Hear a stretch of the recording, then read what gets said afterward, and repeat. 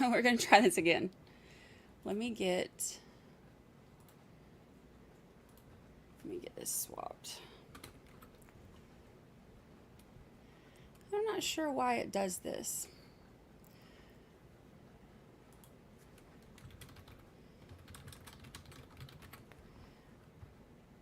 We're going to give it a shot to go back to StreamYard today and see if it does any better. I just don't have as much control over everything here. And I'm kind of a control freak. Let's see. Content. Edit. Save. Let's give everybody a second to get over here. In the best of ways. Thank you, Jen. Always got my back. Always got my back. All right, let's see. Janice, I feel very refreshed today. That weekend is like exactly what I needed. All right, let's see.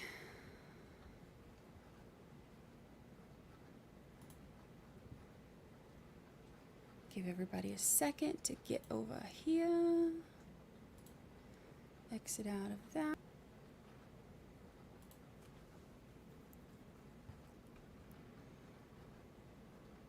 Let's see if this one kicks people out today.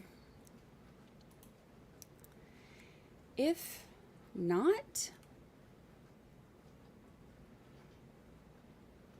then maybe it's Streamlabs that's been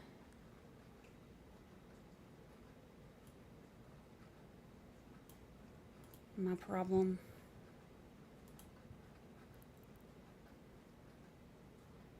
Okay, I'm swapping everything over now. All right, let's see. I haven't used. Welcome back from the alien attack. I need to get this set up. See, I haven't used StreamYard in a minute. It's been a minute. So now I gotta get this. Yeah, see, it said, so internet better, not pixelating right now. But see, it's the same. I have the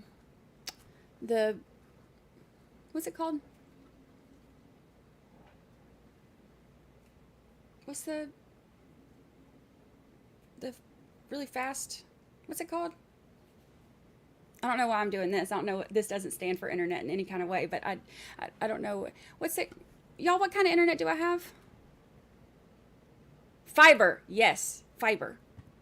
I don't know why this means fiber. This is jazz hands. This is not fiber. Or spirit fingers. Back in my cheerleader days, this is spirit fingers. It's not fiber, but that's okay. Fiber.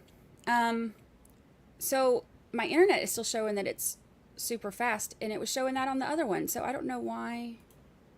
I don't know. Maybe it's a Streamlabs issue and not a YouTube. And maybe I've just been unfairly blaming YouTube this whole time. And if that's the case, I'm sorry, YouTube. My bad. I feel. Please accept my apology. Okay, let's see. Top chat, live chat. Change all of that. Hand puppets. I have the fiber. I have the fiber internet. All right, let me get everything swapped over and pulled up. Yes, it starts. What is that? Where's that coming from? Oh, there we go. Make sure I get all of my stuff swapped over so y'all can hear. And get my layout situated.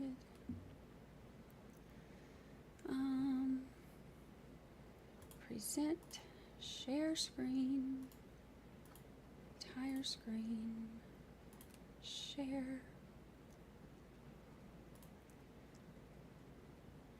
See, I haven't used this one in a while. So now y'all are just going to have to talk amongst yourselves while I get it set up. Because I wasn't planning on using StreamYard. All right, let's see. Layout. Layout.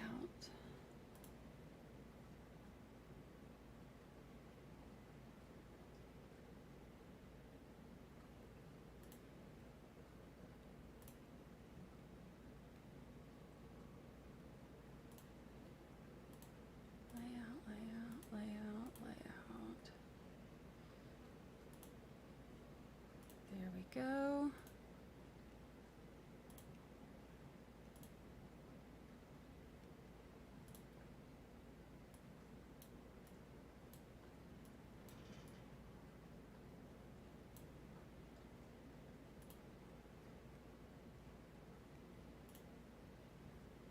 Okay. All right.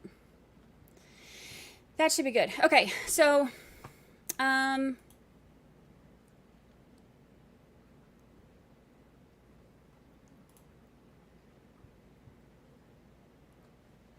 think I have everything now. I gotta remember how to use StreamYard again. Okay, so today, let's talk real quick because it starts pretty soon. I know that this is one of those situations where there are a lot of people who are very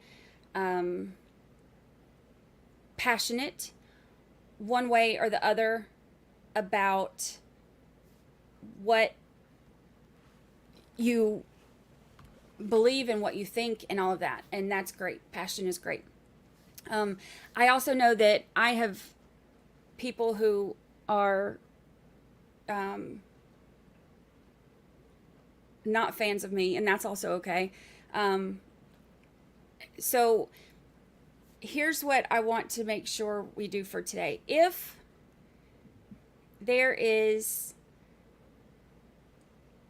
anybody comes in trolling or being rude or whatever, just ignore them. Let me handle them. Let the mods handle them. The less attention they get, the better. And if anybody, has different opinions than you, that's okay too. All opinions are welcome as long as they're given respectfully. That's the only thing I ask. All opinions be given respectfully. So if we can agree to that, then that's all I really need in life. Is for everybody to just be nice to each other. If somebody disagrees with you, that doesn't mean that, we call them a troll. People can disagree. Please don't call somebody a troll for having a different opinion. If there is somebody who's actually trolling that's just being a jerk, let me handle them. Let our incredible mods handle them. We may get more people in here, that haven't been in here before and don't really know how we do things.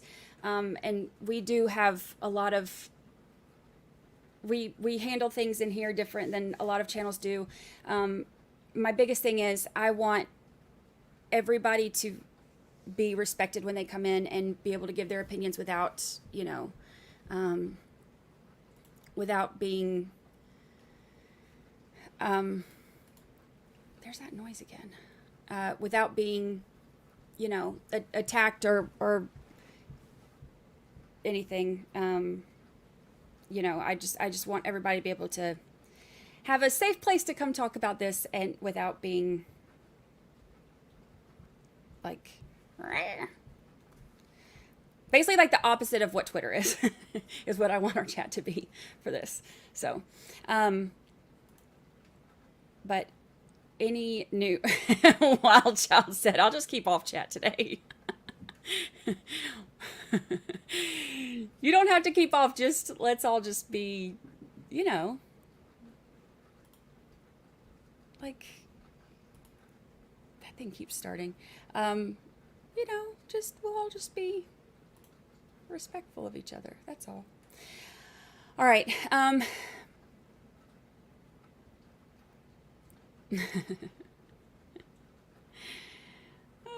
Y'all crack me up. This one is, thank you, BL. Yeah, this one is a little bit tough to balance sometimes, because goodness gracious, there are There are some opinions. There are definitely opinions. All right, let me get this pulled up. And that's okay. Opinions are good, but we just want them to be respectful. You know how we do.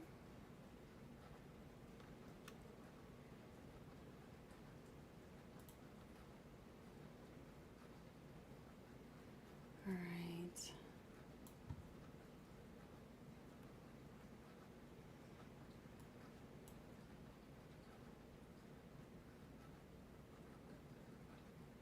Gosh, can y'all believe it's about to actually happen? Okay. Oh, let me boost the volume on this so we can make sure we have the best.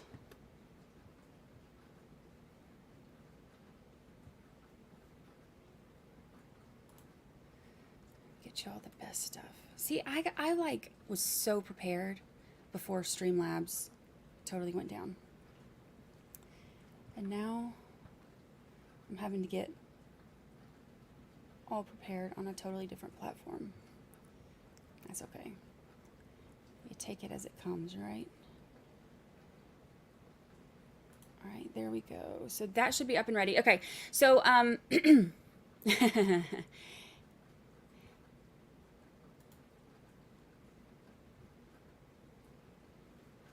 oops. Good morning, good morning. Y'all come on in. We have, for the people who normally watch on Facebook, I'm sorry, because I had to go to Streamlabs, or StreamYard, it keeps doing that. I did not get to reconnect Facebook. So if you normally watch on Facebook, I'm sorry, you're going to have to watch either YouTube or Twitter today.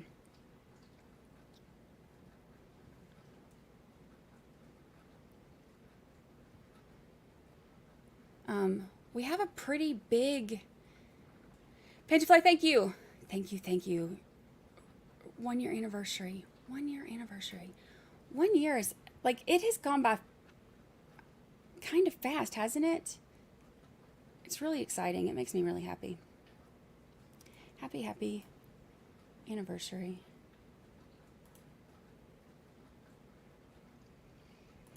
That thing keeps happening. Okay. There we go. So we have a pretty big crowd that normally watches on YouTube, or on Twitter, I mean.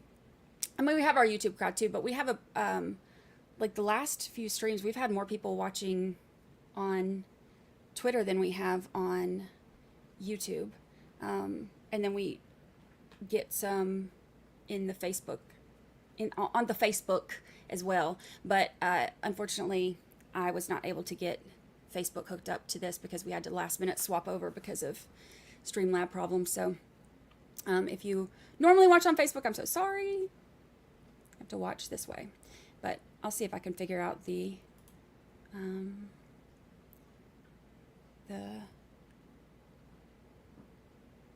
Streamlabs.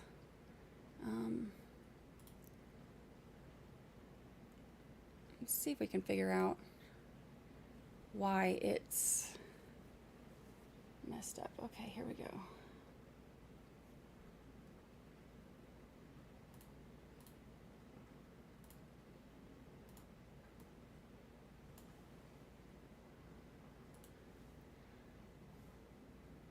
All right, let me get us pulled up.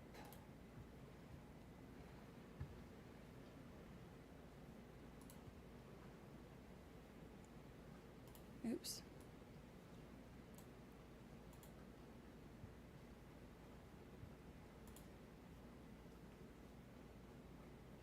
Boost our volume again, just in case theirs is low.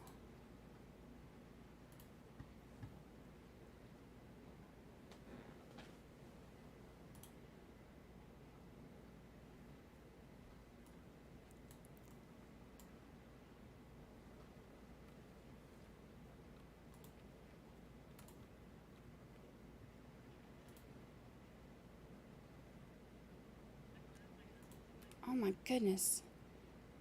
I need to close out some of these tabs.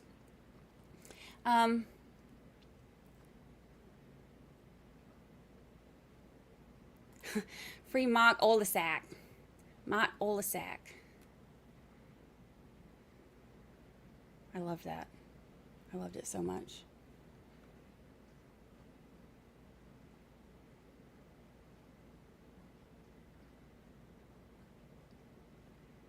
I will probably think of that that accent from Rosemary every time I think about some of these trials. This is a much smaller courtroom, of course. Queen Oliver Than, gifted membership. Thank you so much. Thank you, thank you. I have to get used to using StreamYard again. Thank you, thank you, thank you. I appreciate it. Silly Pick member for 5 whole months. Let's get this party started. Glad I'm here with y'all. I am glad to have you here as well. Glad to have you here as well.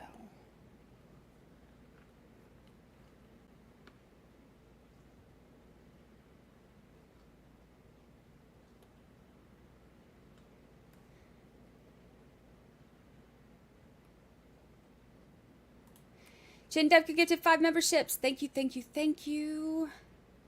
Thank you, thank you.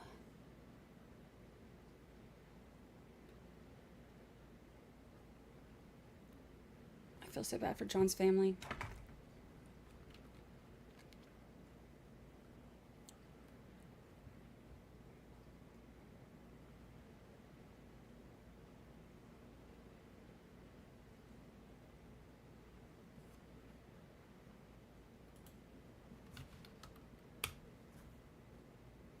I'm trying to get to my other feed that I normally use, and it's not coming up.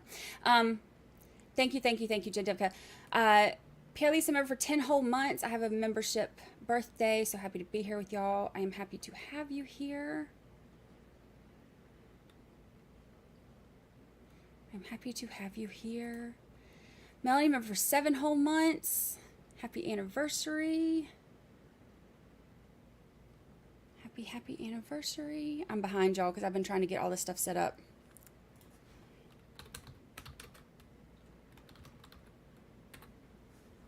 This is what happens when I all of a sudden have to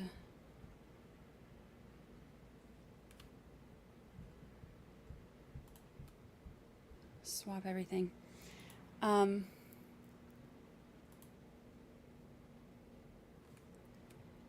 we go. Sherry Smith, love my family here. 11 whole months. 11 whole months. We love you too. Thank you for being here. I'm sorry, Miss Johnson, member for 11 whole months.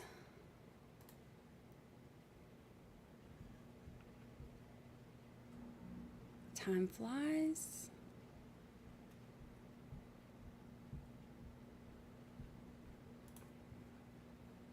Okay, I think I'm caught up on that. All right, hold on. Let me swap real quick. I don't like this feed. I'm going to go to my...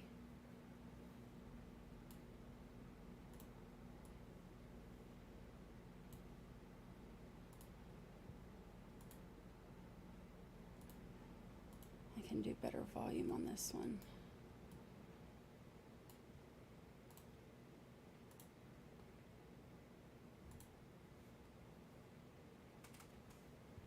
Okay, let's do that. There we go. There we go.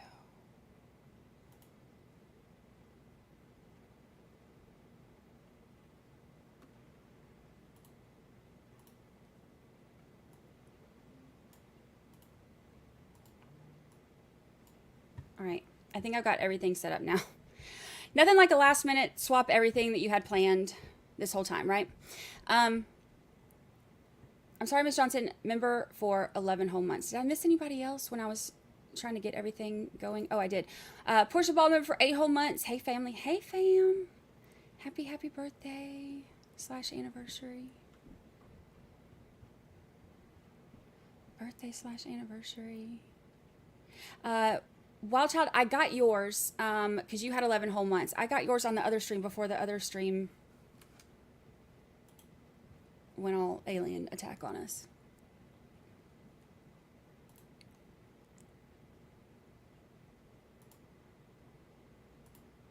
me see if I can put myself in wherever I will be the least amount of in the way.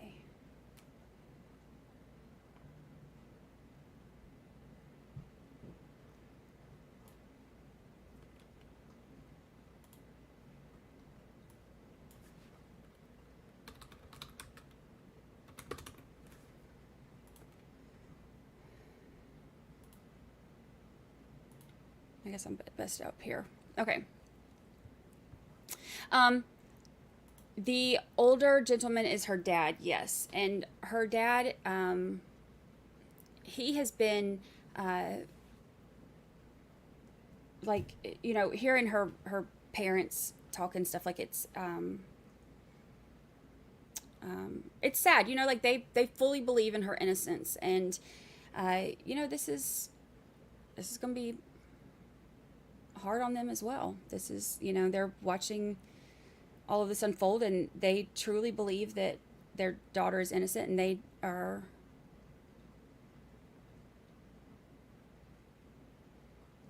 you know, struggling with this too. Get in the car. Remember, for 3 whole months. Get in the car. Remember, for 3 whole months. 3 whole months.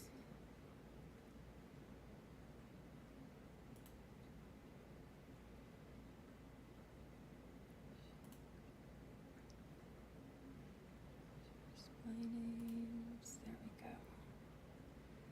Sorry, I'm still having to change all my settings. All right, let's see.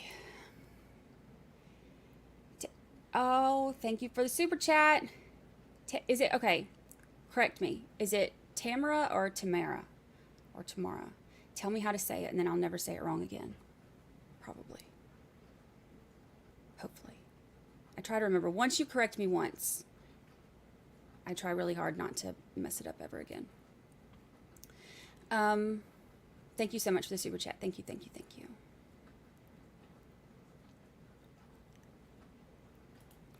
Mermaid Mary Ariane says, poor John O'Keefe Sr., my heart breaks for him, especially so. Yeah, I can't imagine losing a child, much less, you know, losing 2 children.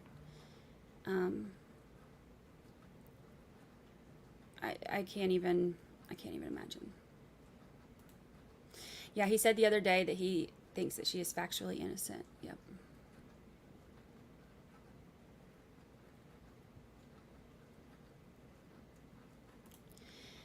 I've been twin mom ever for 9 whole months. So happy to be here with my friends. Happy anniversary.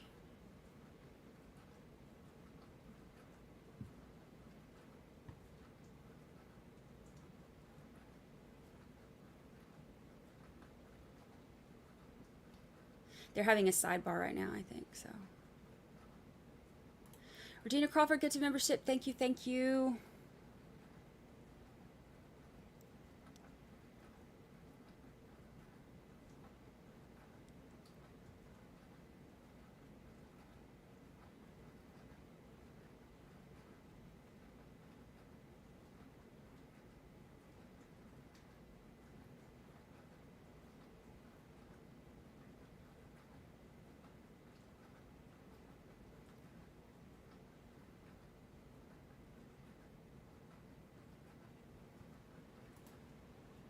Oh, boy.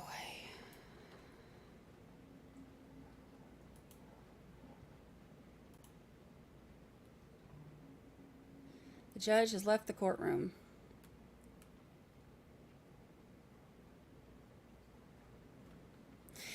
You know, there were 401 people that they brought in for the jury pool.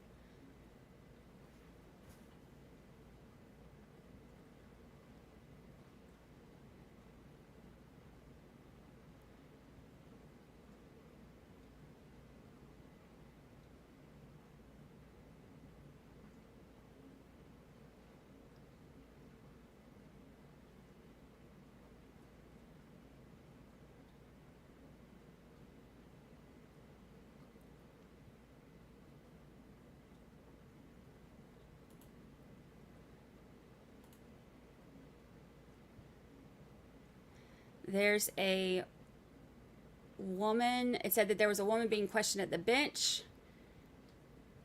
who left the courtroom. The sidebar continued, and then the judge left the courtroom. No, none of that yet.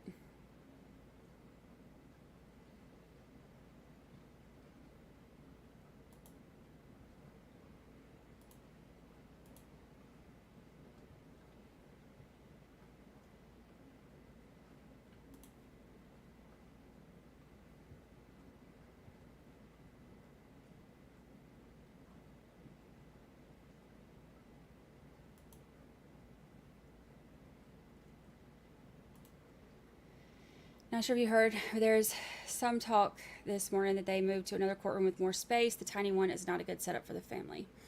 You know, the tiny one is, I mean, it's definitely tiny. You can see it. It's one of those things where I think that having the view of the witness to be able to judge witness credibility is very important, but also I can understand why being in such a small courtroom is,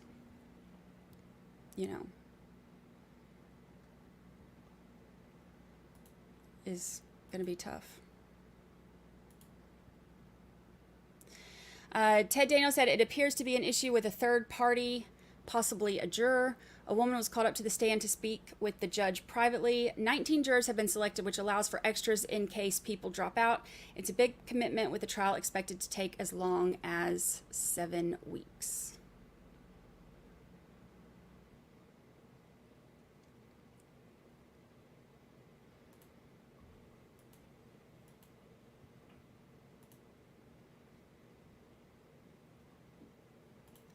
I'm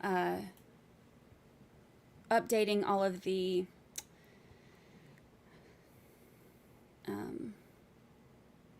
notifications and stuff from the reporters who are in there as well, so we can kind of keep up with what all they're saying in there as well.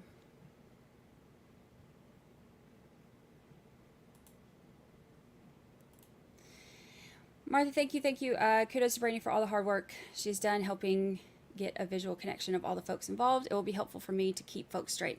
Yeah, if you need the visual for who's who, there is one available. Is that making you dizzy? There is one available on the website, 13thjurorpodcast.com.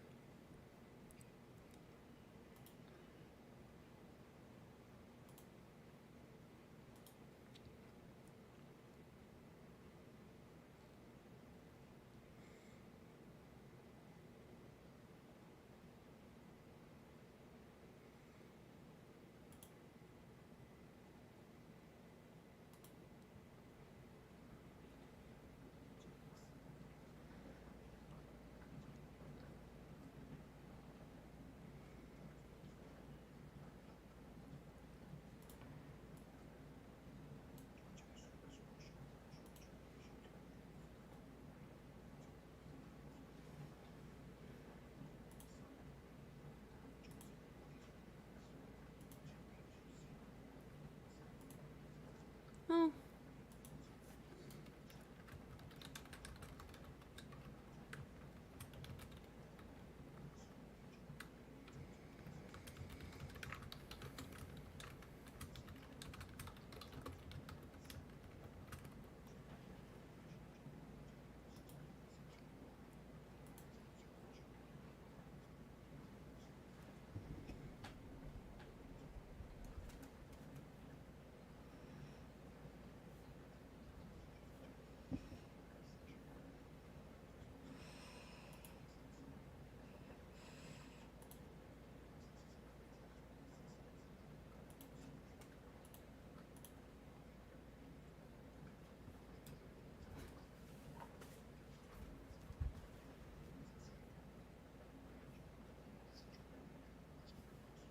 Why no sound?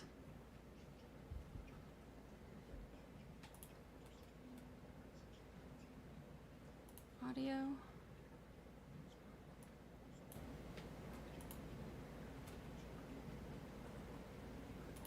speaker.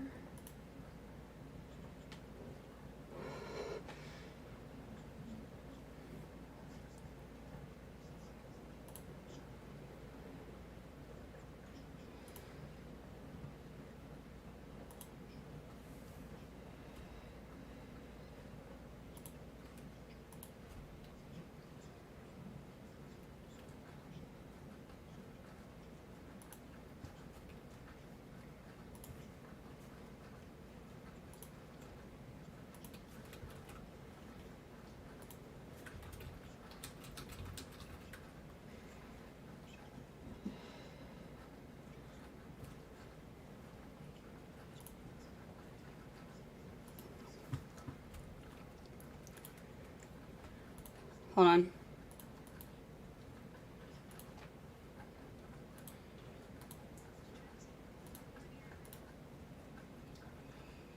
Good morning, Your Honor, and ladies and gentlemen of the jury. My name is David Yannetti, and I represent Karen Reed. Good morning, Ms. Giannetti. Good morning, Ms. Reed. All right, good morning. Before we begin, I have to ask you 3 questions that I'm going to ask you every single time we meet. The first question is, were you all able to follow my instructions and refrain from discussing this case with anyone? Everyone said yes or nodded affirmatively. Were you also able to follow the instructions and refrain from doing any independent research or investigation into this case? Yes. Everyone said yes or nodded affirmatively. Did anyone happen to see, hear, or read anything about this case since we were last in court? No. Everyone said no or shook their heads. Thank you. All right, jurors, I'm about to make some preliminary remarks to you to acquaint you with some of the legal principles, procedure, and terminology that you'll hear about during the course of the trial. But these comments are not intended to be a substitute for the more detailed instructions on the law, which I will give you at the conclusion of the case. This is the trial of a criminal case, as you've heard, and you've heard that the defendant is charged leaving the with scene after second-degree causing murder. personal She's injury also or charged death. with- I will describe in detail at the end of the case each of these indictments when I teach you the law, but briefly. Murder is the unlawful killing of a human being. In order to prove the defendant guilty of second-degree murder, the Commonwealth must prove beyond a reasonable doubt that the defendant committed an unlawful killing and that it was done with malice. In comparison, manslaughter while operating under the influence is an unintentional, unlawful killing caused by wanton or reckless conduct while under the influence of intoxicating liquor. Again, these terms and elements of the crimes, including the additional crime of leaving the scene of an accident after causing personal injury or death, will be described for you in detail at the end of the case. Please remember that the defendant starts this trial presumed to be innocent. The fact that she was arrested or that she was indicted is not proof of anything. An indictment is just a piece of paper. It just makes an accusation, so it's merely a formal manner of accusing a person of a crime to bring her to trial in the Superior Court. But it is only the jury, in other words, you folks, who can decide whether the prosecution has proved its case beyond a reasonable doubt. If the Commonwealth does not do that, then the presumption of innocence alone requires you to find the defendant not guilty. The law does not require a defendant to prove her innocence, to produce any evidence whatsoever, or to do anything other than attend the trial. This presumption of innocence remains with the defendant until you, the jury, make your determination after listening and considering all the evidence. What is proof beyond a reasonable doubt? The term is often used and probably pretty well understood, though it is not easily defined. Proof beyond a reasonable doubt does not mean proof beyond all possible doubt. For everything in the lives of human beings is open to some possible or imaginary doubt. A charge is proved beyond a reasonable doubt if, after you have compared and considered all of the evidence, you have in your minds an abiding conviction to a moral certainty that the charge is true. When we refer to moral certainty, we mean the highest degree of certainty possible in matters relating to human affairs, based solely on the evidence that has been put before you in this case. I have told you that every person is presumed to be innocent until he or she is proved guilty, and that the burden of proof is on the prosecutor. If you evaluate all the evidence and you still have a reasonable doubt remaining, the defendant is entitled to the benefit of that doubt and must be acquitted. It is not enough for the Commonwealth to establish a probability, even a strong probability, that the defendant is more likely to be guilty than not guilty. That is not enough. Instead, the evidence must convince you of the defendant's guilt to a reasonable and moral certainty, a certainty that convinces your understanding and satisfies your reason and judgment as jurors who are sworn to act conscientiously on the evidence. That is what we mean by proof beyond a reasonable doubt. Now, our system of justice depends on judges like me and jurors like you being able and willing to make careful and fair decisions. All people deserve fair and equal treatment in our system of justice, regardless of their race, national origin, religion, age, ability, gender, sexual orientation, education, income level, or any other personal characteristic. You have agreed to be fair, and I'm sure you want to be fair, but that is not always easy. One difficulty comes from our own built-in expectations and assumptions. They exist even if we're not aware of them, and even if we believe we do not have them. Some of you may have heard this called implicit bias, and that is what I'm talking about.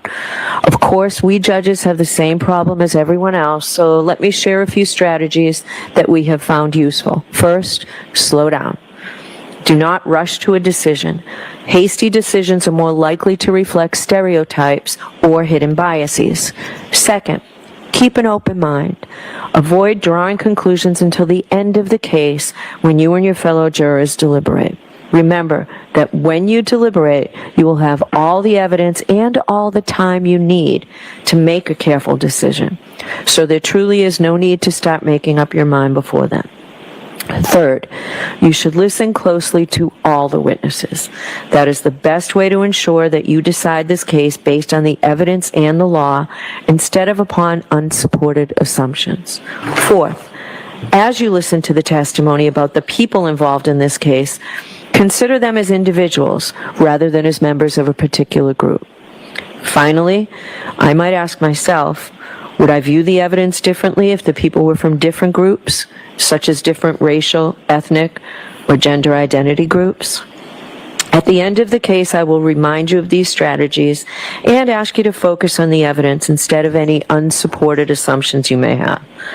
All we ask is that you, individually and as a group, do your best to resolve this case based upon the evidence and the law without sympathy, bias, or prejudice to the best of your ability as human beings.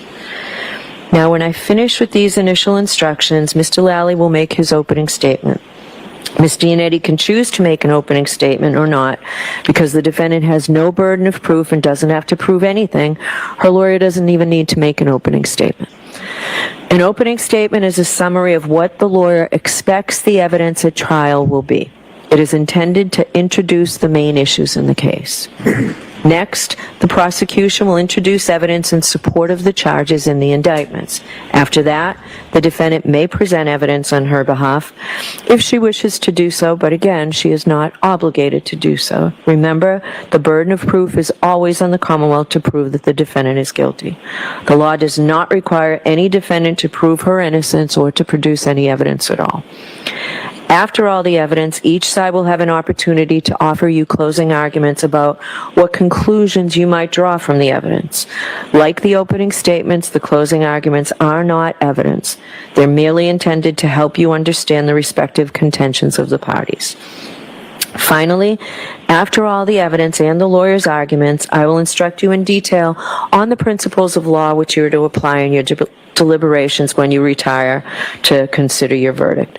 Your verdict must be unanimous. You see that we have many of you. We have 17 of you, and only 12 will ultimately decide this case, and that's done at the end of the case. We impanel so many jurors in a case that's going to take a long time in case something comes up and a juror can't complete his or her service. Let me talk briefly about our respective roles in this case. As the judge, my responsibility is to see to it that this case is tried in an orderly, fair, and efficient manner. It's also my function to decide any questions of law that come up during the trial and to instruct you about the law that applies to this case. It is your duty to accept the law as I stated to you, whether you agree with it or not. The jury's function. You folks are the most important people in this courtroom. You determine the facts of this case. You are the sole and exclusive judges of the facts. You alone determine what evidence to believe, how important any evidence is that you do believe, and what conclusions all the believable evidence leads you to. You will have to consider and weigh the testimony of all the witnesses who will appear before you, and you alone will determine whether to believe any witness and the extent to which you believe any witness. You can believe all of what a witness says, some of it, or none of it. It's entirely up to you. It is part of your responsibility to resolve any conflicts in the testimony that may arise during the course of the trial and to determine where the truth lies. Ultimately, you must determine whether or not the Commonwealth has proved the charges beyond a reasonable doubt. The lawyers have their own important role in this trial. They are, of course, advocates. Their job is to bring to your attention the evidence and arguments that best support their position. They may also object to evidence offered by the other side that may not be admissible under our rules of evidence. Similarly, we may engage in sidebar conferences over here out of your hearing. They're not intended to keep secrets from you, but to allow the lawyers a little more time to argue their points so that I can rule on what you may consider as evidence. If I agree with an objection to a question during trial, I will use the term sustained. You are then to disregard that question, and you're not to speculate as to what the answer might have been. In the same way, you are to disregard any evidence that I tell you is stricken from the record. If I reject or overrule an objection, I will allow the witness to answer the question, and you may consider that answer. But you're not to give that answer any more weight than you would have had no objection been made. Please do not hold it against the lawyers if they make an objection. That's part of the lawyer's job.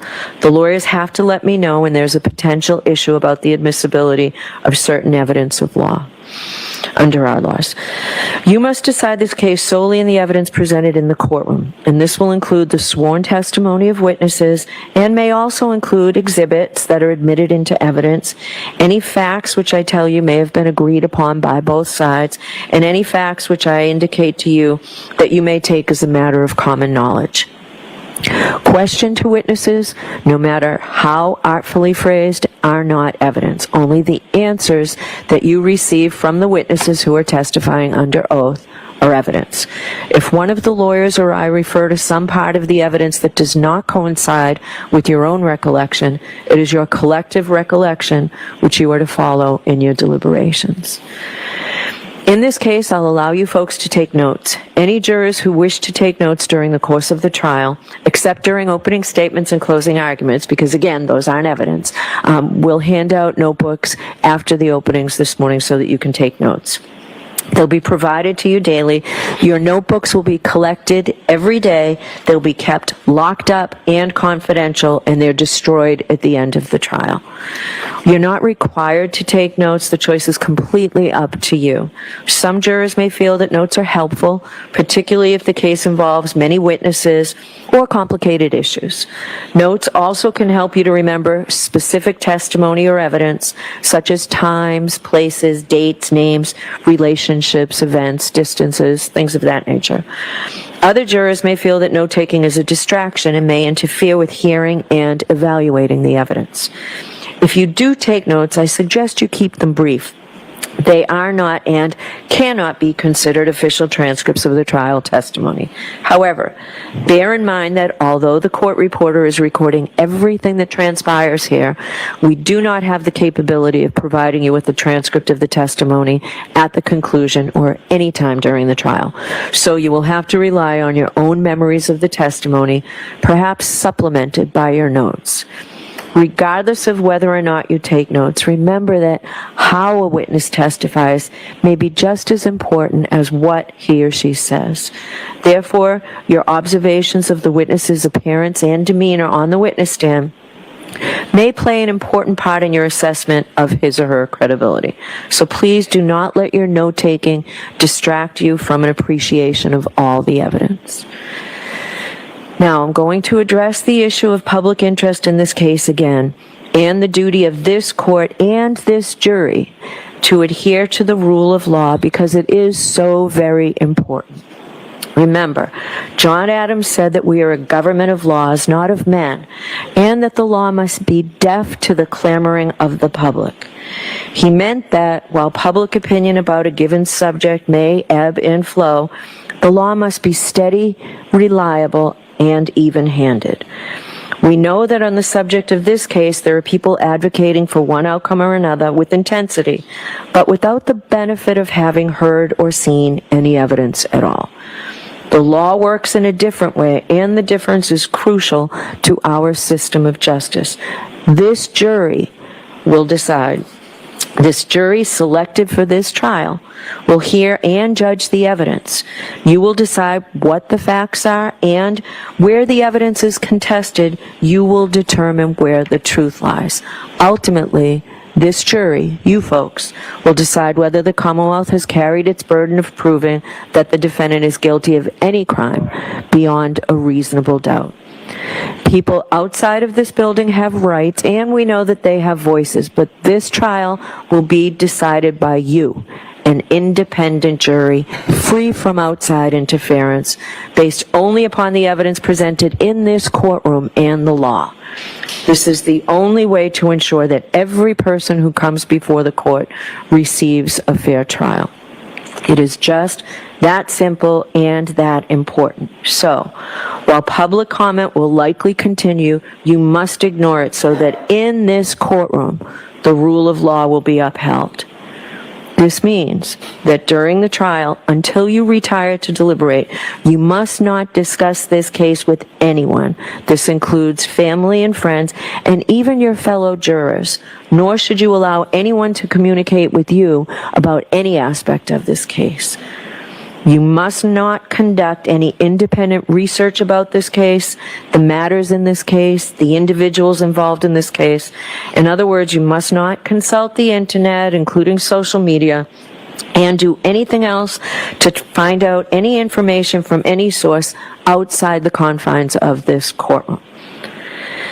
As best as you recognize them, please have no contact with any of the participants in this trial or anyone associated with either side, including the lawyers. Please do not visit any locations that may be mentioned during the trial. We will go on a view, and I will discuss that with you before we go. Remember, you were instructed that you must not, and you assured us that you would not, read, watch, or listen to any account of any aspect of this case in any news media or from any other source. It is critical that you follow that instruction, as hard as it's going to be. Finally, please continue to keep an open mind. Now, I know that you will try this case according to the oath that you have taken as jurors.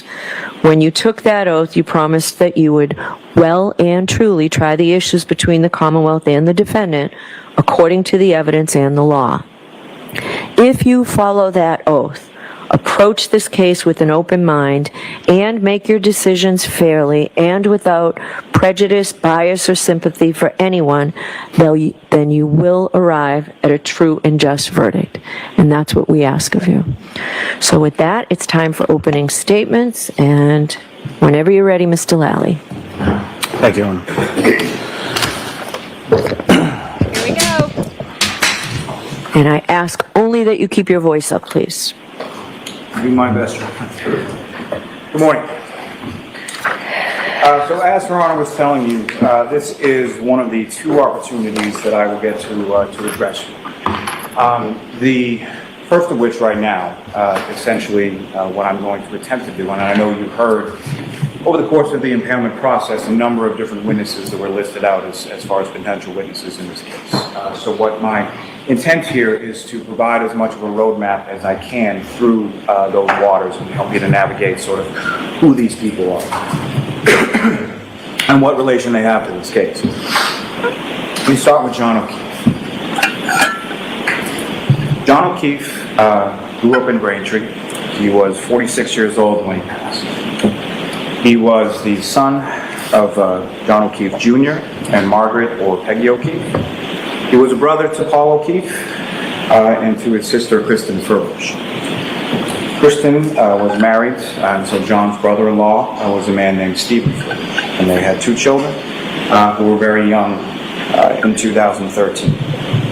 Now in 2013, Kristen unfortunately, tragically passed away, succumbing to cancer in November of 2013.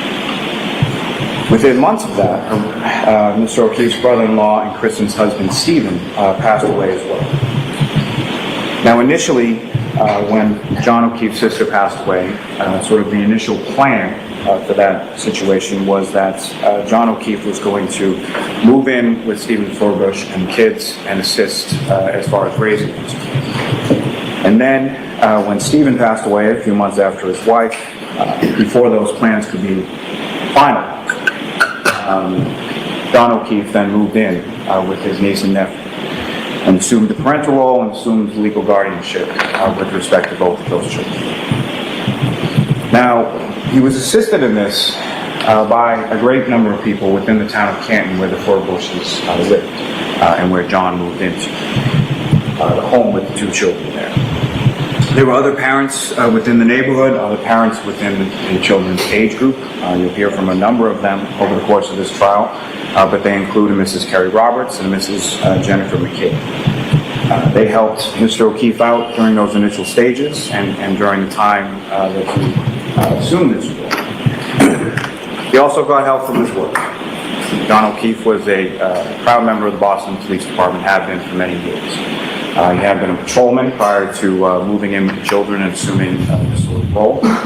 Boston Police Department helped him greatly as far as positioning him into more of a desk role, working in the sex offender unit with more regular hours to sort of assimilate himself to this new life and this new role that he assumes with his children. Initially, John O'Keefe lived in the house with the kids. However, in 2018, they moved into a new home, sort of a new home that they could have as their own. That home was located also within the town of Canton, sort of on the Stoughton side of Canton at One Meadows Avenue.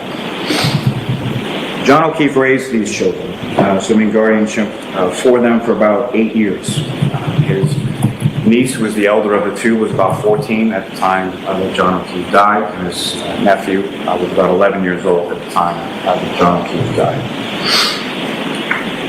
January 28th, 2022 was a relatively typical day. It was a Friday going into a Saturday of January 29th. Sort of typical in the sense of most sort of suburban parents. There were a lot of activities, weekend sports, practices, games, things of that nature that the O'Keefe and Furbush family had to look forward to. One little difference when it came to that particular day of January 28th and the 29th is the weather.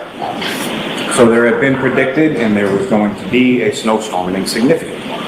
A blizzard essentially was coming in overnight that Friday and the Saturday, lasting through most of the day on Saturday the 29th. And as a result of that, most of those sort of typical, weekend routine activities that would keep most people, including those within the town of Canton, busy, have been canceled ahead of time. Everybody knew what was coming. Everybody knew essentially you weren't going to leave your house all that much the following day. Now also on January 28th, Mr. O'Keefe had received some news in respect to his niece. So his niece and her best friend were in 8th grade at the time, going into high school in the fall of 2022. They both applied to a private school called Bishop, and they both found out on the 28th that they had been accepted to that school. So the friend, as well as her father, a gentleman by the name of Michael Camerano, who's both he and his wife, Catherine Camerano, were friendly with John O'Keefe. They had children around the same ages as both John's niece and his nephew. And they had come over to their house on Meadows Ave that evening to celebrate the girls getting into that school. The nephew of John, the 11-year-old, was sleeping over a friend's house that night. He left that home sometime around 7 p.m. or so, got picked up and went to sleep over at his friend's house. John O'Keefe and Michael Camerano then decided to travel out to a local establishment on Washington Street called CF McCarthy's Bar and Restaurant.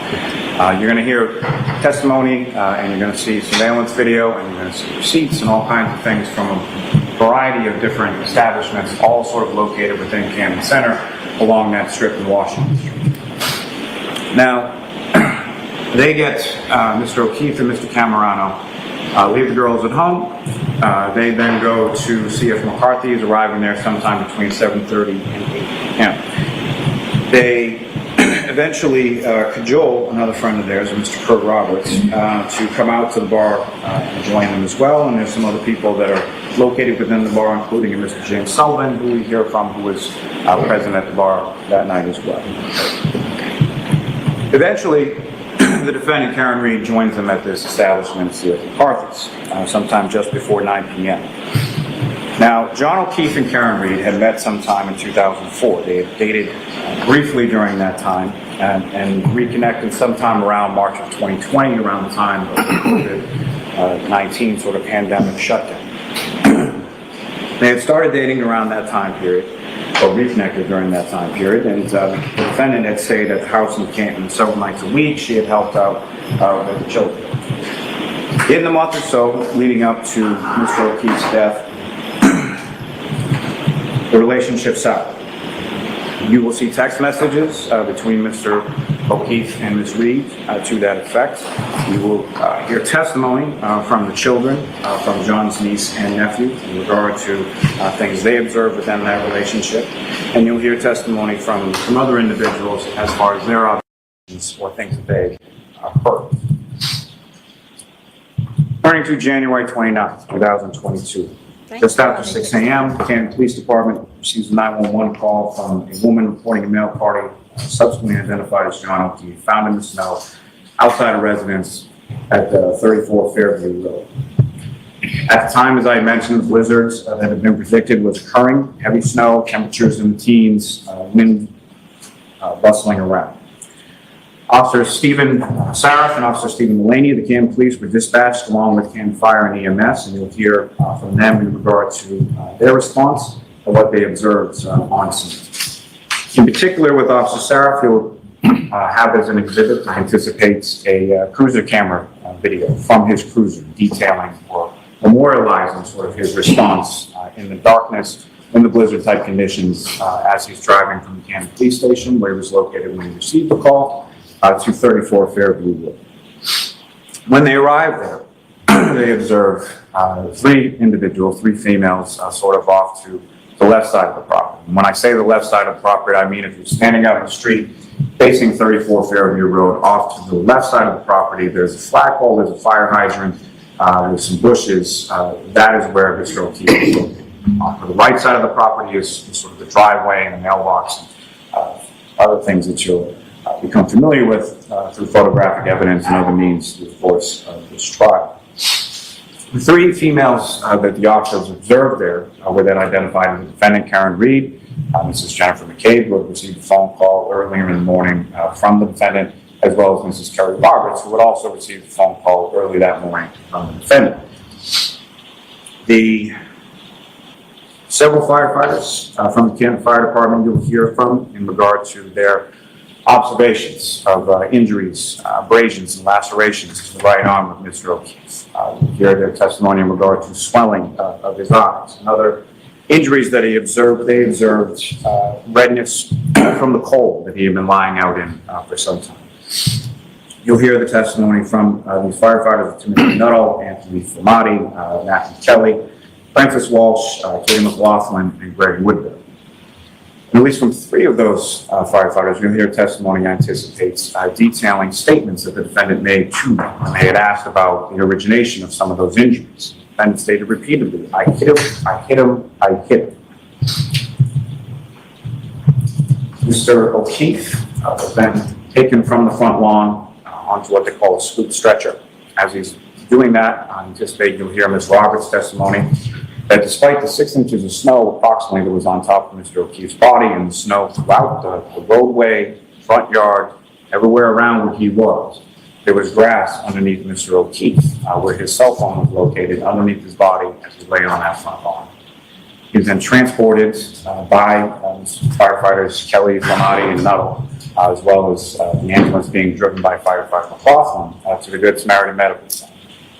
Once there were some observations, and you'll hear testimony from Dr. Justin Rice from that facility as far as observations consistent with what I anticipate you'll hear from those firefighters. But then there is a certain warming procedure that they go through trying to bring his body temperature up. Because when Mr. O'Keefe arrives at the Good Samaritan Medical Center, his body temperature is 80. And after those resuscitative efforts prove unsuccessful, Mr. O'Keefe is eventually pronounced by Dr. Rice at approximately 7:50. Shortly after that, when the defendant is then being driven away from the scene by Ms. Roberts, who is now going to go pick up Mr. and Mrs. O'Keefe, Jonathan's parents in Braintree, and then bring them to the Samaritan Medical Center in Brockton, the defendant makes some statements of self-harm. As a result of that, she's then transported to the Good Samaritan Medical Center as well by 2 firefighters named Daniel Whitley and Jason Beck. And amongst the statements that they gained from the defendant as they're having a conversation with her in regard to that, in regard to her treatment and diagnosis, she indicates that the last that she saw Mr. O'Keefe, they had gotten into an argument before he had gotten out of the car in front of Fairview Road. Now, you'll also hear testimony from some of the other first responding officers from the Canton Police Department, including Lieutenant Paul Gallagher, Sergeant Sean Good, and Sergeant Michael Lenk, in regard to their initial response, their observations, people that they spoke to, where they went, and their ability to recover within these blizzard conditions that are still ongoing, certain pieces of evidence that they located in around the area where Mr. O'Keefe's body was found. We'll also hear from Lieutenant Charles Ray of the Canton Police Department, who was tasked with, at this point in time, the Canton Police were unaware that the nephew was over at a sleepover. They weren't aware that Mr. Camerano had come over to the residence on Meadows Ave and picked up the niece and bringing her back to his house as she was left unattended when the defendant left to go looking for Mr. O'Keefe. So unaware of that, they go do a well-being check at approximately 8:22 in the morning. And they also have cruiser camera video attached to their cruiser. You'll see that video and when they pull into the driveway at Meadows Ave, approximately 8:22 in the morning, they pull in directly behind where eventually you'll hear Ms. McCabe left the defendant's vehicle after driving it from her house to Meadows Ave in search of Mr. O'Keefe. And you'll have that footage, and you'll be able to see the back of the defendant's vehicle, specifically the right rear taillight of that vehicle. Now, you'll also hear testimony, as I mentioned, from the Cameranos, from Mr. Roberts, from Mr. Sullivan. They were all present with the defendant and Mr. O'Keefe at C.F. McCarthy's. You'll hear testimony from a number of other individuals who were at the Waterfall. The Waterfall is a bar located across the street, essentially, from C.F. McCarthy's on Washington Street in Canton Center, and somewhere that Mr. O'Keefe and the defendant went after leaving C.F. McCarthy's at approximately 11 p.m. Now, from that establishment, you'll hear from Rebecca Trayers, who was working as a bartender at the Waterfall that evening. You'll hear from a couple named Nicholas and Karina Polakaitis, who were friends of friends who had known Mr. O'Keefe through their daughter around the same age as Mr. O'Keefe's niece. Mrs. Polakaitis had some conversation with the defendant that evening, as well as himself and Mrs. McCabe at the Waterfall.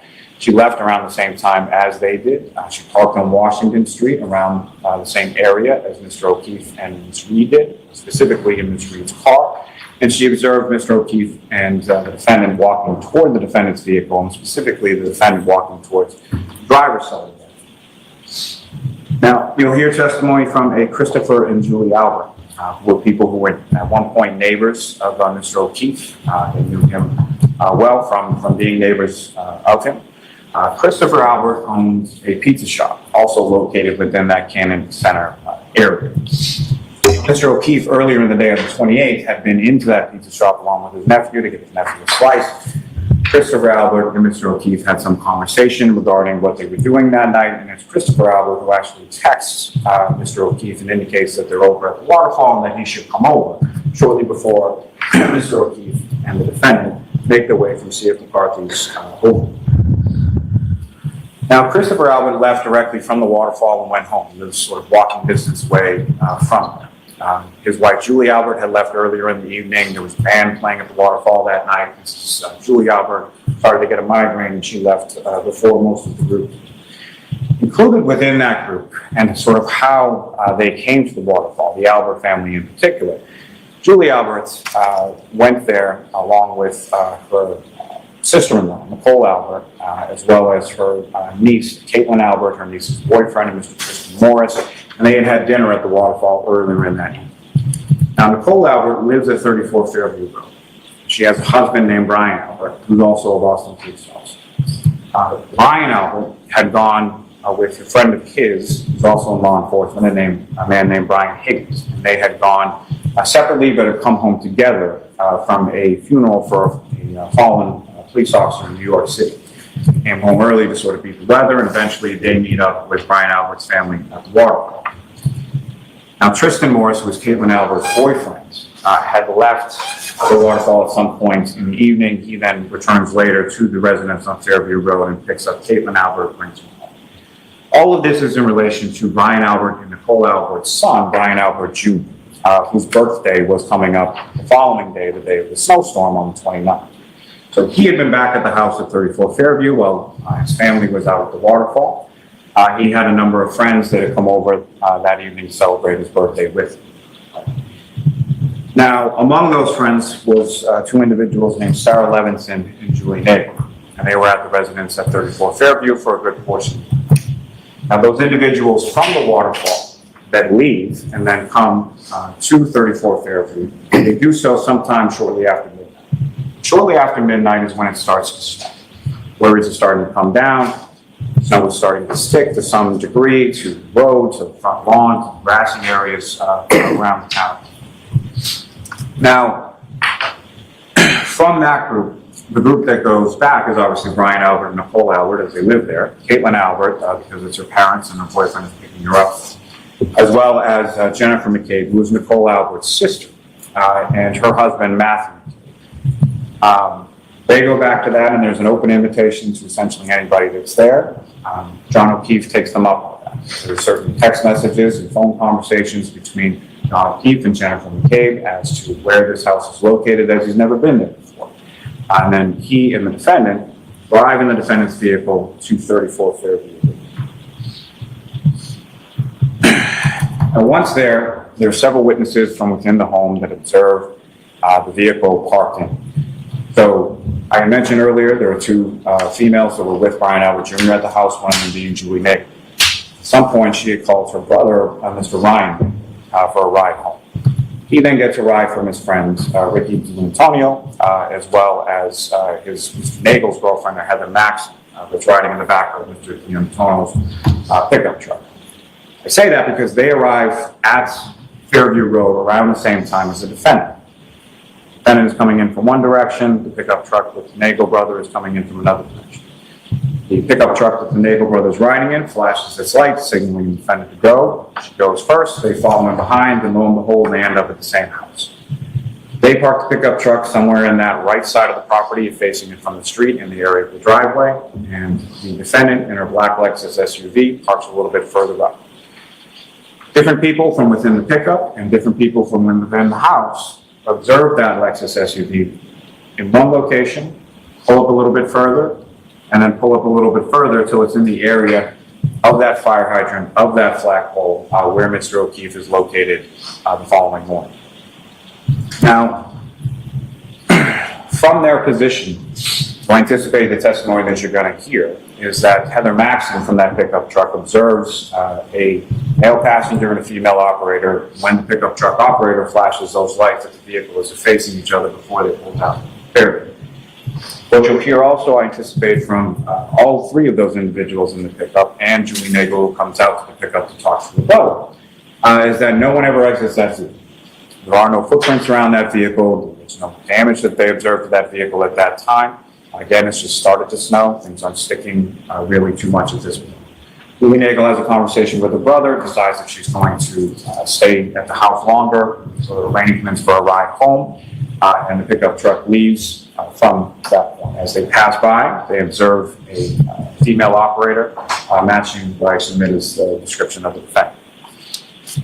From all of those people within that house that evening, none of them at any point in time observed John O'Keefe come into the house. They see the vehicle out front, they see the vehicle pull away, and they just assume that they left and that no one was coming.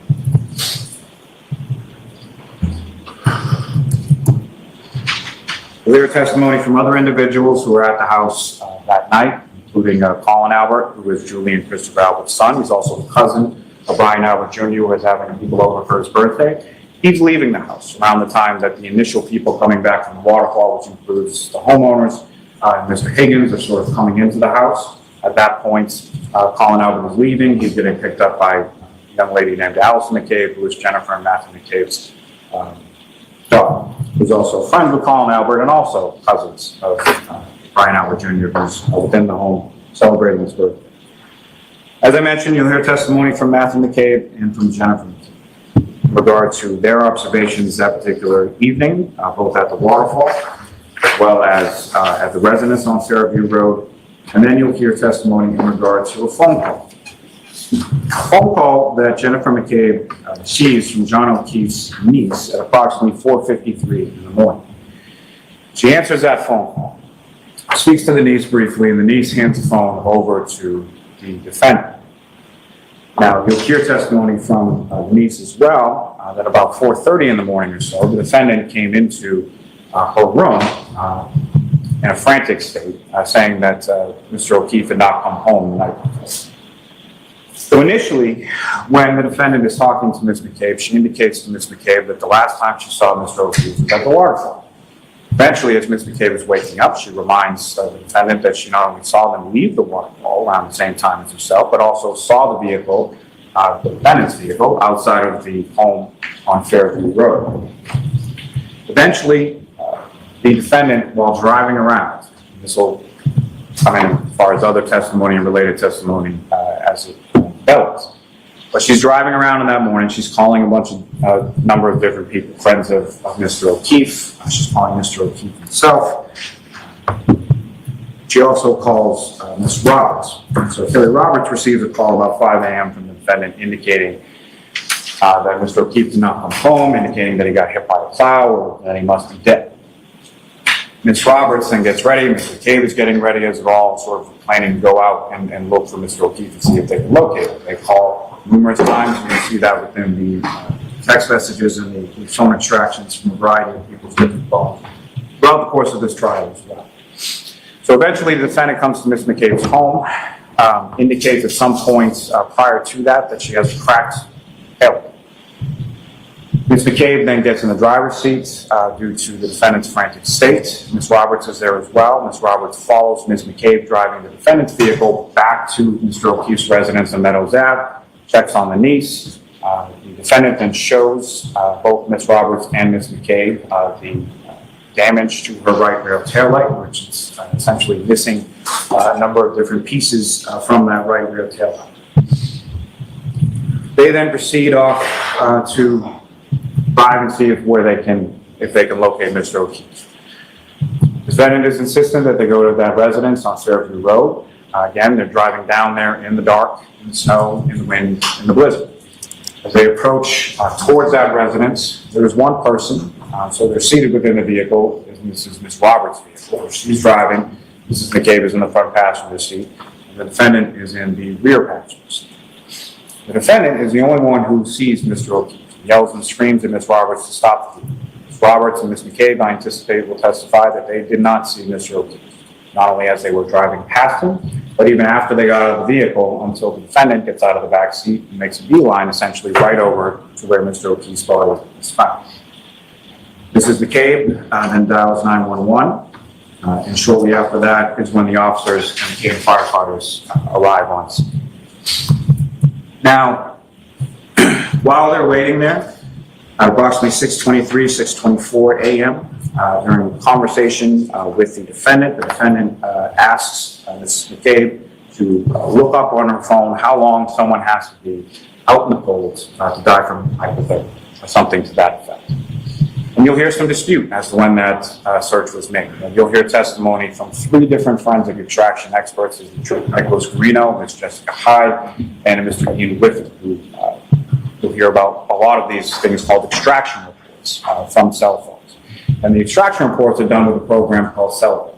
Mr. Whiffen is someone who writes that software for Saraf. I anticipate you'll hear from each of their testimonies that Google search that was done on Ms. McCabe's phone was done at the same time frame that she indicates the defendant requested her to do it, and that at 6:23 and 6:24 morning.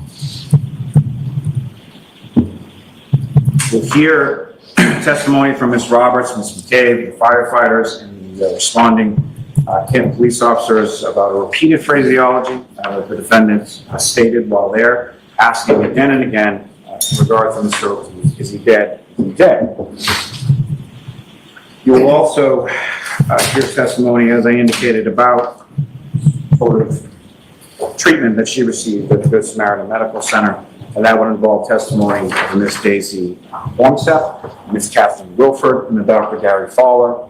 You'll hear testimony from a number of different analysts from the State Police Crime Lab and from some other laboratories as well. Included within that will be Mr. Nicholas Roberts and Ms. Maureen Hartnett, Mr. Andre Porto, Ms. Ashley Vallier, and Ms. Christina Hammond, those all being from the State Police Lab. You will hear testimony in regard to an incident which occurred earlier in January, right around New Year's. Mr. O'Keefe, the defendant, and the children have been invited with a much larger group, approximately 70 people or so, to spend New Year's in Aruba. This is a trip that was organized by a friend of Mr. O'Keefe's named Laura Sullivan. We'll hear testimony from her, as well as from her sister, Miss Marietta Sullivan, as well as you'll hear testimony from the 2 children in relation to this.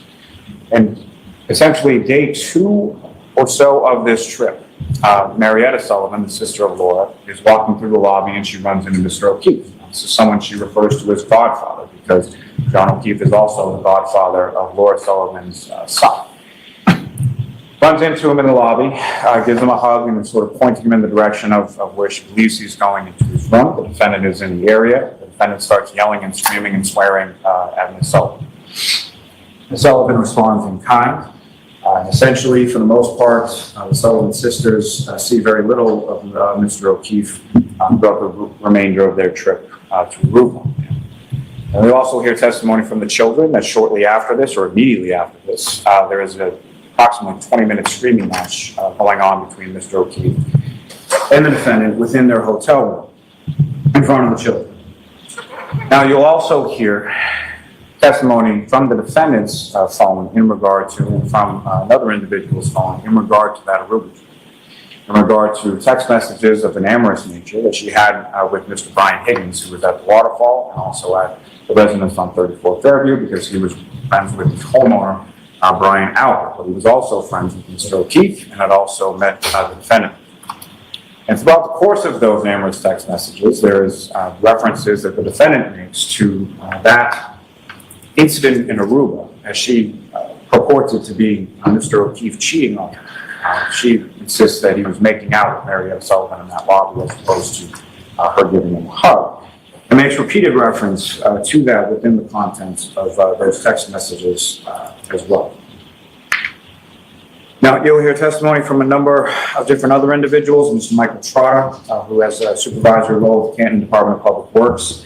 You'll hear from Mr. Louis Jutras, who has a supervisory role with regard to IT, in regard to certain video that was recovered from the town of Canton, as well as from a temple located along the route that the defendant traveled, both away from Fairview that evening, as well as to Fairview from the waterfall, away from Fairview to Mr. O'Keefe's residence on Meadows, and then later in the morning at 5 a.m. Because if you recall, Ms. McCabe, I anticipate, will testify that she receives the call from the defendant about 4:53 in the morning, The defendant then drives around Canton for some perceptible half hour or so period of time prior to even getting to Ms. McCabe's house. And what I submit the evidence, or what I anticipate the evidence will show, based on sort of the tracking of her phone records, testimony you'll hear from Lieutenant Brian Tully of the state police, from these bulky records and RTT accounts, that the defendant, while she's using her phone, is driving in the direction of Fairview Road prior to going to Mrs. McCabe's house, where she meets Mrs. McCabe and Ms. Roberts. Now, again, you'll hear testimony from a number of different troopers who were involved in the investigation. With regard to this case, you'll hear from Trooper Michael Proctor and Sergeant Yuri Mechanic of the State Police. You'll hear from Lieutenant Brian Tully.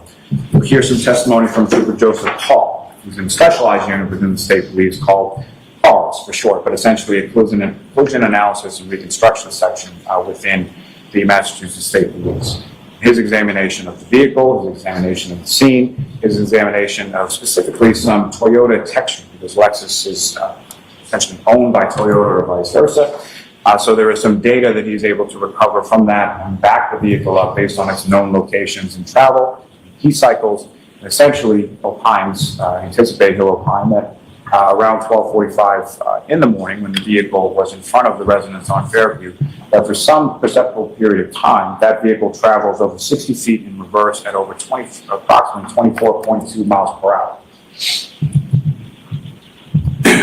Now, you'll hear testimony, as I said, from a number of different troopers, as well as from a number of different analysts from different labs. Included within that is Ms. Maureen Hartnett, who collected items from the vehicle, the defendant's vehicle, including the taillights, sort of housing from that vehicle, pieces of the taillight that were discovered in sort of the front grass and front street area. There is a specialized team called the CERT team. You'll hear from Lieutenant Kevin O'Hara, who has a supervisory role in relation to that. And then later on that day of the 29th, he, along with Lieutenant Tully and a number of different members from his CERT team, were searching for evidence within the mounds of snow in front of that house, as the blizzard is still ongoing at this point through sort of the afternoon hours. Among the items that they locate is a sneaker. When Mr. O'Keefe is transported to the hospital, he's found to only have one sneaker on his feet. They find the other sneaker in that area of the body. They find various pieces of taillight. And as is wont to do, over the course of the following days, the temperatures rise, there's a rainstorm that comes in, and the snow melts. Over those successive days, there are additional pieces of taillights that are eventually discovered in that area of the front lawn in the street.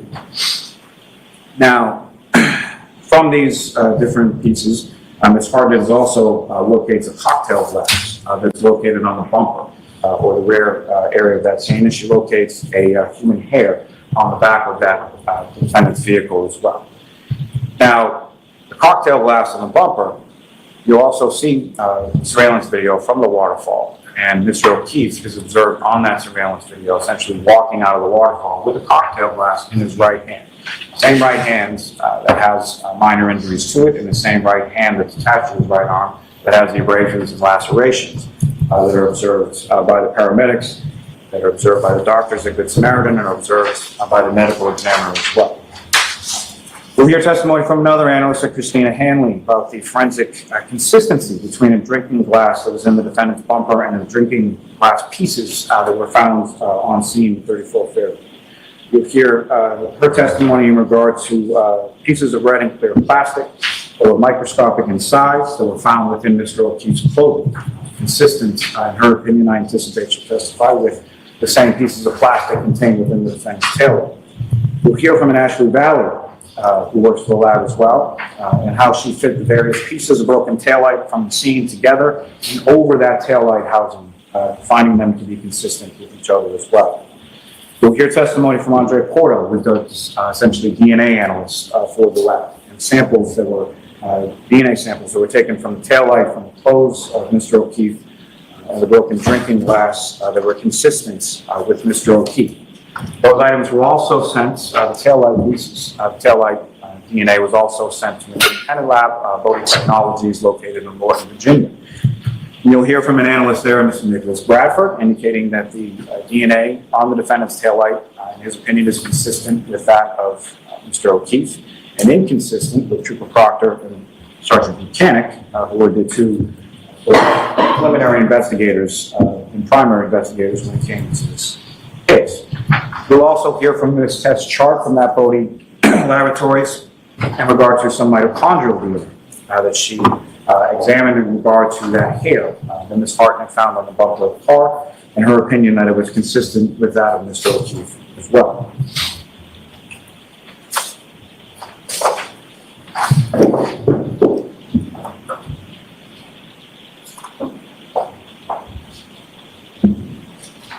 I'm making notes of a couple Lastly, things you'll we'll talk also about. hear from Dr. Irene Sportibello and Dr. Renee Stonebridge of the Hospital Chief Medical Examiner in regard to their various examinations. Dr. Stonebridge is a neuropathologist. She essentially examines brain findings. Dr. Irene Sportibello is a forensic pathologist who does the sort of autopsy and medical examination of Mr. O'Keefe's body. You'll hear about the variety of sort of injuries that she observed over Mr. O'Keefe's body. In particular, you'll hear testimony in regard to lacerations to the right back of his head. You'll hear testimony in regard to an initial sort of skull fracture that occurs to the back of his head, and then sort of a radiating skull fracture that goes throughout his skull. This then leads to subdural hemorrhage, or essentially bleeding on the brain and then swelling of the brain, which then causes a condition called ecchymosis, which then sort of leads to the swelling of both of Mr. O'Keefe's eyes that was observed by the initial responders. You will hear various testimony about sort of issues in regard to his pancreas, and how that's indicative of hypothermia. Now again, as I said, this is the first of two times that I have an opportunity to address you directly. And I thank you very much for your attention today, and I thank you in anticipation of your close attention as we go through all of the witnesses and all the evidence in this case. That second time that I do get to address you, what I'll be asking you to do, based on the evidence, and again, as the board has instructed you, you are the sole arbiters of the facts of this case. You are the ones who find what the facts, I reiterate that, facts, and what the evidence demonstrates in this case. And what I submit to you at that time, that second time, is that the only true and just verdict based on that is that the defendant, Karen Reed, is guilty of murder in the second degree, striking the victim, Mr. O'Keefe, with her car, knocking him back onto the ground, striking his head on the ground, causing the bleeding in his brain, swelling, and then leaving him there for several hours in a blizzard, with temperatures in the teens, wind swirling around, snow piling up on his body, until she comes with Mrs. McCabe and Mrs. Roberts just after 6 a.m. And that she is also guilty of vehicular manslaughter, operating under the influence of liquor, and that she is also guilty of leaving the scene after causing death. Thank you very much for your time. All right, thank you, Mr. Lally. Mr. Eddie? Thank you, Your Honor. May it please the court. We'll talk about this when they're done. I made a couple notes.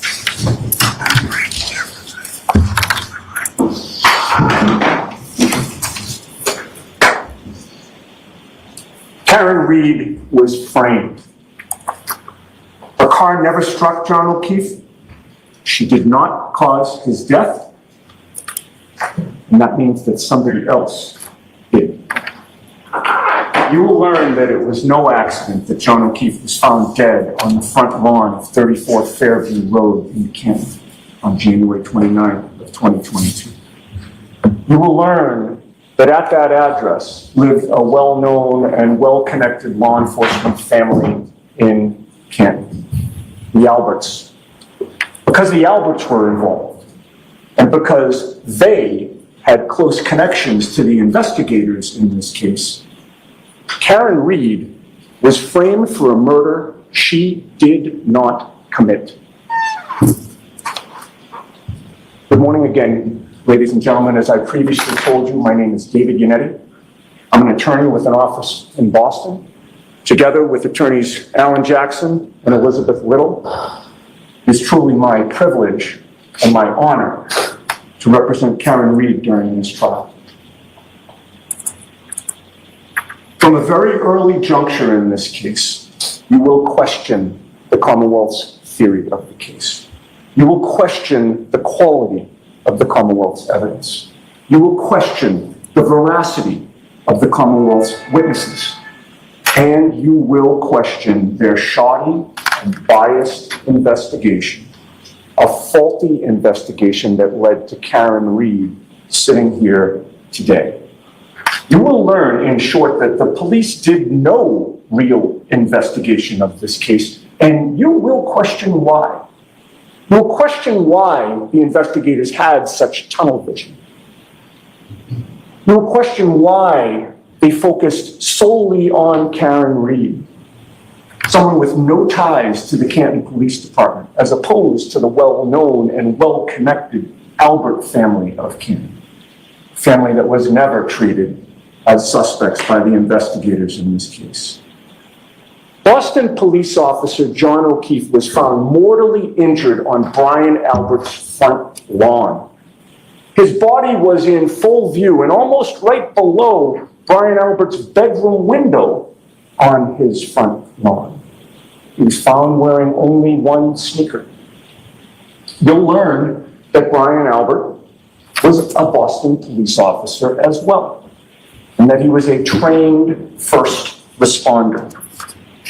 Brian Albert was notified that another police officer was injured and unresponsive on his front lawn, and Brian Albert did nothing. His sister-in-law, Jennifer McCabe, and other civilians were on his property that morning after John O'Keefe's body was found.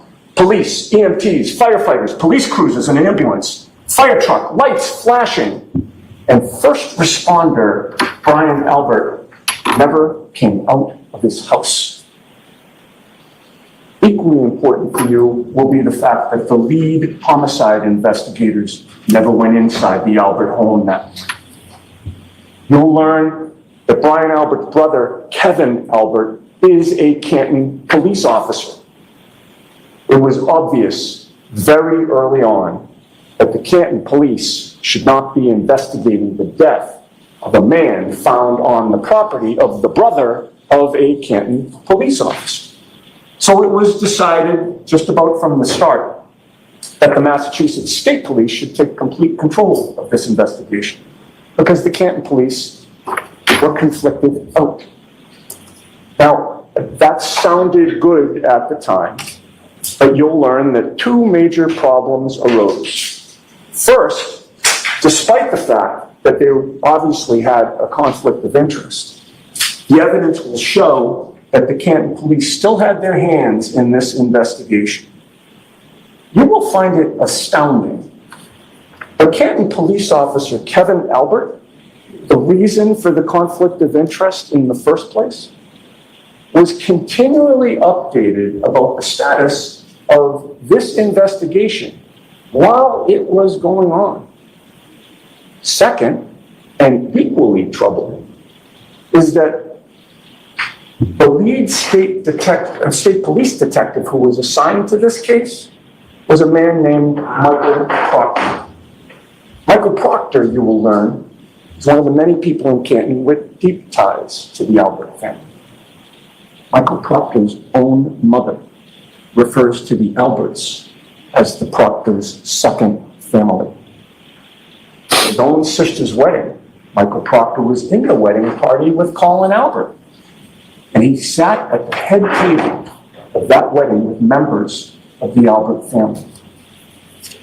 That's the man who was chosen to lead the investigation into the suspicious death on the property of Brian Albert. That's the man who gave updates to Canton police officer Kevin Albert, while the state police were supposed to be investigating what had occurred at his brother Brian Albert's house. You'll learn that right from the jump, Michael Proctor predetermined the outcome of this case. Never stepped foot inside the Albert home on January 29th, 2022. Never checked out whether there were any signs of struggle inside that home. He never called for crime scene technicians and other specialists to look for blood or other trace evidence within the home. He never asked Brian Albert for permission to go in the home and take a look around. Michael Proctor never applied for a search warrant to go in that home. Instead, he focused immediately and exclusively on Karen Reed, the outsider. You will learn that no one in the Proctor family has ever called the Reed family their second family. No one in the Proctor family had been in a wedding party with anyone from the Reed family. Karen Reed was a convenient outsider. She was most definitely not from Canton. So how did Michael Proctor feel about her? How did he treat somebody he was investigating at a point in time when he should have been keeping an open mind and focusing on obtaining all possible evidence so that he didn't miss anything? Well, you will learn that on the very day that John O'Keefe was found dead on Brian Albert's lawn, Michael Proctor was texting with his high school buddies about this supposedly secret investigation, using his personal cell phone. He was revealing information about this investigation to his friends, assuming that nobody would ever find out what he was doing and what he was saying. And he was revealing his true thoughts about Karen Reed to his friends, not what he put in his sanitized police reports, his true feelings to his friends whom he trusted, and in text messages that he never thought would come into the hands of the defense in this case. Lead investigator Trooper Michael Proctor, right from the start, called Karen Reed names you would reserve only for your worst enemies. He told his friends that he hoped that she would kill herself. He told his friends that he had seized her cell phone. And you will learn that he knew he shouldn't have been accessing any content on her cell phone because he knew there would likely be attorney-client communications on between Karen and me at that time. He knew that he was supposed to wait for a search warrant or other permission from a judge in order to go through that phone. But you'll learn that he went through the phone anyway, without permission. And you'll know that he did because he told his high school buddies that he was searching her phone for nude photos of Karen Reed. And he was disappointed he hadn't found any yet. That is the professional and unbiased investigator who was chosen to lead the investigation into the death of John O'Keefe. You'll learn that one of Michael Proctor's high school friends commented to him that with a dead body on the front lawn, the homeowner in this case is surely going to catch a lot of grief. And you know what Michael Proctor's response to that was? One word. Nope. And he explained why. Michael Proctor assured his buddies that the homeowner would not catch a lot of grief because, quote, the homeowner's a Boston cop too, end quote.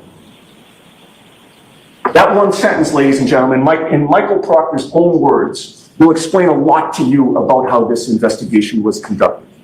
You will be able to evaluate whether Trooper Michael Proctor treated Brian Albert and his family differently because of who they are and their relationships between his family and theirs. You will evaluate whether this investigation was on the up and up.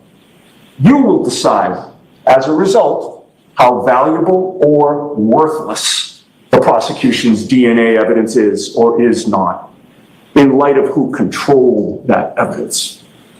You will learn that Michael Proctor's fingerprints are figuratively all over this case. His fingerprints are all over the Commonwealth's evidence. You will learn that Michael Proctor showed up at Karen Reed's parents' house in Dighton to interview her during the afternoon of January 29th, only hours after John O'Keefe's body was found dead on Brian Albert's front lawn. You'll learn that Michael Proctor had her Lexus SUV towed from her parents' home. But you'll also learn that he wrote a search warrant in which he falsified the time that he took that SUV. He swore under oath that the vehicle wasn't towed until 5:30 p.m. But you'll learn that we obtained surveillance footage that he didn't know we would get. And that surveillance footage exposed that Michael Proctor's words in that sworn affidavit were a lie. Michael Proctor had that vehicle for about 90 minutes before he claimed to have taken it. And folks, you will learn that the timing is important, very important. Because when John O'Keefe was first found on Brian Albert's front lawn, the police thoroughly searched that yard for potential evidence. And it wasn't just one officer, or two, or three. There were at least 4 officers that searched that front lawn. And that morning was the beginning of a snowstorm, but there wasn't yet much snow on the ground when they were searching that lawn. It was light out by the time they did the search, and it was getting lighter. And during that thorough search of Brian Albert's front lawn, the number of pieces of taillight that were found by a minimum of 4 officers looking for evidence was 0.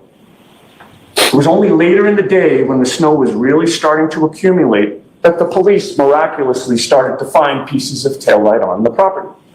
The police only started to find pieces of taillight after Michael Proctor had seized Karen Reed's car. They only started to find pieces of taillight after Michael Proctor had possession of her taillight. You'll learn that Trooper Michael Proctor then kept going back to the Albert residence after that day, and he claims to have kept finding pieces of taillight on multiple occasions on multiple different days. And in addition, a good week after John O'Keefe's death, Canton Police Chief Kenneth Berkowitz, an older officer on the brink of retirement with probably not the best eyesight,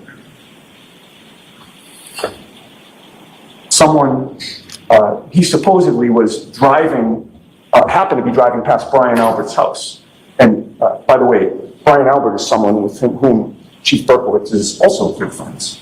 And this older man allegedly spotted yet another piece of taillight from his moving vehicle.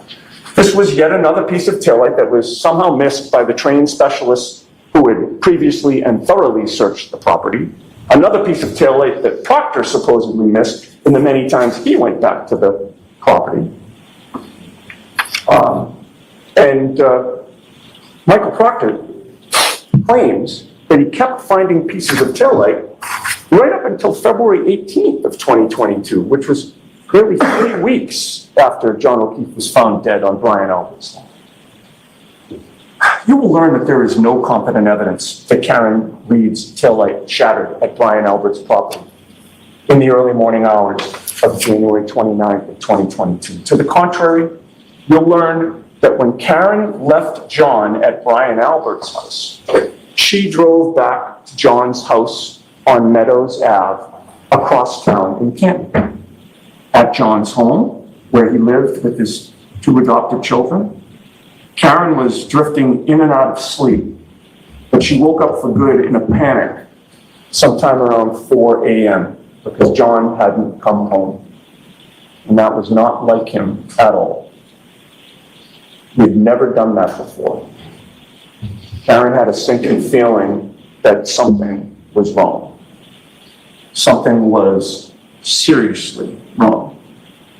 So she got back into her Lexus, and she backed up out of the garage to leave the driveway. And when she did, the right rear taillight of her Lexus struck John's parked vehicle in the driveway, and her taillight cracked. That was the same taillight that the prosecution now claims was broken outside the Albert residence hours earlier at 12:30 a.m. But we have video evidence that the taillight was actually broken at 5 a.m., many hours after the prosecution needs that taillight to have been broken. There is, of course, no video of the taillight being broken at Brian Albert's house. You will eventually conclude that that's because the taillight was not broken there.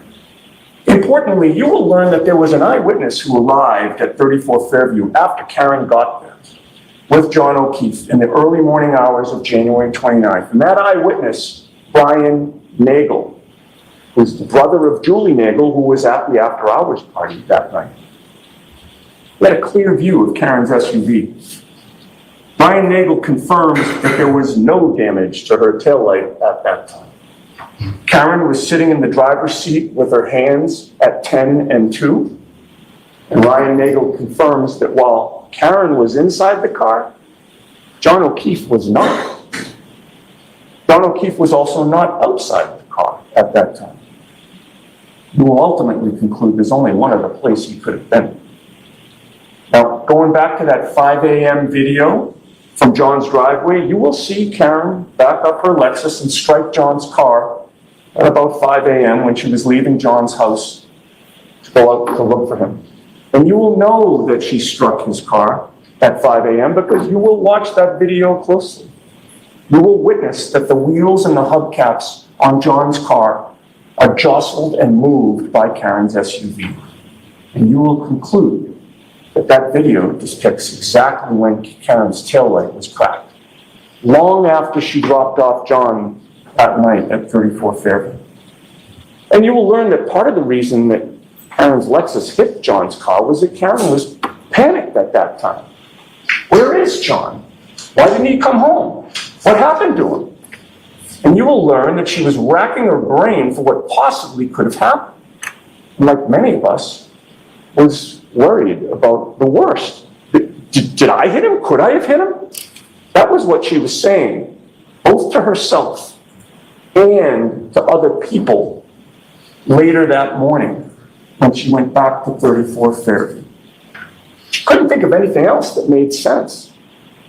She certainly didn't consider in a million years that someone from within the Albert home could have beaten up John and left him to die on the front lawn. Now, that was over 2 years ago. Karen didn't know then what you will learn during this trial. Karen didn't know that Brian Albert's sister-in-law, Jennifer McCabe, left the after-hours party at Brian Albert's house sometime after Karen pulled away. She didn't know that after Jennifer McCabe dropped off some people elsewhere, she returned to her own home.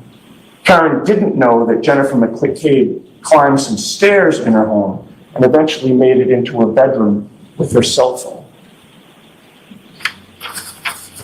Karen didn't know that Jennifer McCabe settled in at 2:27 in the morning on January 29, 2022, and typed a Google search that she would later delete. 2:27 in the morning was over 3 hours before John O'Keefe's body was found on Brian Albert's lawn. 2:27 was over 3 hours before anyone knew or suspected that John O'Keefe was missing or hurt or in trouble. And at 2:27 in the morning, you will learn that with no one watching her, thinking she was alone with her thoughts, and not worrying that anyone would know what she was doing, Jennifer McCabe typed in the following Google search: how long to die in the cold? Now, she misspelled the first word, so the actual search was how long to die in the cold, but you'll get the point.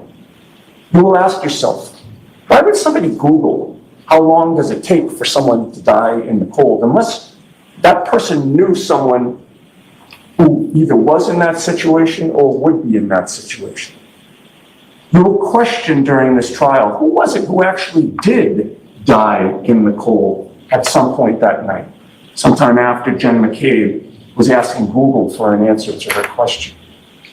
And you'll learn that the answer to that question was John O'Keefe. The medical examiner in this case will testify that one of the causes of John O'Keefe's death was hypothermia. John O'Keefe died in part because he was left to die in the cold. Now, the Commonwealth will try to dispute the timing of that Google search. They'll try to claim that there were only 2 Google searches at 6:23 and 6:24 a.m. after John's body was found. But one problem for the Commonwealth will be that we have retained Richard Green, one of the leading computer forensic experts in the country. Rick Green has forensically analyzed Jennifer McCabe's phone, both manually and using every appropriate type of computer software to solve this issue. Rick Green will confirm for you that Jennifer McCabe did indeed make that search at 2:27 a.m. And another problem for the Commonwealth is that you will hear and see other evidence that will confirm that Jennifer McCabe is lying when she denies making that Google search at 2:27 a.m. You will conclude that before she went to bed, if she went to bed that night, Jennifer McCabe wanted to know just how long it would take for someone to die in the cold. And a big question in this trial for you will be, when was John O'Keefe left to die in the cold? I expect the Commonwealth will try to persuade you that he was left there sometime around 12:30 a.m. because they're going to try to prove to you that Karen Reed hit him and that his body stayed there the entire night until first responders arrived at 6 a.m. and his body was taken to the hospital. But you will learn that there are big problems with the Commonwealth's theory of this case. You will learn that there were 6 people at that after-hours party at Brian Albert's house, all of whom left by the front door and would have been confronted by John O'Keefe's lifeless body on that lawn if he was actually there at that time. Those 6 people walked out the front door to 34 Fairview, walked to their cars, either in the driveway or parked in front of the house. Brian Albert's sister-in-law, Jennifer McCabe, was there. Her husband, Matthew McCabe, was there. ATF federal agent Brian Higgins was there, who was also Brian Albert's friend. Sarah Levinson, a friend of Brian Albert Jr., was there. Julie Nagel, another friend of Brian Albert Jr., was there. And Caitlin Albert, Brian Albert's daughter, was also there. All of them leaving the residence.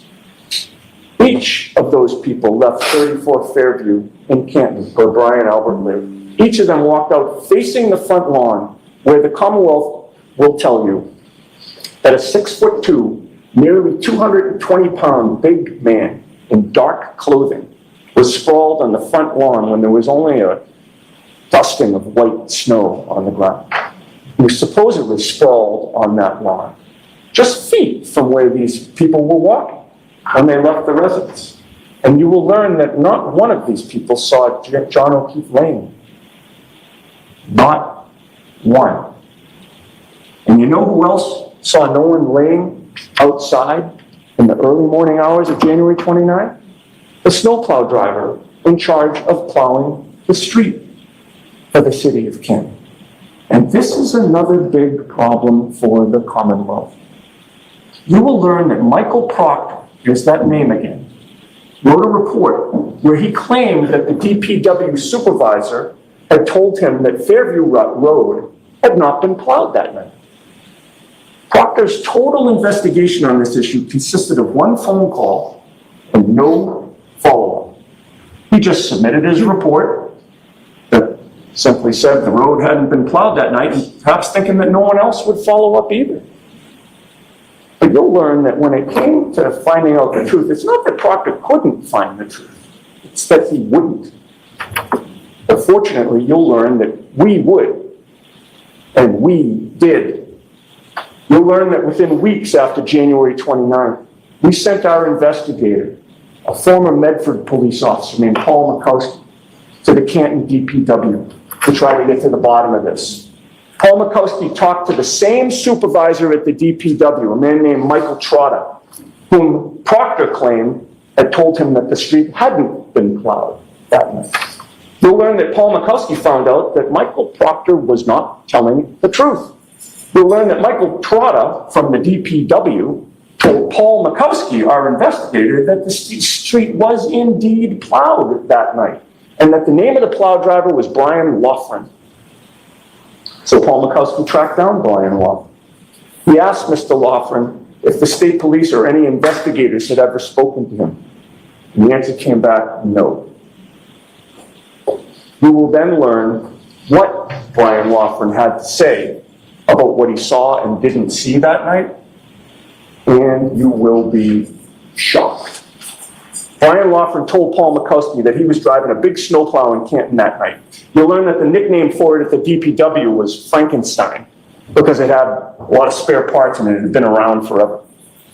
Brian Loughran told Paul Makowski that when he plows the streets of Canton in Frankenstein, he's very careful. He makes sure to check not only the roads in front of him, but also the yards to the side of his plow. He makes sure not to hit a fire hydrant or a tree or an animal, or heaven forbid, a person lying in the snow. He's always on the lookout. You'll learn that Brian Loughran passed by 34 Fairview in his plow, traveling right by Brian Albert's front lawn at 2:30 in the morning. You'll learn that Brian Loughran confirms that at about 2:30, when he went by that house, John O'Keefe was not on that front lawn. So you'll learn that about 2 hours after the Commonwealth claims that Karen Reed somehow incapacitated John O'Keefe, an eyewitness confirms that not only could it not have happened, but it didn't happen. But you'll learn that Brian Loughran also provides some other troubling testimony for the Commonwealth. You'll learn that after making that pass at 2:30 in the morning and seeing no body, he showed up again at the entrance to Fairview Road, intending to make another pass down it with his plow. This time, however, at about 3:30 in the morning, he looked down the street and he saw that parked right next to Brian Albert's front lawn, right in the very area where John O'Keefe's body was later found at 6 a.m., Brian Loughran saw a Ford Edge parked on the side of the road. You will learn that the police have done zero investigation to discover whose Ford Edge that was. You'll learn that members of the Albert family drove Ford Edges. You'll learn that the police to this day claim not to know who was parked right next to the area where John O'Keefe's body was later found. You'll learn that while investigators on this case, including Michael Proctor, completely ignored the snowplow driver who went right by the Albert residence, the defense not only tracked him down and interviewed him, but the plow driver actually took our investigator on a ride back past the residence to explain the precise route that he had taken on January 29th. You'll learn that some other curious things were going on in the early morning hours of January 29th. Curious things that the police in this case utterly failed to investigate. For example, after people left the after-hours party at Brian Albert's house on January 29, Brian Albert claimed that he had no contact with anyone but his wife until he was woken up in the morning. But you will learn that he was ultimately confronted by the fact that his phone records revealed that he had actually placed a phone call to ATF agent Brian Higgins, his friend, the same friend who had been at his house earlier that night. And that was at 2:22 in the morning. You'll learn that Brian Higgins called him back 17 seconds later, and they connected for 22 seconds on their cell phones. You'll be asked to consider just how long 22 seconds is and what could be said and discussed during that long of a phone call. You will consider that phone call in the context of the other curious things that were going on during the early morning hours of January 29th. You will learn about the following in chronological order. 2:12 a.m., Jennifer McCabe arrives at her home. 2:22 a.m., Brian Albert calls Brian Higgins. 2:22 a.m., 17 seconds later, Higgins calls him back. And Brian Albert and Brian Higgins are on the phone together for 22 seconds. 2:23 a.m., Jennifer McCabe climbs the stairs to her bedroom. 2:27 a.m., Jennifer McCabe searches on Google how long to die in the cold. 2:30 a.m., plow driver Brian Loughran confirms there was no body on Brian Albert's front lawn. 3:30 a.m., Brian Loughran confirms that a Ford Edge was parked right where John O'Keefe's body was later found. The Commonwealth will not be able to successfully dispute any of those facts, yet I expect that they will persist in asking you to convict Karen Reed anyway. You will learn that there are other major problems with the Commonwealth's theory. You'll learn that when John O'Keefe was found, he did not look like he had been hit by a car. You'll learn that he looked to have been attacked and beaten up. You'll learn that John O'Keefe was a large 6'2" man who, if positioned behind a Lexus SUV, would have had his torso completely exposed to the rear of that vehicle, including to the taillight. You'll learn that no part of his torso was injured. There was no bruising, no ridges, no scratches, no punctures. You'll learn that his chest and hips and legs were pristine, despite the Commonwealth's contention that he was hit by a 6,000-pound vehicle. The evidence will show that what was not pristine was his right arm. We will take one look at that arm, and you will conclude that a car did not cause those injuries. The injuries to John O'Keefe's arm appear to be consistent with scratch marks and claw marks, marks that make it look as though an animal had attacked his arm. But you won't have to rely just on your common sense when you look at those photos. You'll hear from an expert forensic pathologist who is world-renowned, who has personally conducted thousands of autopsies. And he will testify that those marks are consistent with scratch and claw marks and bite marks from an animal, including a German Shepherd. You'll learn that on January 29th of 2022, Brian Albert's family dog, Chloe, was a German Shepherd. You'll learn that Brian Albert has admitted that this dog is not good around strangers. You'll learn that on January 29th of 2022, John O'Keefe would have been a stranger to that dog. And you'll learn that Chloe had been the beloved family dog for the Alberts for 7 years. The Albert family loved Chloe. But strangely, as we discuss this dog today, the Albert family doesn't have its beloved Chloe anymore. You'll learn that Brian Albert was called to testify before the grand jury regarding this matter in April of 2022, and that he did testify about his German Shepherd, Chloe, during that grand jury testimony. And you'll learn that not long after that testimony, Brian Albert and his family rehomed their beloved family dog. They gave away their family dog, and Chloe, the German Shepherd, is therefore now gone. Now, the Commonwealth will try to take your attention away from all of these troubling facts and try to persuade you not to consider their shocking lack of investigation of anyone else, not to consider John O'Keefe's injuries, not to consider the fact that multiple people left the residence and saw no body, not to consider the fact that the snowplow driver was specifically looking at 2:30 a.m. and there was no body there, not to consider the fact that two people in the house were communicating at 2:22 a.m. but denied speaking to each other for 22 seconds, and not to consider the fact that one of their witnesses, who was also present at the home, was unusually curious at 2:27 a.m. about how long it would take for someone to die in the cold. The Commonwealth will instead try to persuade you that Karen Reed supposedly had a motive to kill John O'Keefe because they were not getting along. You'll hear about their trip to Aruba over New Year's Eve and that Karen was upset that John had been flirting with another woman. And you will hear that Karen considered exploring her options after that trip, which led her to a get-together at one point with ATF federal agent Brian Higgins, although that never went anywhere. But you'll also hear that in January of 2022, after the Aruba trip, and not long before January 28th and 29th, John O'Keefe was making long-term plans with Karen, including a family trip with her and the kids, and also another trip with Karen and another couple for months into the future. And you'll see video of how John and Karen were interacting on the night in question. You'll see for yourself how they looked at each other from the video at the waterfall that night.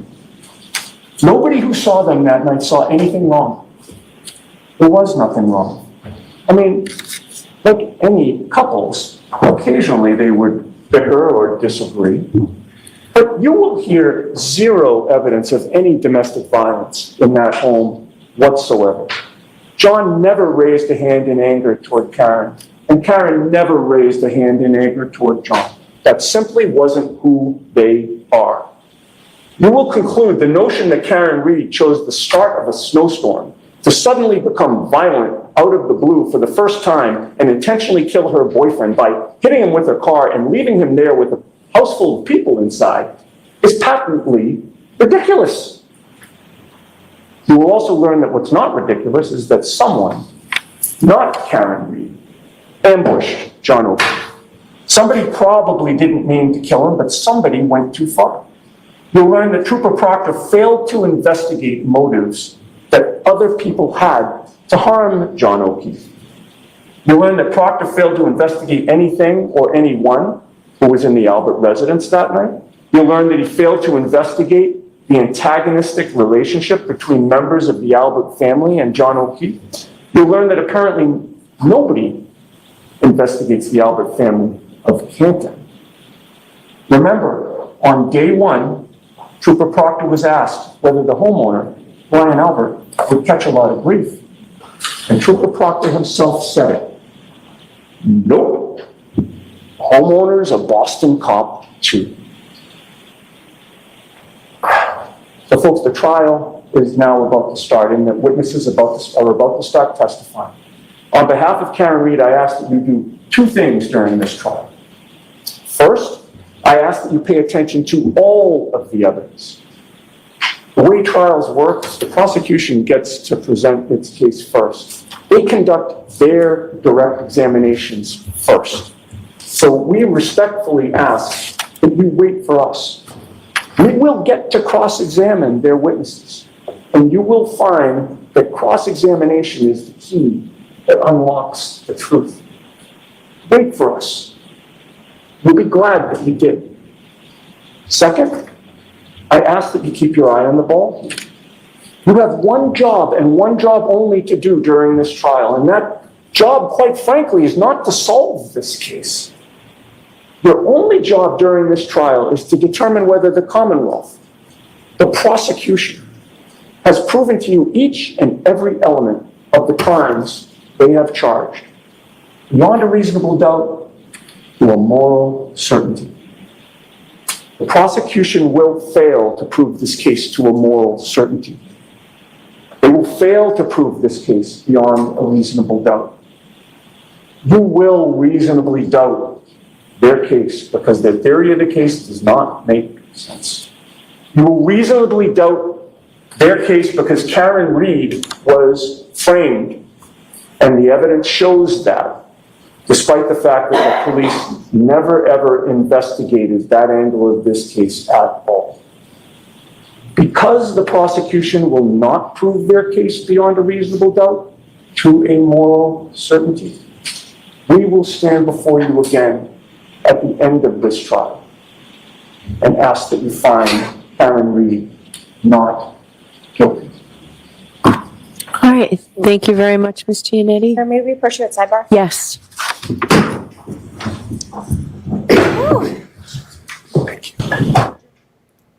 Sidebar. Okay, so what do y'all think of opening so far? That was a lot. I think that, unfortunately, hold on, let me see if I can change this banner, actually. I think that does that one look better? No, wait, hold on. Wait, where'd it go? There we go.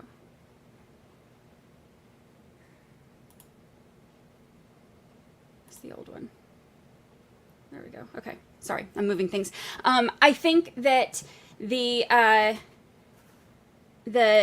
openings for the prosecution, you know, I think the problem with that one for me is Lally can be kind of hard to follow. He tends to give a very monotone. He's kind of monotone when he's speaking, and that makes it really hard to focus on what he's saying a lot of times. I know that, you know, it's a lot of times when I've done the podcast episodes and stuff, I've had to go back and listen to his stuff again, because he doesn't, his delivery is not the same. I think that the way that Yannetti speaks is a lot more engaging, so it's a little bit easier to follow. That's pretty big. That's the first time that that's been said in open court about Proctor and the things that he said that were found in his phone about looking for, looking for nude photos of Karen Reed and going through her phone without a warrant. As the lead investigator, that's a problem. I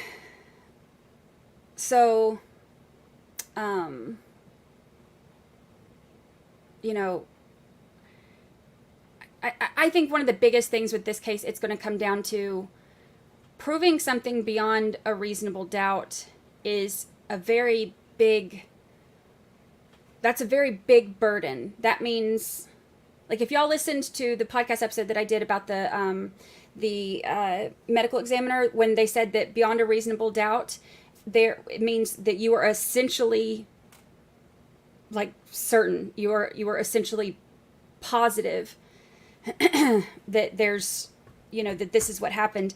And I think that when you have that many problems that are coming in from the lead investigator and from the investigation, that makes that burden of proof, that makes it hit a little different when you have stuff like that going on where, you don't necessarily have the trust in the investigation that you should be able to. That's something that the jury's going to have to consider. And that's something that the defense will probably use to pick everything apart. I know that for me, if I'm a juror and I'm hearing that, the lead investigator behaved like that and said something about, whatever it was about, they won't, I can't remember how exactly he worded it, but how they, won't touch Brian Albert because he's also a Boston police officer, and he went through her phone looking for nudes and stuff. Like, if I'm a juror and I'm hearing it, and that's one of the first things that I'm hearing in the openings, the openings are setting the tone of, what the jury is going to be expecting to hear, and, where each side plans on going with, with their version of what they're presenting to the jury. So if that's one of the first things you're hearing, that's pretty bad. I mean, that's going to look bad for the, that's going to look bad for the prosecution.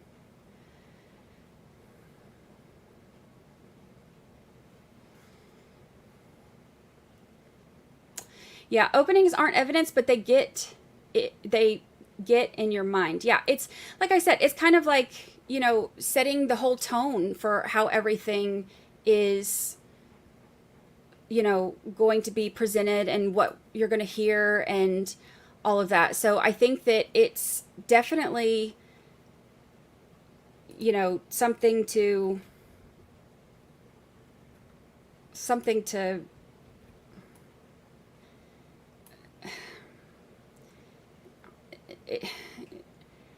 it's kind of like a movie trailer. Opening statements are kind of like a movie trailer. It's not telling you how everything ends. It's not giving you all the, big details, but it's telling you kind of what to expect. So I think that, if that's what you're hearing and that's what you're expecting, then that's kind of a big deal. So, also, my heart breaks seeing Officer O'Keefe's mom crying. That's hard. And the jury's going to see that too. When Yannetti got up and said that Karen Reed was framed, you could see her crying, and she, she was crying and she shook her head. The jury will see that. like, you never know what's going to impact the jury and what they are feeling or thinking or what they have in their minds, you know? So, we'll see. Oh, look. Forgot if I did that or not. Let me see.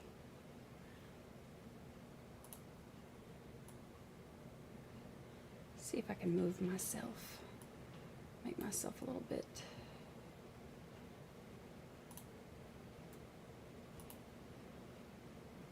There we go. Move myself a little.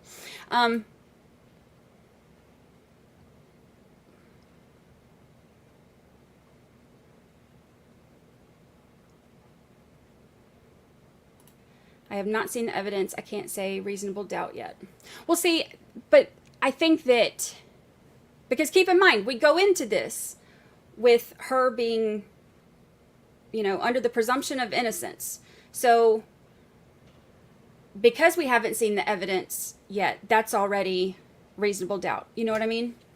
Like, we are going into this with the presumption of innocence, and the prosecution is going to have to prove beyond a reasonable doubt that, you know, there's no other reasonable explanation that she's the one who, you know, did what they're accusing her of, and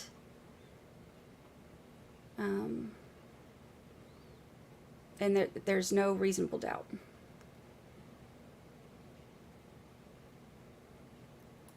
John O'Keefe's father is on the defense witness list. Yes, he is. We will see then how he feels about this.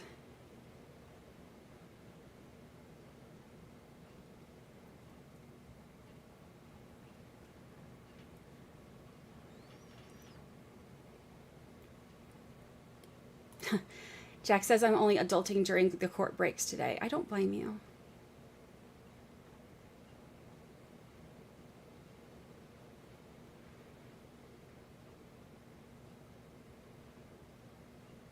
Whose fan are we watching? That is the court's fan. Although I think I fixed the rattle on mine. So I don't think y'all can hear it rattle anymore, which is a good thing, right?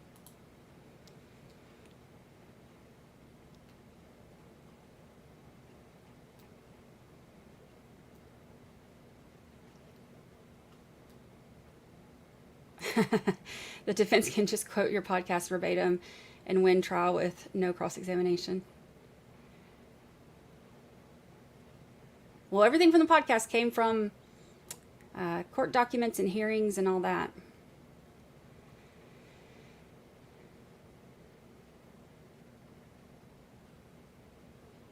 There's no AC in the courtroom. Ooh, that's going to get, I don't know, what's the temperature like there right now, Dallas?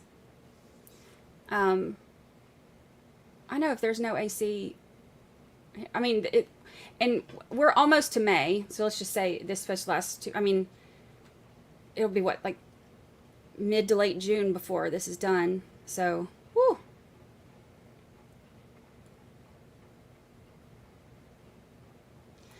Thank you, Mermaid Mary. Thank you, thank you, thank you. I appreciate it. It is very, very sad for the parents. Yeah, that breaks my heart. Yeah. Let me hide my little ticker.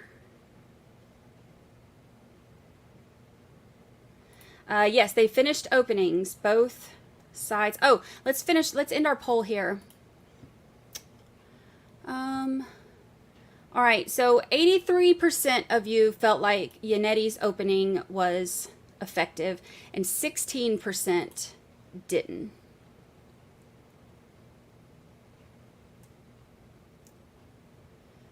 We have like 1,400 people watching on Twitter/X. If y'all want to participate in the polls and stuff, you can join us on YouTube. We hear.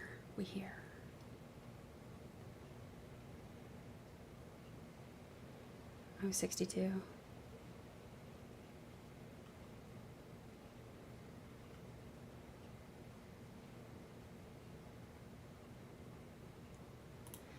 Pretty sure my neighbors thought I'd lost my marbles yesterday. They didn't know I was discussing this case with Brandi's podcast.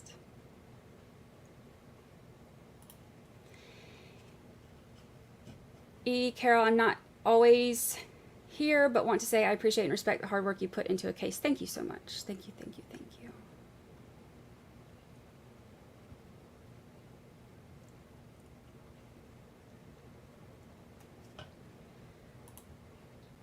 Lori Jean says, I'm down here in the Keys and it has been so cold here. Really? It's been beautiful here.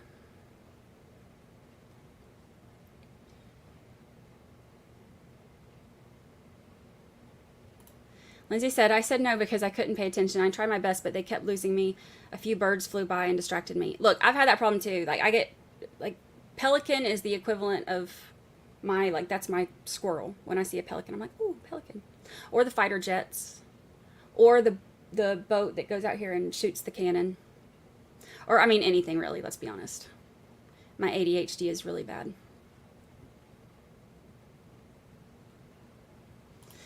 Thank you, thank you. 1 whole year. 1 whole year. X does not have a chat. There is comments, and so some of the comments, I have it set up to where some of the comments will show up in here when they comment on it, but it is not, there's not a chat for it. Holly Mack gifted 5 memberships. Thank you so much, Holly Mack, mod extraordinaire. Jiggly Jules, Brian and Jill W. Oh, Brian and Jill, you were just saying that you lost your green too. Look at there. Kathy, Luna. 1, 2, 3, 4. Did I get it all? Oh, and Lindsay. We're all gifted memberships. Thank you, thank you, thank you, Holly Mack. I appreciate it. Thank you, thank you. So what stood out to y'all in these that you're going to be looking for? I think the one thing, we heard this at the last hearing, so it wasn't new, but when Lally said that there's the dash cam video where you can see the taillight damage at 8:22 in the morning, that's going to be something that, of course, we haven't seen that, so that'll be something that I'm definitely interested to see. And I noticed he said at 12:45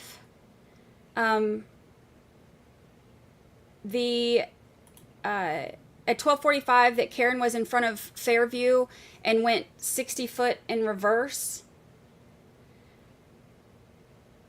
But I'm going to need more information on that, because everything that we've heard up to this point has been that there's that voicemail that she left him at 12:41. So,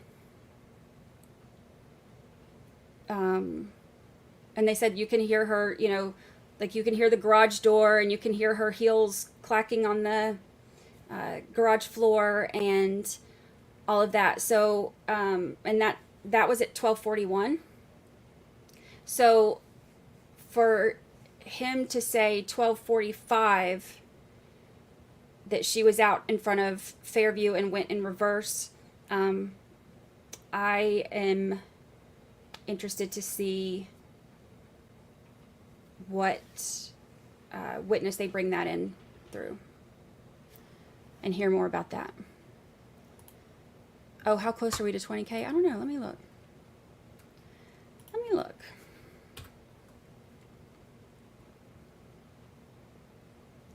130.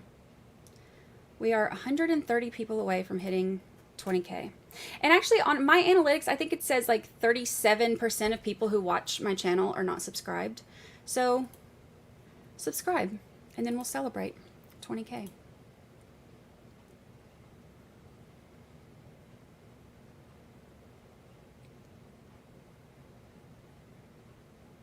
That'd be cool to hit 20K on the first day of trial and the first day of our first 1-year anniversary. That'd be cool. Melissa T, welcome. Settle on in. Settle on in.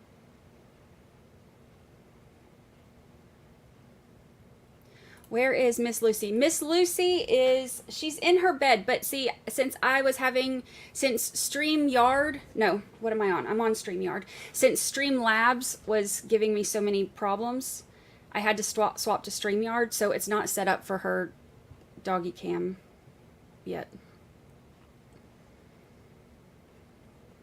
All kinds of tech issues this morning, so I had to like all of a sudden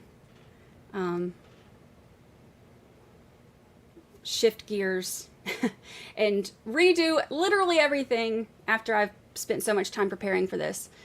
And had to, so then I'm like last minute having to swap everything with all of my tech stuff over, which is great. Like as everybody's watching me. So that's fun. Yay, tech stuff. Thank you, thank you, thank you.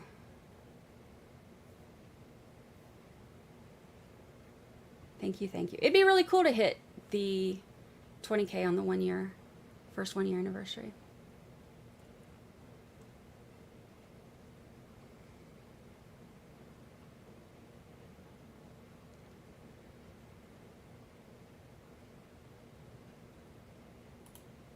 Yeah, it's definitely been better since I switched. It hasn't kicked anybody off yet either, has it? The only thing I don't like, I don't have as much control over all the things. Like I can't move where chat is, and I can't do all that stuff. I don't have as much control over that stuff.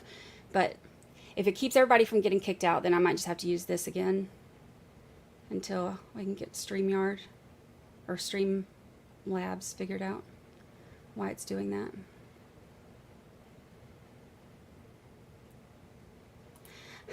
I stayed up with you during the Vegas barricade. That was crazy. That was crazy. And crazy ending, too. Crazy, crazy ending.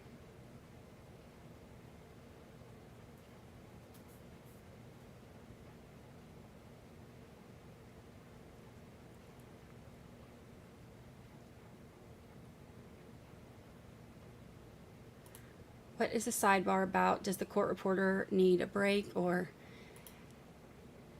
That was funny, that was funny.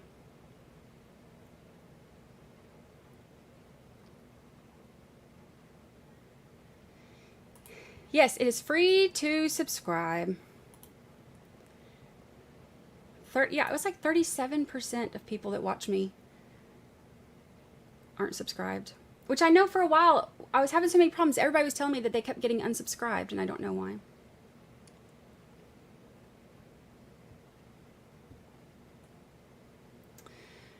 Who do you think the first witness will be? Who do y'all think it'll be?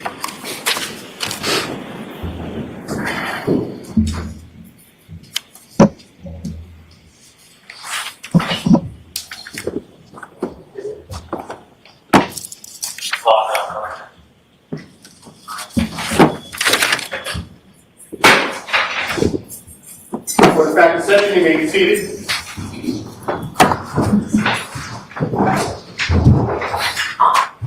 All right, jurors, we're about to begin the evidence in this case, and I remind you, I defined for you what the evidence is and what isn't evidence. Please remember that the opening statements of lawyers are not evidence. You're about to hear the evidence starting now. So, Mr. Lally, your first witness, please.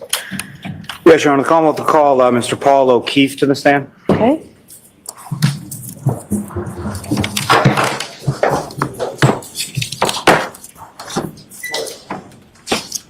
This is his brother.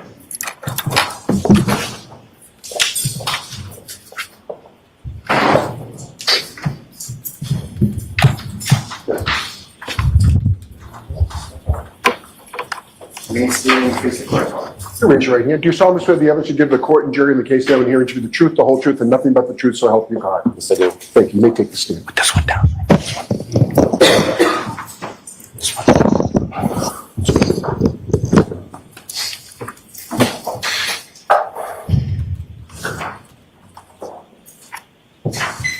Anytime you're ready, Mr. Lally. Thank you, Your Honor. Good afternoon, sir. Good afternoon. Could you please state your name and spell your last name for the record? Paul O'Keefe, last name O''K''E''E''F''E. And where do you live, sir? I live in West Bridgewater, Massachusetts. And how long have you lived there? 10 years. And who, if anyone, do you live there with? My wife, Erin, our 2 children. And how old are your children? 13 and 10. And both daughters, is that correct? Correct. And how long have you and your wife been together? Together, 24 years total. Married for 17 almost. And what is your wife's name? Erin? And where did you grow up? Braintree, Massachusetts. And what are your parents' names? My father is John, mother is Margaret. And did you have any siblings? 2, yes. My sister Kristen.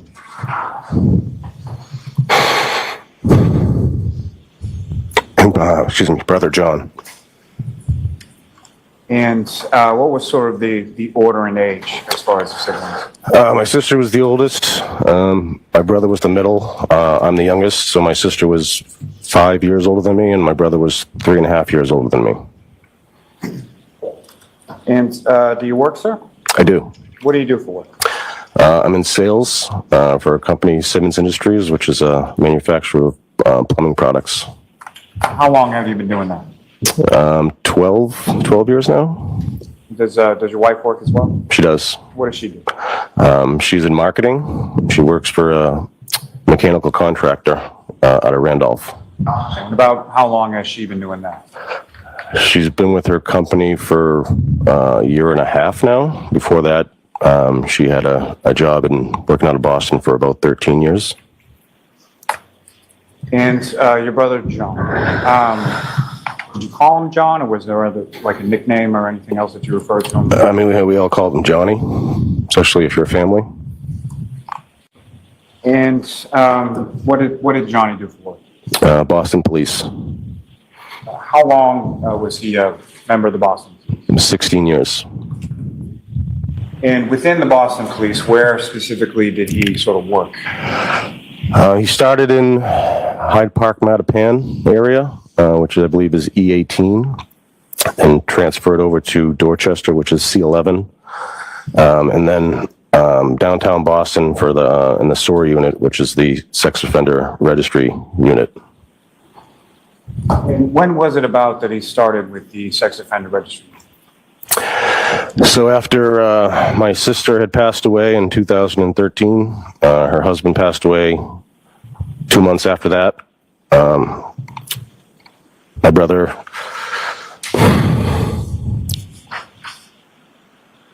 he took on responsibility of raising our niece and nephew.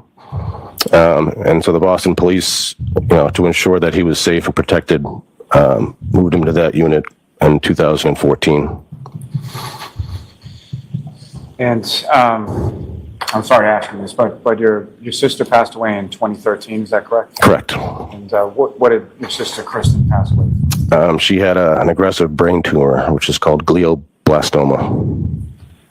And about how much time was it between the time that she sort of received the diagnosis to her passing? 5.5 months. And you mentioned that you had a brother-in-law, Kristen's husband, is that correct? Correct. Stephen Furbush, yes. And when was it that he passed in relation to? 2 months later, which was January 12th, 2014. And they, and by they, I mean Kristen and Stephen Furbush, they had two children, is that correct? Yes, 2 children, Kaylee and Patrick. Which one is older? Kaylee's the older. Patrick's a couple years younger than her, about 3 years. How old are they now? Kaylee is 16 and Patrick is 13. And you mentioned, so initially when your sister Kristen passed away, what was sort of the family's plan as far as Kaylee and Patrick were concerned? Can you repeat that? Sure. So initially when your sister Kristen passed away and her husband Stephen was still alive, what was sort of the initial plan as far as with reference to the children? We were kind of in scramble mode to figure out, how we were going to move forward. My wife and I had talked about having the kids come live with us. We had 2 small children at the time. 3 and 8 months were my children. We didn't have a large enough house to take on 2 other children, so my brother stepped in, moved into the house in Canton and raised them for 8 years. And so, around this time of 2013, your sister Kristen and her husband Stephen's children, about how old were they at this time that Johnny sort of took over? Kaylee was 6, Patrick was 3. Now,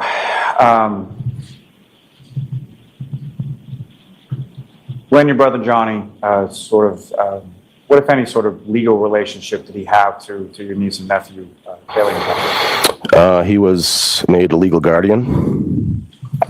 And where did he move from, and where did he move to when he assumed that? So he was living in Dorchester in a condo. He was living by himself, so he pretty much moved into my sister and brother-in-law's house in Canton. Lived there for, I want to say, 4 years until sold the house and bought a different house, which is also located in Canton. Now, the initial house that your sister Kristen and her husband Stephen lived in with Kaylee and Patrick, about how long had they been living there before your brother Johnny moved in? They were probably there for 5 or 6 years. Prior to that, where had your sister Kristen and either of the children lived prior to moving into that house? Yeah, so Kristen and Steve actually moved in with Johnny in Dorchester when Kaylee was just a baby. Lived with him for approximately a year before they bought their home in Canton.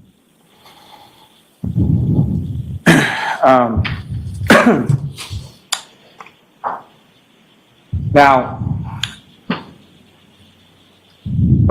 you mentioned that at some point your brother bought a second house in Canton, moved in there with the kids. Is that right? Correct. Okay. Around what time was that? I want to say 2017 or 2018 timeframe. And they lived there up and through sort of January 28th, 29th of 2022. Is that correct? Correct. Now, around that particular time of January 2022, about how often did you see your brother Johnny and the kids, Kaylee and Pat? I would say probably every other week, twice a month. And your brother in particular, how often would you communicate with him during that time? Communicate regularly, mostly through text messaging, a couple days a week, I would say. Now, over the course of time, you said about 8 years or so that Johnny had sort of custody of Kaylee and Patrick, correct? Correct. And over that course of time, about how many relationships and well, let me phrase this question first. About how many long-term relationships did your brother Johnny have with women over the course of that time? And before you get to that, if I could just ask you what your definition of long-term relationship is. Long-term relationship is, over a year. And so how many of those types of dating relationships that lasted for at least a year did your brother have during that time that he had the kids? 2. And who were those 2 individuals? Amy Fortney and Karen Reed. And this other individual, Amy, when about was it that your brother dated her?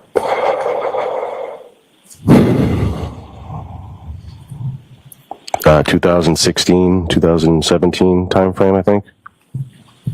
And did this other woman that he dated named Amy, did she have children of her own? Yeah, she had 2 sons. Now, you mentioned 2, so other than Amy, who was the other one? Her 2 sons' names are Gabriel and Christian. No, I'm sorry. Oh, I'm sorry. In reference to, you mentioned 2 women that your brother had dated for a long-term period, correct? Yes, correct. And one of them was the woman Amy that you were just speaking about, correct? Correct. Okay. And who was the second one? Karen Reed. And is Karen Reed someone that you had met through the course of your brother dating her? Yes. Was be clear for the record, do you see Ms. Reed in the courtroom today? Can you identify as to where she's seated or an article of clothing that she's wearing? Yep, she is seated right there between Mr. Giannetti and Mr. Jackson. Does the record reflect identification of the defendant by the witness? No Yeah. objection. Yes. Now, Mr. O'Keefe, when was it that you first met Karen?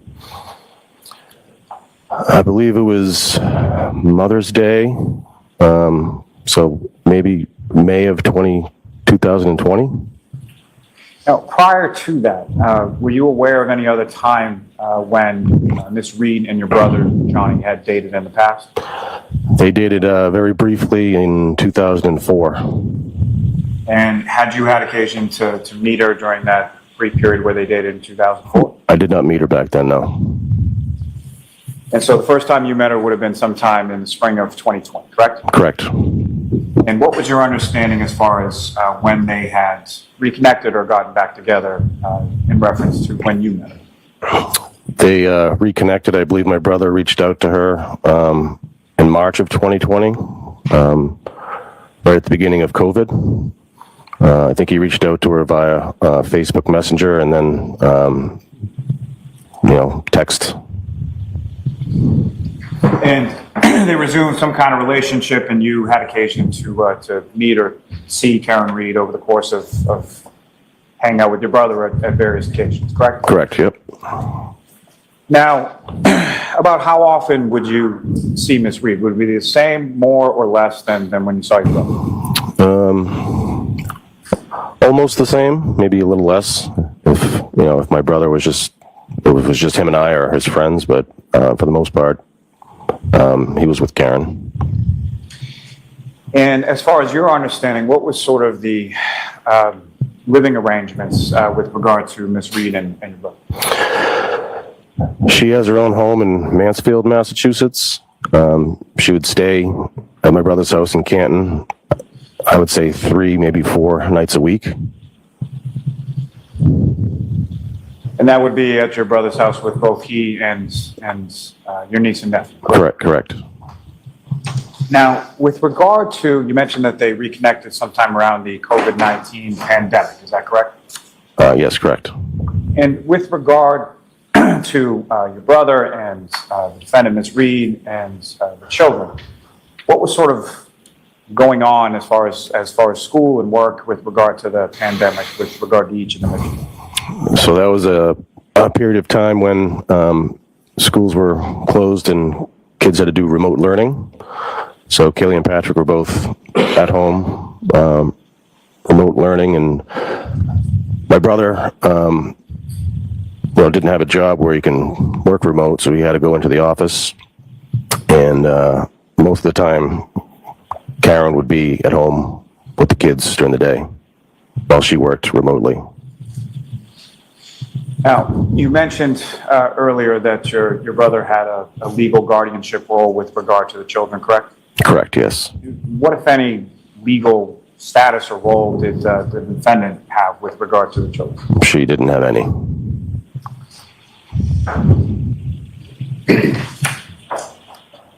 Now, with regard to your brother and the defendant's relationship, what, if any, conversations did you have with your brother in regard to status of their relationship or any issues in their relationship? He didn't say too much. If they were arguing, he might, give reference that they were arguing. Didn't really tell me what they were arguing about, but mostly kept that stuff to himself. What, if anything, did he mention to you as far as reasons for an argument or sort of points of contention? He didn't like, if she would spend a lot of money on the kids for gifts, or, I know there was some arguments over, what she fed them, whether it's, Dunkin' Donuts or whatnot, but it was things along those lines. Now, what, if any, what if on What, if any, occasions, as far as they're arguing or anything like that, did you observe personally yourself? Yeah, I witnessed, so they had rented a house down in Cape Cod.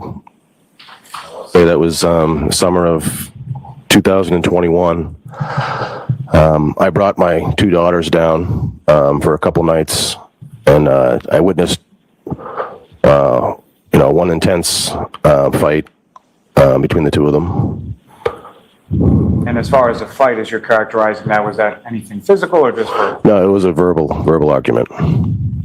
And what, if anything, was that verbal argument about? It's hard to recall. I mean, I guess like typical couples fighting. There was alcohol had been involved. I recall her complaining that, he wasn't nice to her, or, something to that effect. And I was kind of the referee in that entire situation. Now, when you make reference to alcohol involved, is that one or both, or Both. both your brother and the defendant? Correct. Now, if I could turn your attention to New Year's, and specifically New Year's Eve, going from 2021 into 2022. You recall that time? I do. And do you recall where you and your family were for that sort of New Year celebration? Yeah, so I was with my wife and her family. We went to Aruba the day after Christmas in celebration of my wife's mother's 70th birthday. All set for the siren. Ms. Tallali, does it make sense that I give an instruction at this point? I'm going to see counsel at sidebar.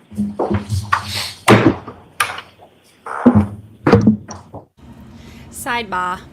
All right, so so far there's not a lot of stuff that we haven't heard yet. The argument from Cape Cod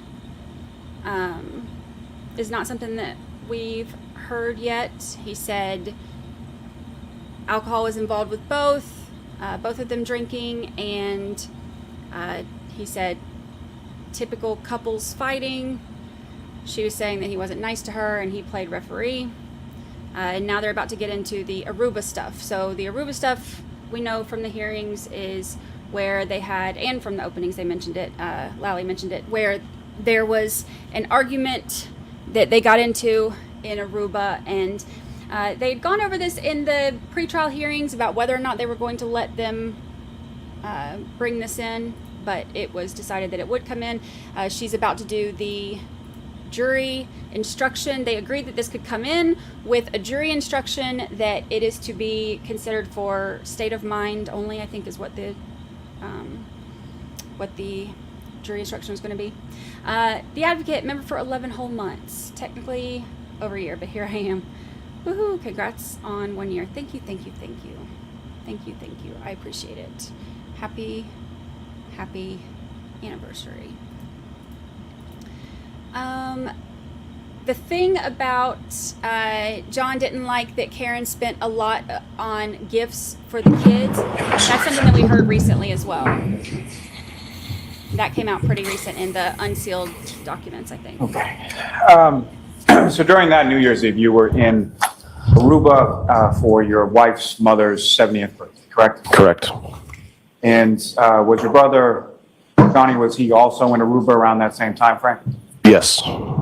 And your resort and your brother's resorts, where were they in relation to each other? They were pretty much on opposite sides of the island. And at any point in time when you were in Aruba, did you see your brother at any point? Unfortunately, we did not. Now, you mentioned that you were there with your wife and your children, is that correct? Correct. Okay. And do you know who your brother was in Aruba with around that same time? He was with Karen Reed and brought the kids. So Kaylee and Patrick were with him. They were also with a large group, many other couples and families. You know who was sort of the primary organizer of that group that your brother was with? Yes, a friend of ours, Laura Sullivan. And how did you know Laura Sullivan? I knew Laura through my brother. She had dated my brother's partner and one of his best friends, Pat Rogers. And did Miss Sullivan and Mr. Rogers have a child together? Yes, and a boy. And at some point, did Mr. Rogers pass away? Yes. What was sort of the relationship between your brother and Miss Sullivan in relation to Mr. Rogers' child? Johnny was, so she has a son, Benjamin, who Johnny is godfather to. And sort of towards the end of your stay in Aruba, with regard to the pandemic, what, if anything, happened to you or any other member of the family? So my older daughter tested positive for COVID. So her and I kind of got left behind, stayed for an extra 3-4 days, I believe. So after you returned from Aruba, at some point, were you and your brother trying to make plans to connect or to hang out or see each other at some point in January of 2022? Yes, we were actually planning on getting together on January 29th. And do you recall what day of the week that was? That was a Saturday. And why was it Saturday? Why were you sort of targeting Saturday as a new point? A weekend, no work. Kids didn't really have much on the schedule. By that, you mean your kids as well as Correct. your nephew? Yes. And then what, if anything, occurred with reference to those plans as far as them coming to a fruition or not? A big snowstorm hit the area, and we said, maybe it's probably better if we just stay home and off the roads. So we kind of canceled getting together the day before. So initially had a meeting for the 29th, but canceled it the day before on the 28th? Correct. So this snowstorm that you were talking about that was coming in, is that something that you and your brother were aware of prior to that day it happened? Yes. And was that something you learned of? Where did you learn about that? The news. So sort of all over the news, is that fair to say? Correct. Yes. And as far as did either your children or John's children, for lack of a better term, niece and nephew, were there any sort of planned activities for that day that got canceled because of the weather or no? On that Saturday, the 29th, I think everything was pretty much canceled. I don't know anything specific. We had, my daughters had basketball on Friday night, the night before, but we didn't really have any plans for the children on Saturday. Now, turning your attention to that day of the 28th, so the day before that was a Friday, is that correct? Yes, correct. And you mentioned that your daughters had basketball that evening, is that correct? Correct. And what, if any, role do you have in regard to your daughter's basketball? I coached both of their teams. And so you coached 2 games that Friday night? Correct. And about what time do you know did you sort of get home from all of that? First game was at 6, second game was at 7:15, so we got home 8:30ish. And your wife was with you at both of your daughter's games? Correct. And when you got home, the snow that had been predicted, had it started at that point where you were? I noticed the first flurries sometime between 10:30 and 11 p.m. And if you know, approximately what time did you go to bed then? Right around probably midnight. And your wife, Erin, did she go to bed same time as you? I think she went to bed a little before me, yes.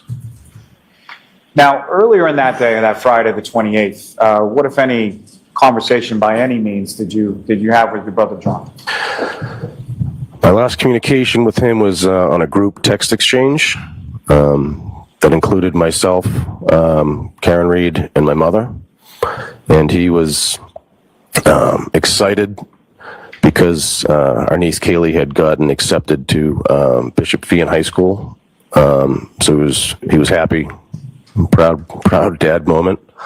And then Patrick's national math scores came back, and he scored extremely high. So he was extremely proud of Patrick that day as well.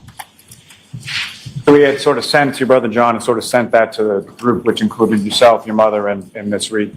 Correct. And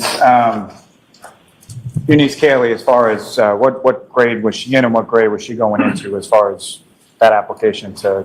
Yeah, so she was 8th grade going into 9th, freshman year in high school.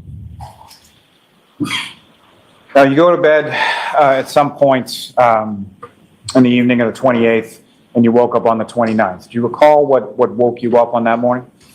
Yes, my mother called me at 6:40 a.m. Is that something typical? No. She called and just said something happened to your brother. They found him in the snow, and they took him to the hospital. And which hospital was it? Good Samaritan in Brockton, Massachusetts.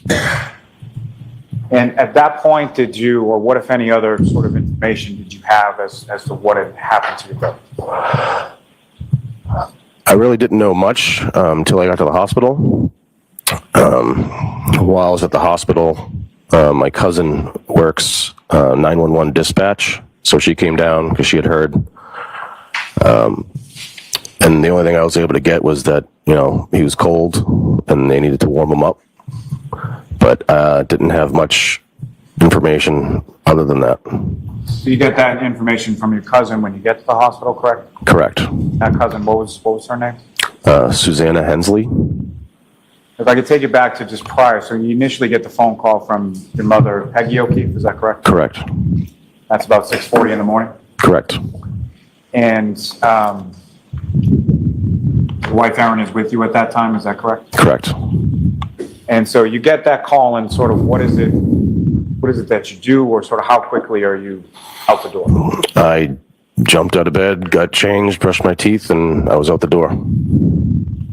And you drove from your house to where? Yes, I drove myself from my house to the hospital, Good Samaritan Hospital. And what kind of car did you have at that point, if you know? A Toyota 4Runner. That's a SUV? That's an SUV, yes. What color was that? Black.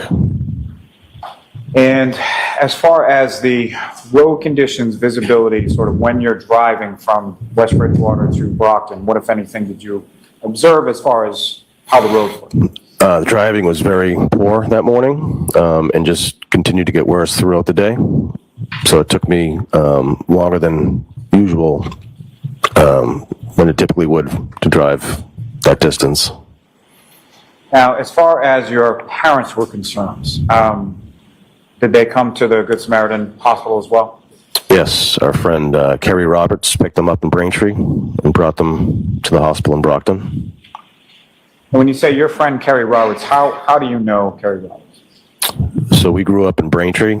She grew up in Braintree as well. 2 years older than me. Knew my brother. They went to homecoming together one year. And she also resides in Canton. So she was someone who had grown up with you, and your brother was friends with you and also friends with your brother, correct? Correct. Now, as far as your arrival at the Good Samaritan, who arrived first? Was it you, your parents, or something else? I got there first. And about how long was it, if you know, between the time that you got there and the time that your parents arrived there with Ms. Roberts? Probably about 45 minutes. And when you arrived at the Good Samaritan Medical Center, where within the facility did you sort of go? Emergency room waiting area, lobby. And at some point, did you, after your parents arrived, did you move from the waiting room area to somewhere else within the hospital? So when my parents arrived, they brought us, in the double doors into like a little family sitting room.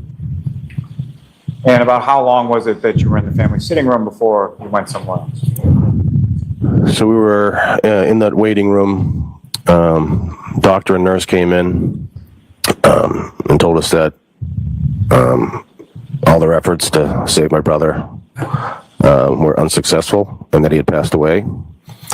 and then asked if we wanted to go see him, in which we said yes. So we left that room and walked down the hallway to his hospital room. And that doctor you spoke to, do you recall what the doctor's name was? Dr. Rice. And when you say that we went down to the room where your brother was that everyone in the group? It was myself and my parents, yes. And Miss Roberts, did she go as well, or did she? No, she stayed out in the waiting area. And as you were making your way down to the room where they had your brother, what if anything occurred along the way? So I noticed Karen Reed was there. She was being restrained by hospital employees, and she was, screaming out to us, asking if he was alive. Is that something that she screamed out once, more than once, or something else? Several times. Now, at some point you went into the room where your brother was, correct? Correct. And can you describe to the jury sort of what you saw as far as your brother was concerned? He was pretty banged up. He had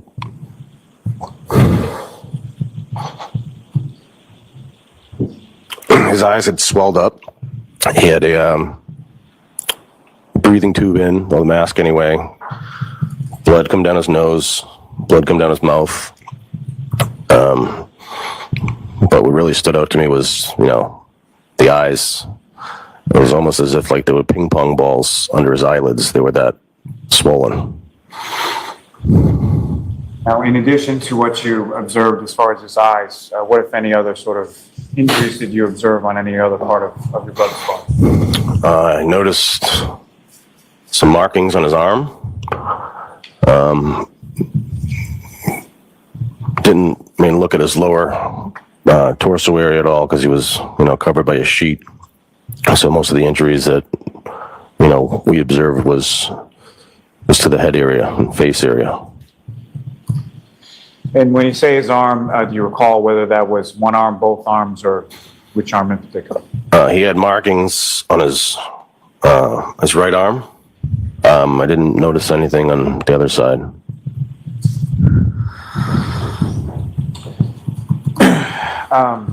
You spent some time privately as a family with your brother.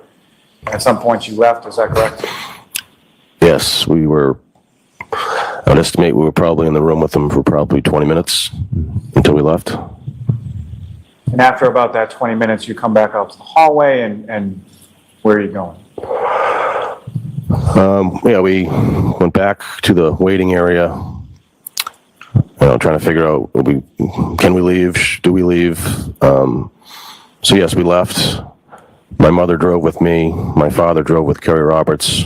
We went from the hospital at Good Samaritan in Brockton back to my brother's house in Canton.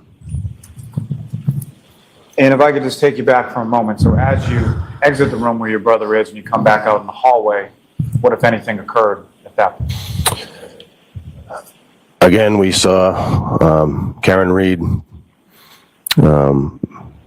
being restrained by hospital employees, screaming the same things. Is he alive? Is he alive? Is he alive? To, at any point, either before or after, respond to any of that screaming that you heard from the defendant? I actually blew her a kiss. Now, as far as your relationship with the defendant, Ms. Reed, prior to January 29th, 2022, how would you characterize it? I thought we had a good relationship. I held her in very high regard. I thought she was a good influence on my niece and nephew. I appreciated all the help that she was providing to my brother with the kids. We'd go out together as, couples a couple times. She became very friendly with my wife, but I'd say overall we had a good relationship. As far as those positive feelings that you had in relation to the defendant prior to January 29th, 2022, had you expressed those to either the defendant or any member of her family? Yes. So Christmas Eve of 2021 was the first time I met her parents. My brother hosted Christmas Eve at his house. I met Mr. and Mrs. Reed. I offered to help Mrs. Reed, carry some things in from her car. And as we were walking to the car, I said, I just want to tell you, I think your daughter's great. I think very appreciative of what she's done for the kids and helping my brother. Now, turning back to that day of January 29th, you go back out to the waiting area, is that correct? Yes. And what, if anything, happened? What did you see or speak to when you got out there? I saw her father, Bill Reed, come into the hospital. He was picking up Karen as we were pretty much exiting the hospital to head back to Canton. And did you have any conversation with him? I did not. Now, you indicated that you drove with your mother back to Meadows Ave where your brother lived, is that correct? That's correct. And Ms. Roberts drove with your father back to the same location, is that correct? That is correct. And as far as your understanding sort of on the drive back, where were the kids? Where was Kaylee and Patrick at that point? So Kaylee was picked up by Mike Camerano, who's Kaylee's best friend's father. Patrick was at a sleepover the night before, so he was still with the family at the house where he slept the night before. And you mentioned that the drive from your house from West Bridgewater to Brockton was somewhat difficult, correct? Very difficult. How would you characterize the drive from Brockton to your brother's house in Canton? I mean, at one point I said to my mother, I don't know if we're going to make it back. Visibility was terrible. Couldn't see the roads. We made it back. It was just very, very difficult.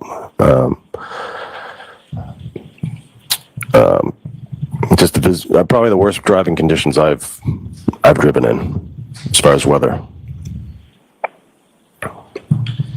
And so then, at some point, you and your vehicle, Ms. Roberts and hers and your parents, you arrived at your brother's house in Canton, correct? That's correct. You know about what time of day that was? It was mid-morning, so maybe between 10 and 11 o'clock in the morning. And was there anybody present at the house when you arrived there? No. And at some point, did other people come over, as far as specifically I'm asking about the children? Yes, so Kaylee was dropped off shortly after we arrived. And then a little while after that, Patrick was dropped off from his sleepover. And at some point, you were tasked with informing the children what happened to your brother, correct? Correct. At some point after you left the hospital in Brockton, what, if any, conversation or what, if any, phone calls did you receive in relation to the defendant, Ms. Reed? Karen Reed called me, asked me if it was okay to come over and to see the kids, and I said sure. And do you know how long that phone call went on for? It was a quick phone call, maybe a minute. They said she just asked if she can come over, and I said sure. And then she arrived at the house, shortly thereafter. When you initially arrived at the house, along with your parents and Ms. Roberts and her vehicle, what, if any, other vehicles did you observe sort of in the driveway at that time? I only noticed, I think, my brother's car. I mean, I don't even recall seeing any other cars. I mean, there could have been a car in the garage, but I didn't notice, really. Nothing stands out. What kind of car did your brother have? Chevy Traverse, What color was that, if you know? gray. And if you recall, when you first sort of arrived there, where was that vehicle parked in relation to the front? I believe it was the right side of the driveway, all the way down to the end of the drive, like the top of the driveway. Now, you had the phone call with the defendant. You indicate it's fine for her to come over. You know about how long it was after receiving that phone call and when Ms. Reed arrived there? 20 to 30 minutes, maybe. And when she arrived at your brother's house, who, if anyone, was she with? She was with her father. And at some point, was there anyone else from her family that came over the house that morning as well? Her brother and his wife showed up shortly after she arrived with her father, yes. And how many cars, if you know, come in between sort of the... They each took separate vehicles, so 2 cars arrived. And Miss Reed's vehicle, do you know where that vehicle was in relation to your brother's house at that time? It was either in the driveway or in the garage. I'm not positive. So fair to say it was at the house, correct? It was at the house, yes. So between the Reed family, there's 3 vehicles at your brother's house now, correct? Correct. Now, the defendant, you mentioned that you had met her father before on Christmas Eve, is that right? Correct. Had you met her brother or brother's wife prior to that day? No. And you were in the house when they arrived, is that correct? When Karen and her father arrived, I was shoveling the walkway out front. And in total, about how much time was the defendant at the house that morning when she came in? I would probably say about 30 minutes. And at that point, when the defendant arrived, was either Kaylee or Patrick or both home at that time? Yes, Kaylee had come home first, and then Patrick had come home. So I think Patrick may have come home while they were there. And you mentioned when they arrived, you were out shoveling sort of the front walk, correct? Yes. And when they arrived, did you go in the house with them, or did you continue shoveling or something else? I continued shoveling for a very short period of time, and went in the house pretty much right after they did. And when you got in the house, what was it sort of that you were doing at that time? I mean, we had just told Kaylee what had happened, and we were waiting for Patrick to get home, so we were kind of just congregated in the kitchen. When you say we, who exactly are you talking about? Sorry, myself, my mother, my father. Was Miss Roberts still there, or has she gone home? I don't recall. And so, in addition to yourself, your mother, and your father, Miss Reed, her father, any other sort of members of her family, where were they within the house at that time? So mainly the kitchen at first. When Patrick came home, we kind of took him to the side room where the kids hang out. Talked to him in that room. And then we were in the kitchen. Then Miss Reed and her father went upstairs. And when you sat down with Patrick to tell him what had happened to your brother, who, if anyone else, was with you at that point? Karen Reed. And at some point subsequent to that, you went back to the kitchen, correct? Yes. And where was it that the defendant and her father went? Upstairs, into the bedroom. And if you know, about how long were they in the upstairs area of the house? I would say 10 to 15 minutes. And them as they came down the stairs? Yeah, so I was on the phone a few times. So I didn't watch them walk upstairs, but I saw them come downstairs, turn the corner at the bottom of the stairs. She had some of her belongings that she had taken from the bedroom. And where did she go with those belongings?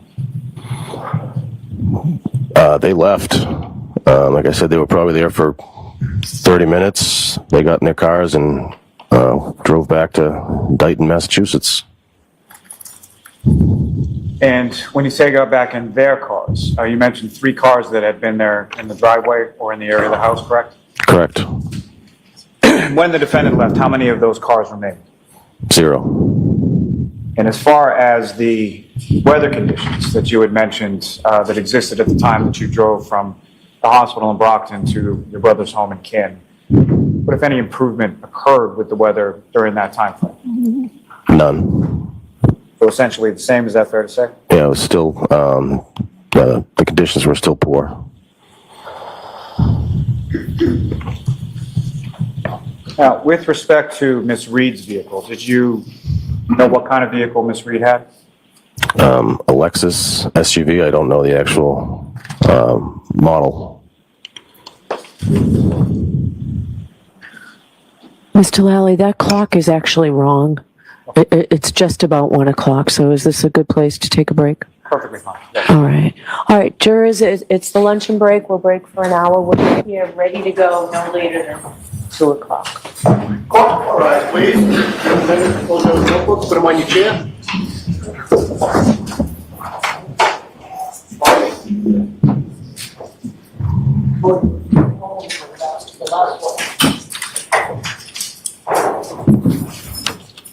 Let's see if there's anything else we hear after they dismiss the jury. Hey, Claire. Hello, hello. Hello, hello. Yeah, the breathing is the judge. Look, she does that in every hearing too, y'all. It's a lot. It's a lot. She a loud breather. She a loud breather.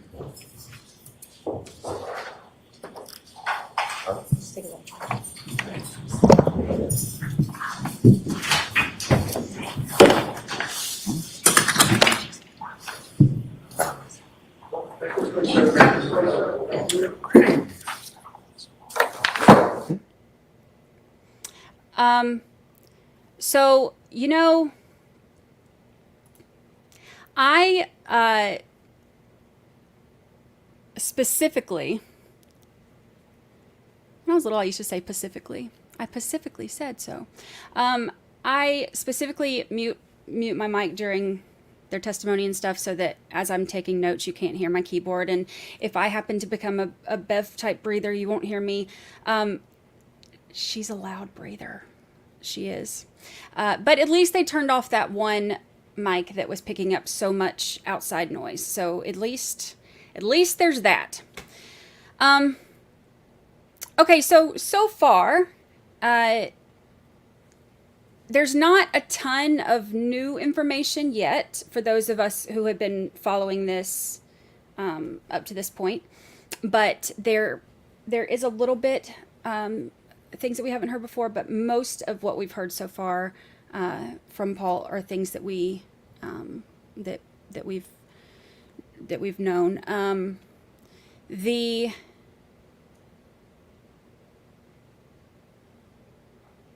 part where they're talking about where he's mentioning Karen and her dad going upstairs to get some of her belongings and then leaving to go to her parents' house. We knew that happened. I'm wondering if they are, if they're mentioning that and moving on, just going through the events that happen, or if they are suggesting that is strange, that they did that instead of, I guess staying there with them. I don't know, but hearing how she was so distraught and kind of hysterical, because we've heard that from the reports for the first responders and the first officers on scene and everything. I mean, everybody that has said anything about her has said that she was hysterical, that she had made comments, according to the reports, she had made comments about potentially taking her own life.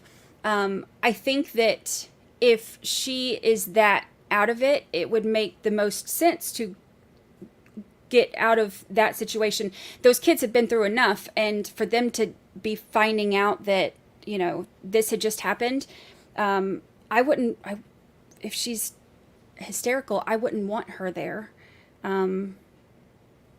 Because, the family needs to be able to grieve, of course, and have each other, but also,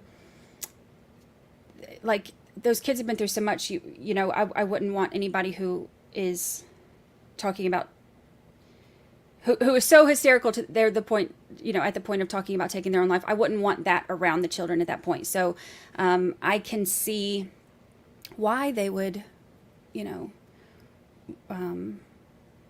grab a few things and then leave. So,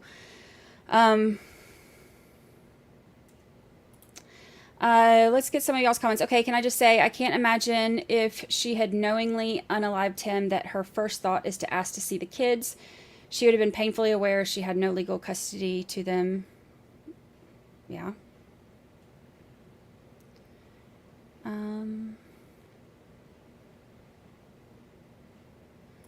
Let's see, I think they're setting up that she's cold and callous, could have been performing at the hospital, and she insisted on seeing the kids when she knew she did all along. They're trying to paint her. That is potentially what they're doing. Lally is kind of slow in his questioning, so it'll probably take us a while to get there.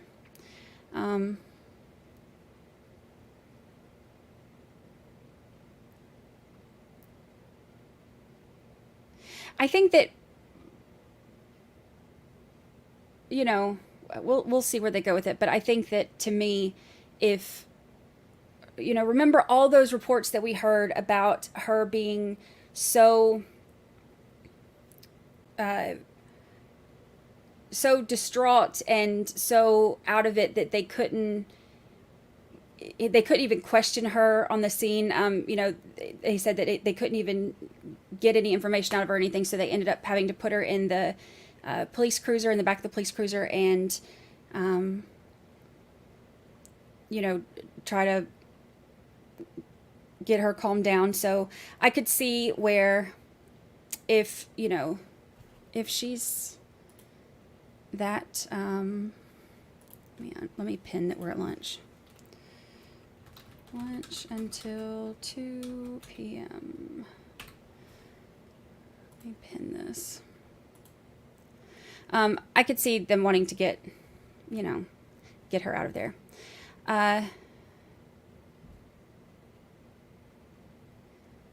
Let's see what else y'all are saying. I want to get some good chat going. Are they implying that Karen knew what she had done to John, got some belongings, and then did a runner? Possibly.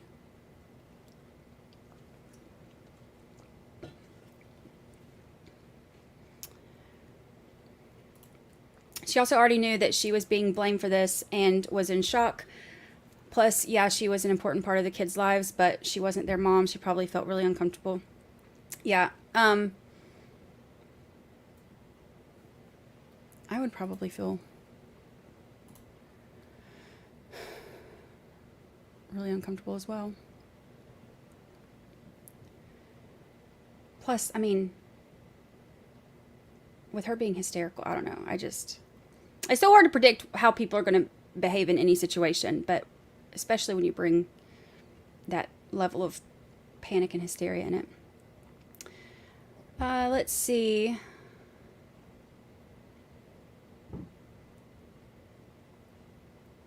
Debbie Long says, yes, her daddy was taking care of his baby, getting her out of that situation, and they're home. They seem like they have a very, very loving family.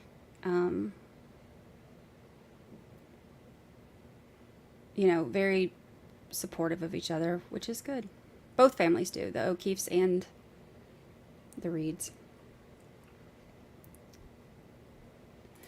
Has anyone ever seen a murder case open with family versus detectives, investigators that actually build the case? I have seen it when it's a proof of life witness, but normally those are just very in and out. I have not seen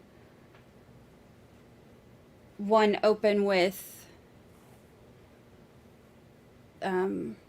like a regular testimony type thing, other than just the proof of life that are kind of in and out, not very long, but also,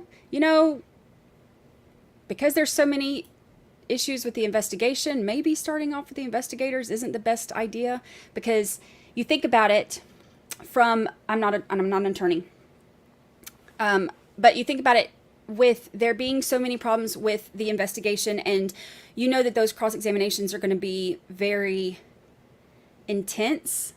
And I think that Lally starting off with a family member, who is obviously suffering, who's obviously, been through so much, and is talking about, the loss of his brother after having, lost another sibling as well. That's going to be,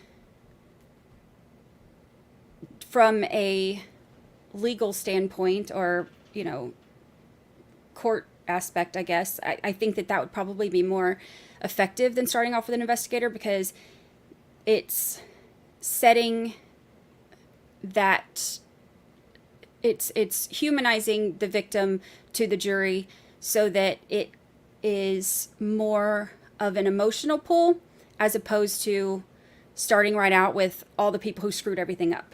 You know what I mean? So, but that's just my perspective. Let's see.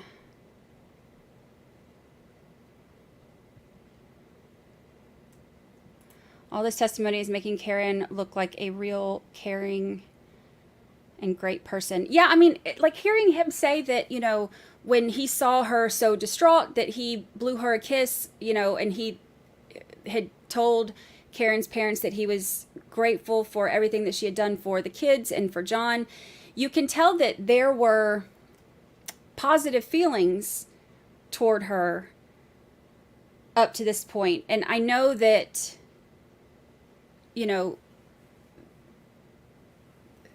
at the time that this happened, it's, they're all still looking at her in a positive way, and he said that, he thought that they had a good relationship. He said that the argument was typical couple arguing. But, we also know that this is going to, this testimony will continue.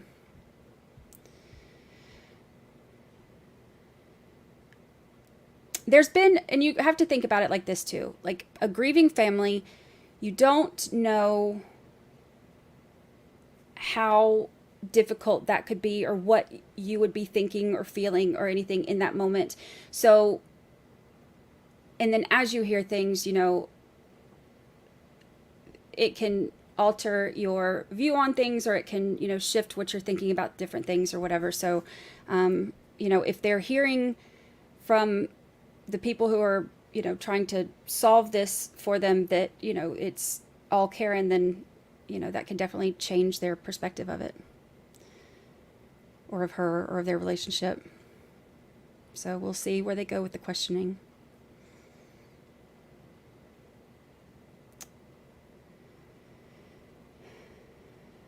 Oh, yeah. Comments. It's been doing that a lot more. It's been doing that a lot more the last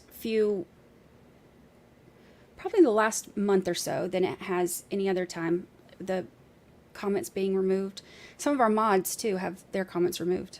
And we know that mods aren't removing their own comments. I don't know why it's doing it. Let's see.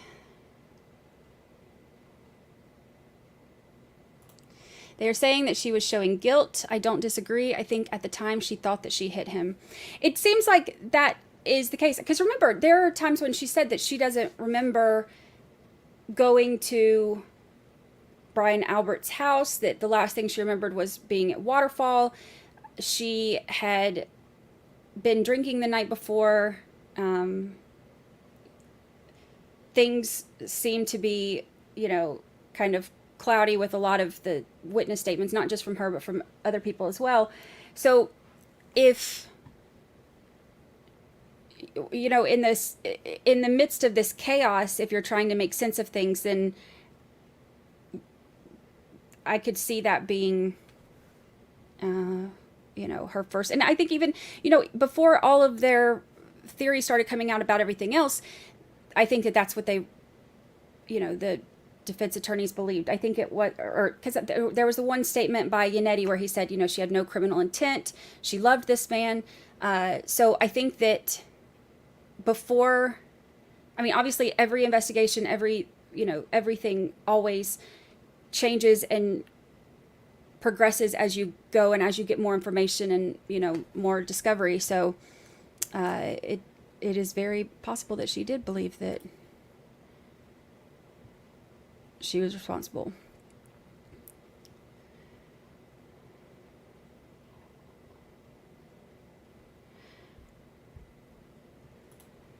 The specific charges that she's up against. She is second degree murder. Okay, so let's break this down a little bit too. Let me give you.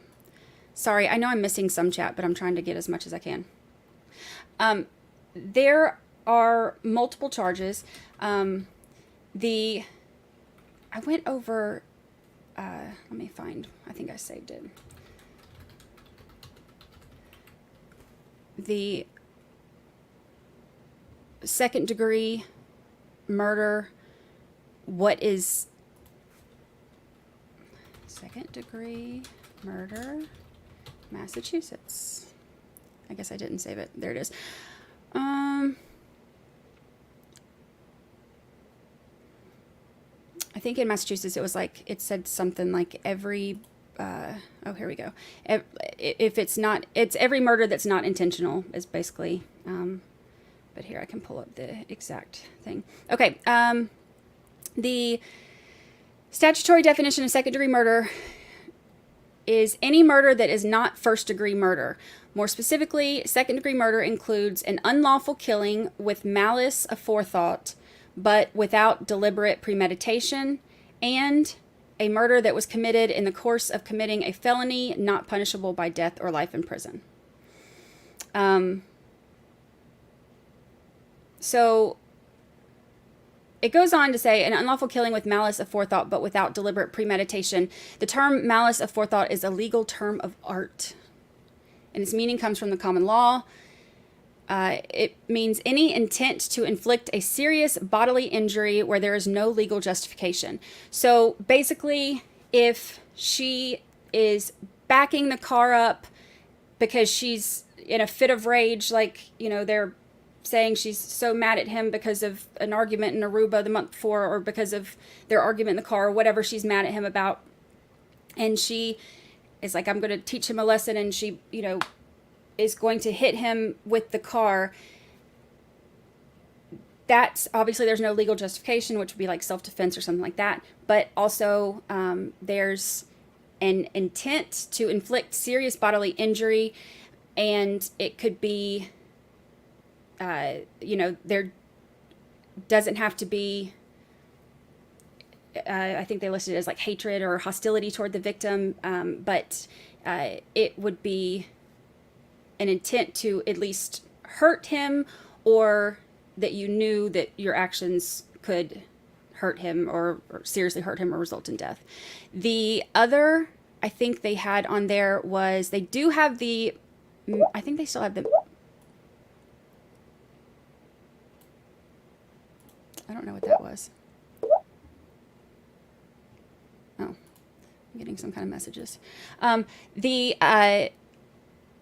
They also had the manslaughter is still on there, and the I don't know how they list it in Massachusetts. It's like the driving, while intoxicated or driving under the influence or whatever that was, and leaving the scene of a crime.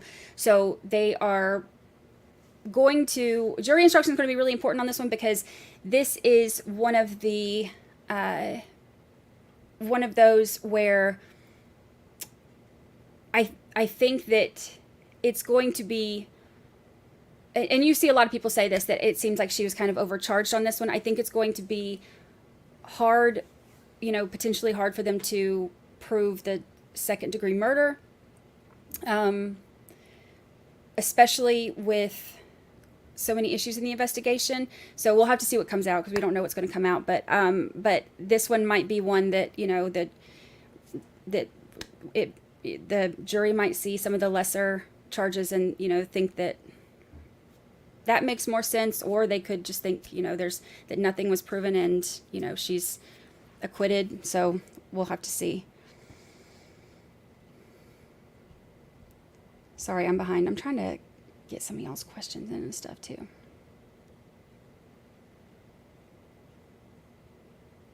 Oh yeah, I'm way behind, because I'm yapping too much.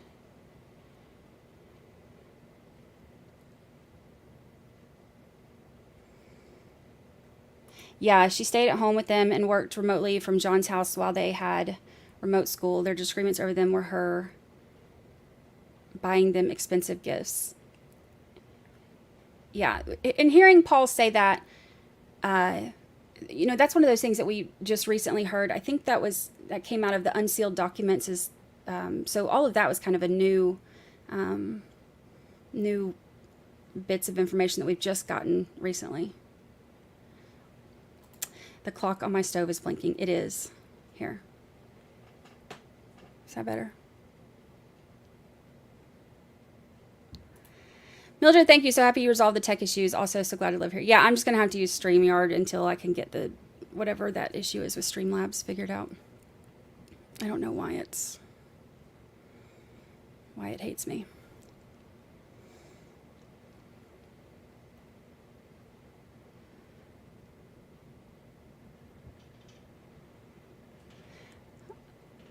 Did you catch Lally walking that back with the next question? I can't remember the exact verbiage, but it was something like, so you had good feelings toward the defendant prior to January 29th. I'll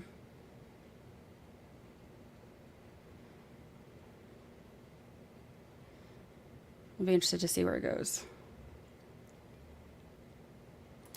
Selena says, I know when I have been drinking a lot of alcohol, there are things I do not remember to this day. Yeah, I mean, it definitely makes things blurry.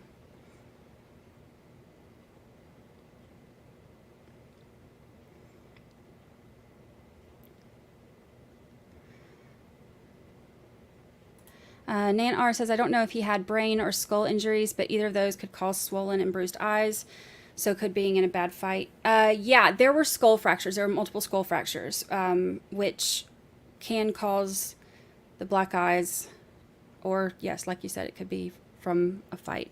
And when I had Dr. Kinsey on, Dr. Kenneth Kinsey on the podcast to kind of go over some of the injuries and the reconstruction, or not reconstruction, but like the crime scene, and the damage to the car versus the injuries and all that kind of stuff. I had asked him about that and, went into some detail about some different parts of all of that I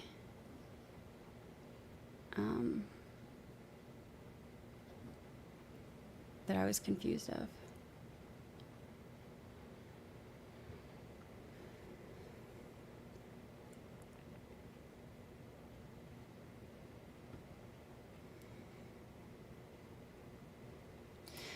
Does anyone say she's guilty?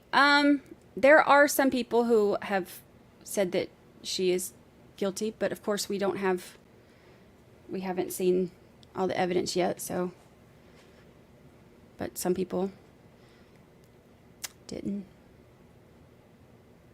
need the evidence.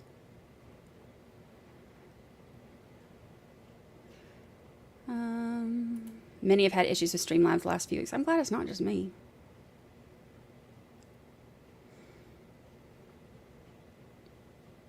Yeah, broken nose could be considered skull fracture.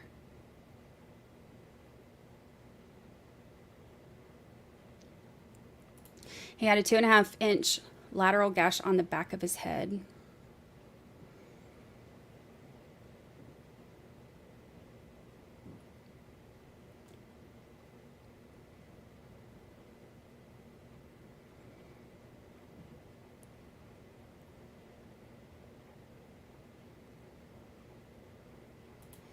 Tara says it's going to be tough if the family has substantially nice things to say about their relationship, contrasting with the Aruba friends attempting to testify that she was a brat.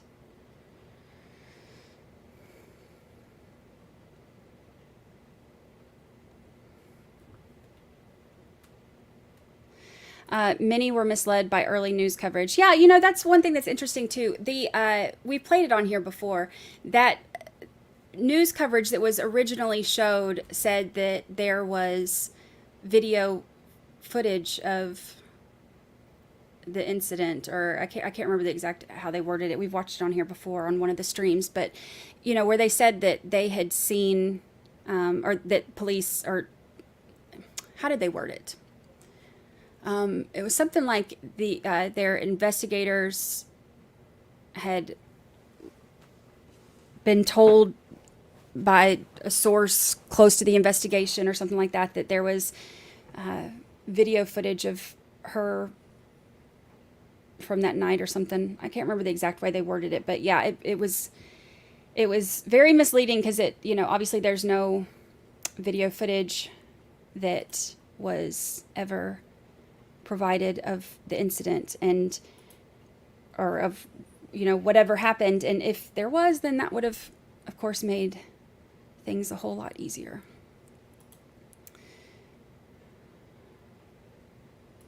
With her illness, she had to be pretty sick afterwards if she drank as much as they say she did. Yeah. Yeah, they said that there were Ring cameras of the events.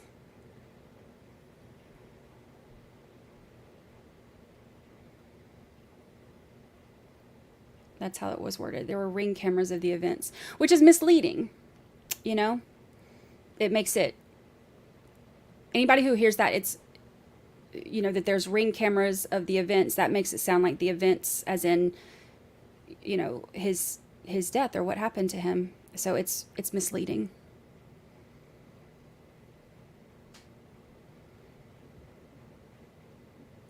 Because they do have Ring cameras. They do have Ring camera footage, but not of the events that you would automatically think of when you hear Ring camera of the events.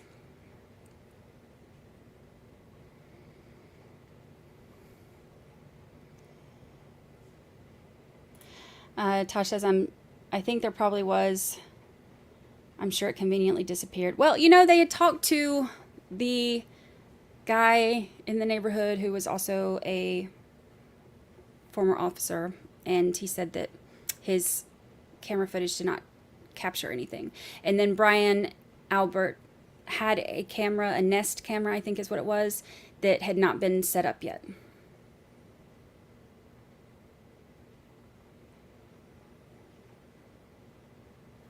All right, let's check in on the reporters.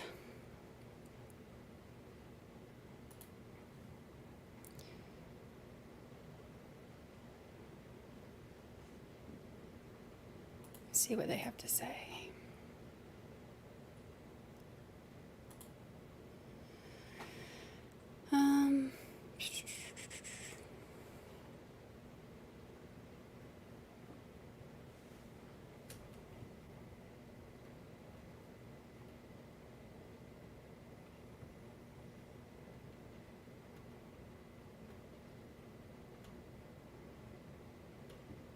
Yeah, a lot of the footage, yeah.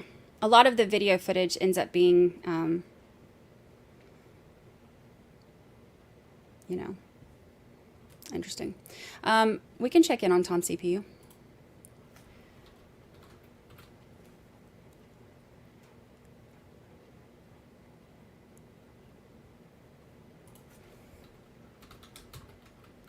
See what's going on outside the courthouse. Oh, he's not live yet.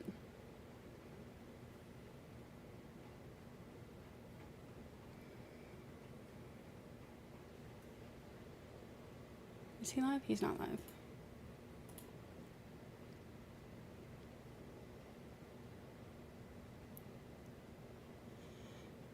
We were watching him earlier today.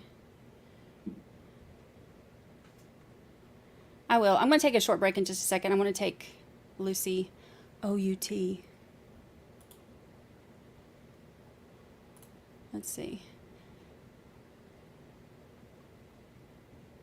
Yeah, he's not on there yet.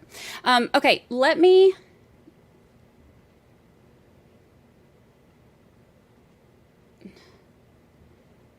Follows with no fellow officers.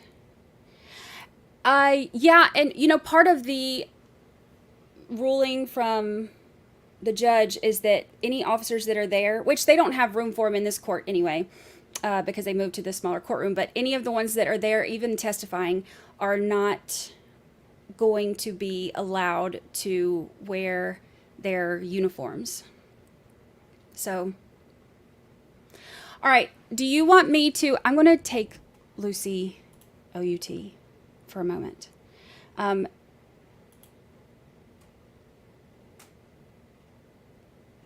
I can put our little, she heard me spell it. I know, give me a minute. She's moving around.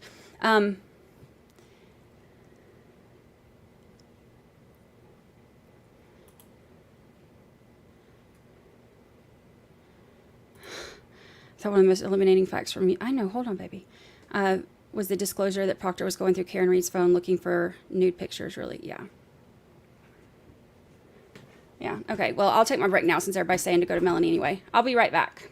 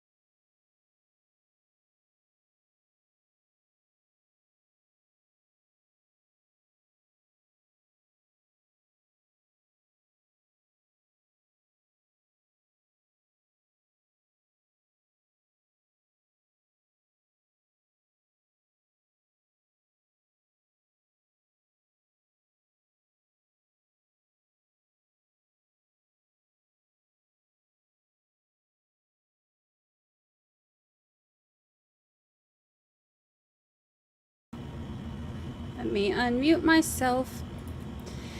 Hello, hello, hello. Okay. I am back. I am back. I am back.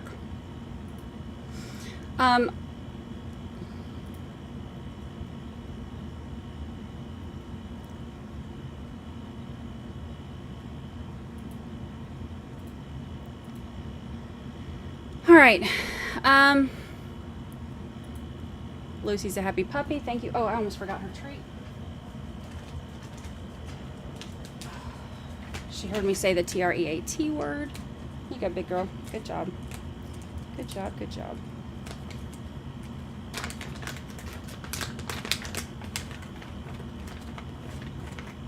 There you go. Oh, and I went to the post office this weekend as well, and she got some more treats and a cute hat. So thank y'all so much. Thank you, thank you.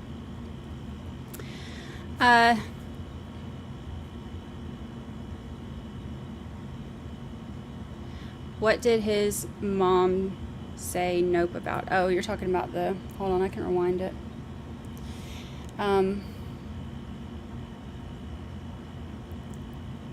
During the openings.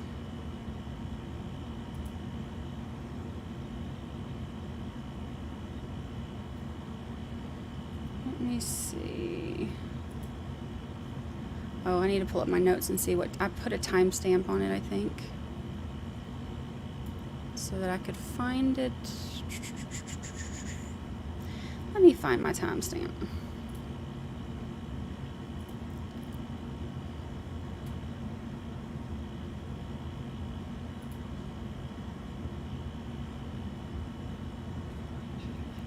Oh, dang, my timestamp doesn't work because it's not over. 33:34, so 2.5 hours.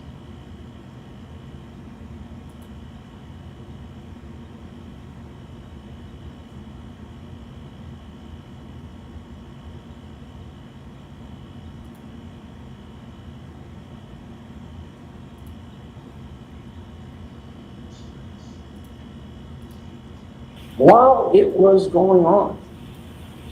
Second, and equally troubling, is that the lead state police detective who was assigned to this case was a man named Michael Proctor. Michael Proctor, you will learn, is one of the many people in Canton with deep ties to the Albert family. Michael Proctor's own mother refers to the Alberts as the Proctor's second family. His own sister's wedding, Michael Proctor was in the wedding party with Colin Albert. And he sat at the head table of that wedding with members.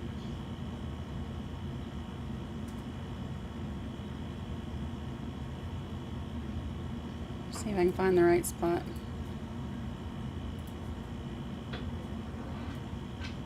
Careful, Luce. At the time. But you'll learn that two major problems arose. First, despite the fact that they obviously had a conflict of interest, the evidence will show that the Canton police still had their hands in this investigation. You will find it astounding. But Canton police officer Kevin Albert, the reason for the conflict of interest in the first place, was continually updated about the status of suspects by the investigators in this case. Lucy, stop. Boston police officer John O'Keefe was found mortally injured on Brian. Equally important for you will be the fact that the lead homicide investigator, that Brian Albert's brother, Kevin Albert, is a Canton police officer. It was obvious very early on that the Canton police should not be investigating the death of a man found on the property of the brother of a Canton police officer. So it was decided just about from the start that the Massachusetts State Police should take complete control of this investigation because the Canton police were conflicted out. Now, that sounded good at the time, but you'll learn that two major problems arose. First, despite the fact that they obviously had a conflict of interest, the evidence will show that the Canton police still had their hands in this investigation. You will find it astounding. But Canton police officer Kevin Albert, Michael Proctor, was texting with his high school buddies about this supposedly secret investigation using his personal cell phone. He was revealing information about this investigation to his friends, assuming that nobody would ever find out what he was doing and what he was saying. And he was revealing his true thoughts about Karen Reed to his friends, not what he put in his sanitized police reports, his true feelings to his friends whom he trusted, and in text messages that he never thought would come into the hands of the defense in this case. Lead investigator Trooper Michael Proctor, right from the start, called Karen Reed names you would reserve only for your worst enemies. He told his friends that he hoped that she would kill herself. He told his friends that he had seized her cell phone. And you will learn that he knew he shouldn't have been accessing any content on her cell phone because he knew there would likely be attorney-client communications on between Karen and me at that time. He knew that he was supposed to wait for a search warrant or other permission from a judge in order to go through that phone.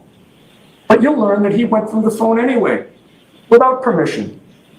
And you'll know that he did because he told his high school buddies that he was searching her phone for nude photos of Karen Reed.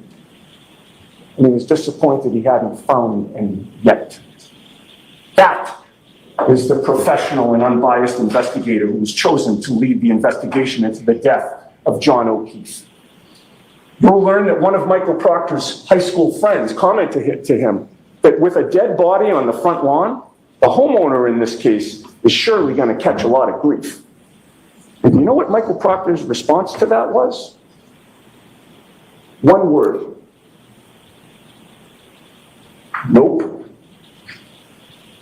And he explained why. Michael Proctor assured his buddies that the homeowner would not catch a lot of grief because, quote, the homeowner's a Boston cop too, end quote. That one sentence, ladies and gentlemen, in Michael Proctor's own words, will explain a lot to you about how this investigation was conducted. You will be able to evaluate whether Trooper Michael Proctor treated Brian Albert and his family differently because of who they are and their relationships between his family and theirs. You will evaluate whether this investigation was on the up and up. You will decide, as a result, how valuable or worthless the prosecution. Hold on, let me pull up the Boston feed where you can see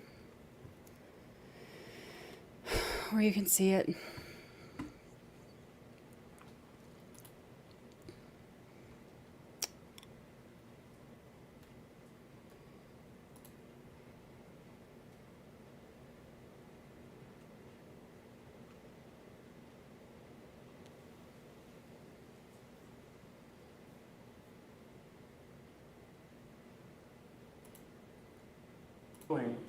In what he was saying. And he was revealing his true thoughts about at that time. He knew that he was supposed to wait for a search warrant or other permission from a judge in order to go through that phone. But you'll learn that he went through the phone anyway, without permission. And you'll know that he did because he told his high school buddies that he was searching her phone for nude photos of Karen Reed. And he was disappointed he hadn't found any yet. That investigation into the death commented to him that with a dead body on the front lawn, the homeowner in this case is surely going to catch a lot of grief. And do you know what Michael Proctor's response to that was? One word.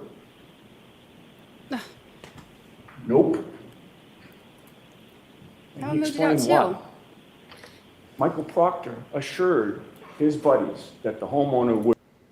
I thought it was on NBC Boston. Is it not?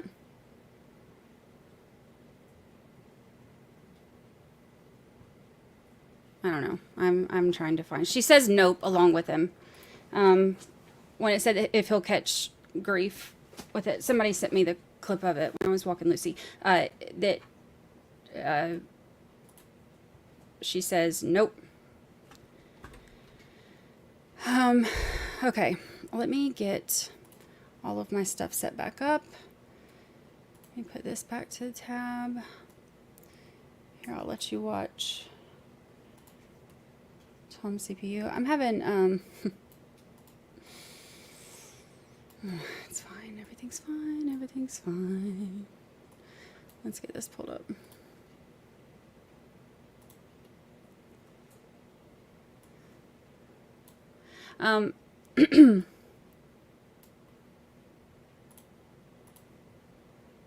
Get all this.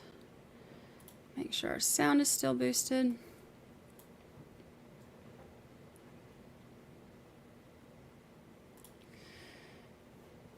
They'll be coming back to court in about 7 minutes. Let me boost this volume and get my settings right.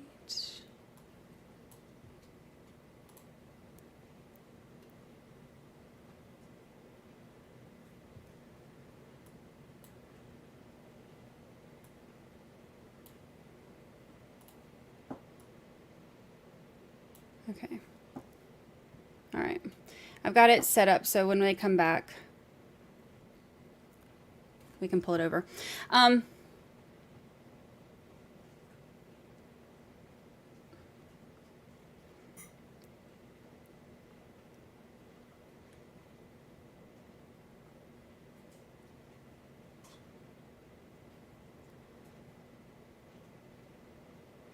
It keeps booting you out on this one too?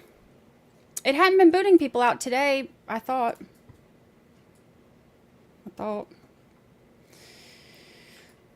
whole reason I swapped to StreamYard instead of Streamlabs. But who knows? All right.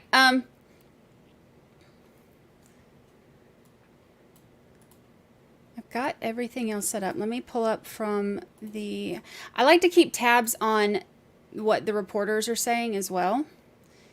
The ones that are in the courtroom. So let's pull that up real quick. And see, I tried to pull it up to see if we missed anything. Oh, y'all haven't been booted since I switched. So then maybe it is.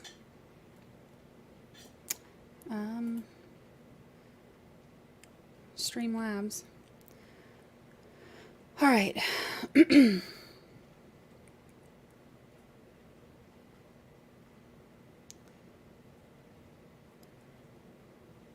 see what updates we have. What updates we can find.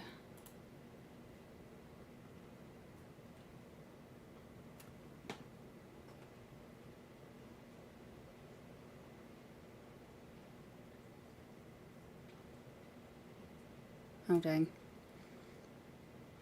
People already fighting on Twitter. That's why I haven't been watching it a lot today.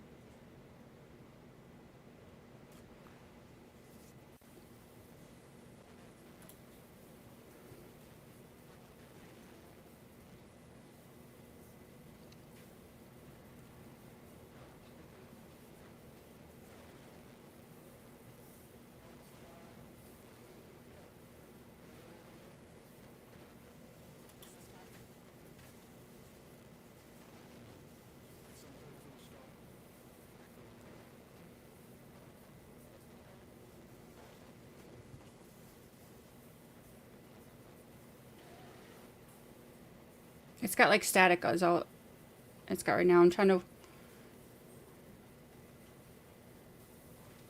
Let me see if I can make sure.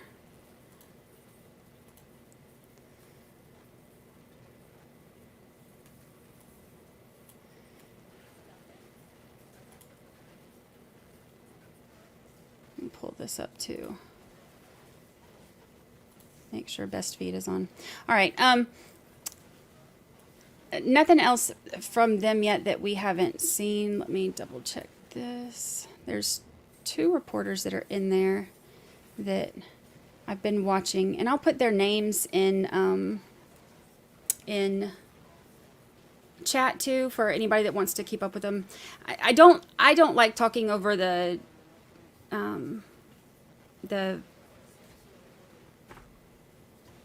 testimony and stuff, so I try to read them when we're on breaks and all that.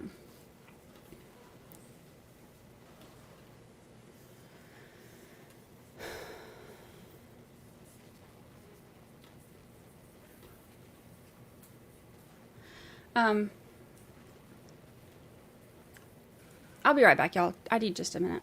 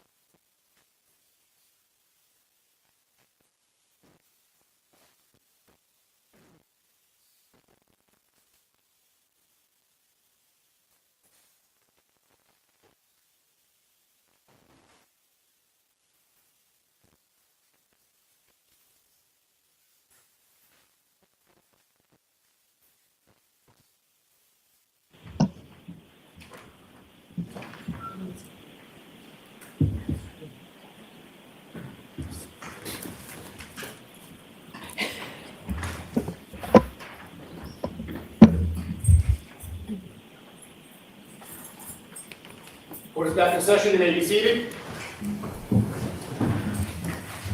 All right, Mr. Lally, can we have Mr. O'Keefe again, please? Yeah, sure. Witness, please.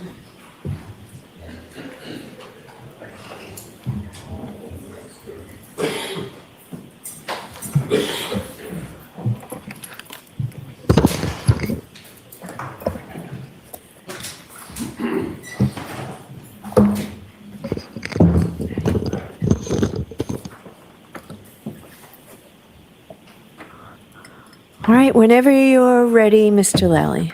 Thank you, Your Honor. So, Mr. O'Keefe,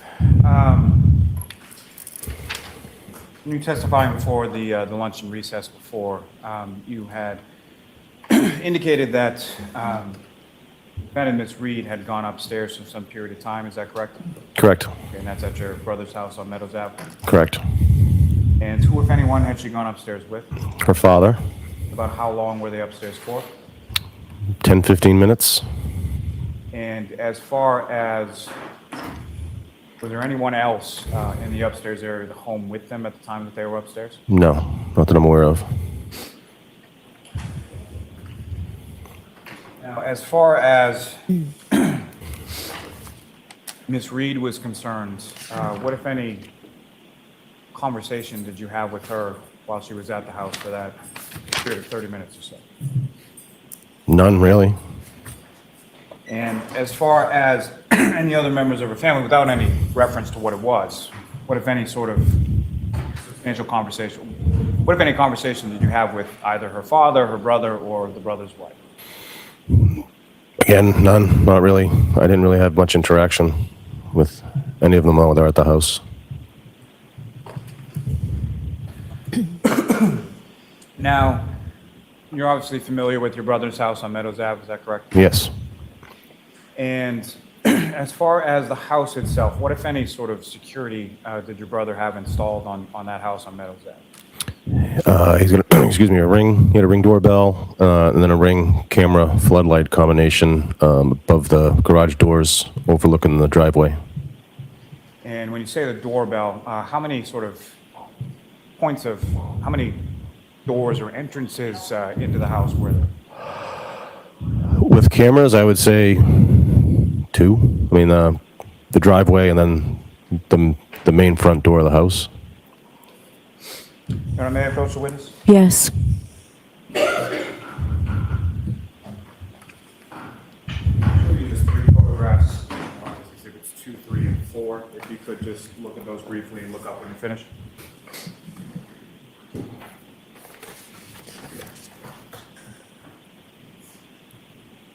And generally speaking, sir, do you recognize what's depicted in those 3 photographs? Yes. The first, Well, before we get to them, just in general, do yes. you recognize those? Okay. And what do you recognize them in general terms? What do you recognize them to be? Photographs of? that's my brother's house at 1 Meadows Ave in Canton. And Ms. Gilman, if I could have Exhibit 2 up on the screen.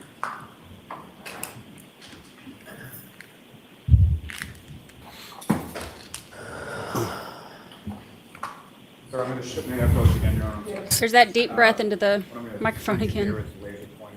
Basically, just click this button here. Okay.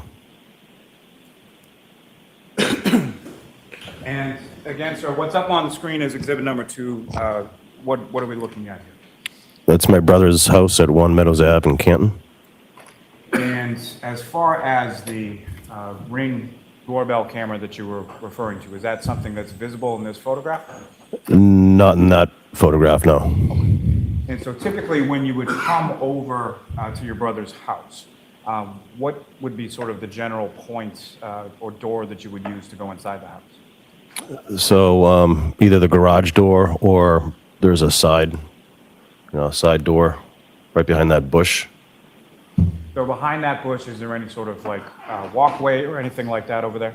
Yeah, so there's a walkway that leads up to a couple of steps and then to the entryway. Is that where the Ring doorbell would have been located, labeled as sort of the front door?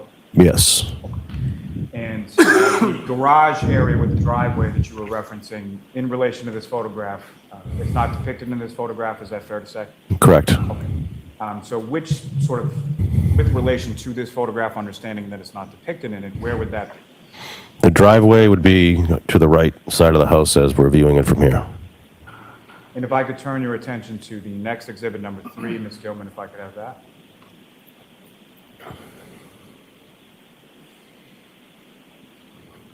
And what's up on the screen, is that what you have before you as exhibit number 3?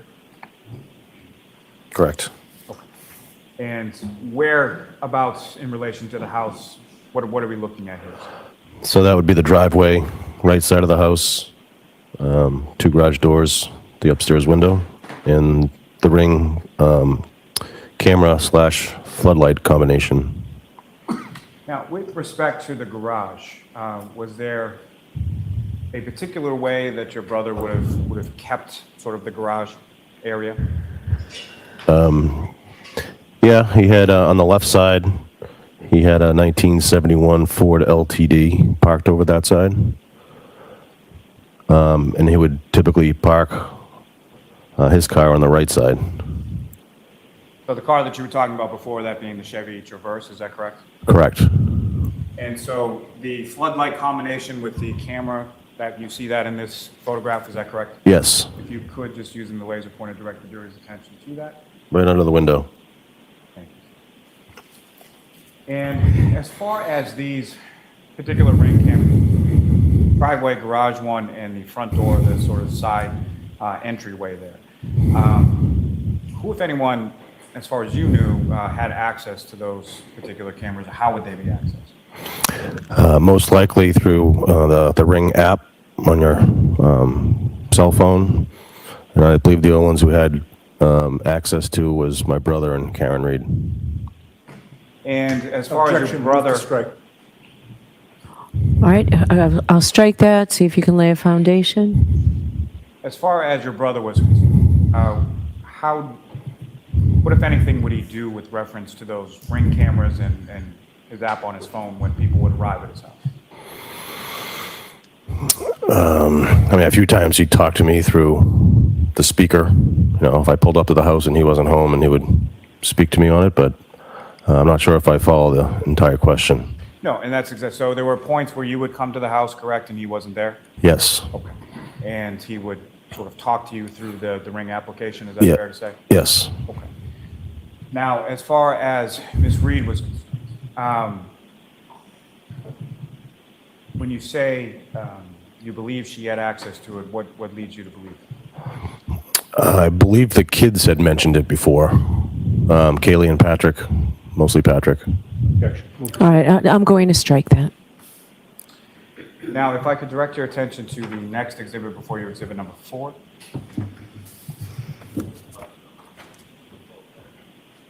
And again, sir, what's up on the screen, is that what you have before you as exhibit 4? Correct.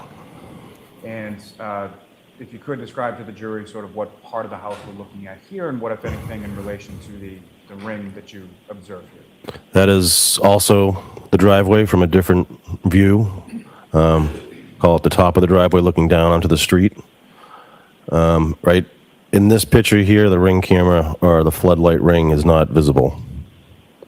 And the walkway that you were talking about that was behind the bush, do you see that in this photograph?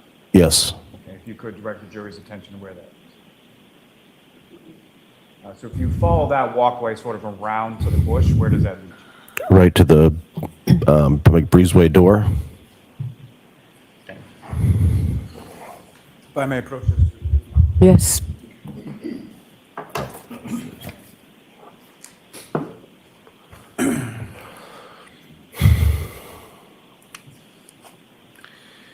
Now, Mr. O'Keefe, the Ring camera that we're talking about, have you seen those on like a disc form, is that correct? Have I seen them on a disc form? I'm not sure if I follow that question. Sure. Have you viewed any Ring camera footage from either the front door or the driveway to your brother's house? No, I didn't have access. Okay. Now,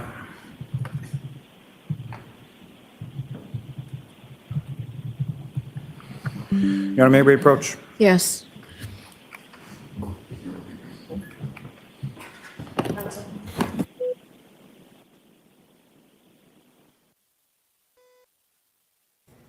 Okay, so the objection and move to strike, remember, that was after he said that the only people with access to the Ring video footage were Karen and John.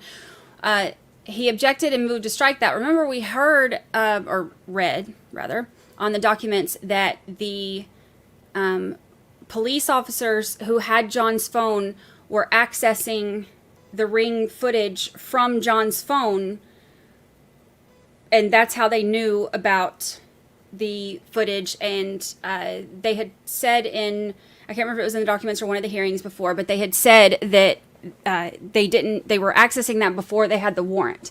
So that's something that has kind of been talked about, been an issue before, been brought up. It's in the court documents. So that's why he objected and moved to strike for that. All right, so I'm Mr. assuming. Lally, you have something to mark as an exhibit? Yes, Your Honor. So there are 2 discs, one labeled Meadow Ave Ring Videos. Oh, sorry. So they've already been marked. Already been marked. All right, so the next, go right ahead. No. Okay. So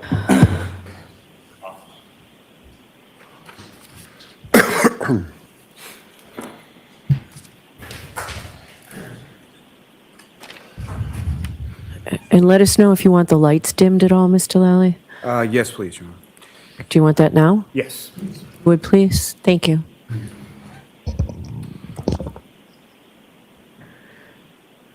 So, Ms. Gilman, if I could have from what's been marked as Exhibit 6, the driveway camera.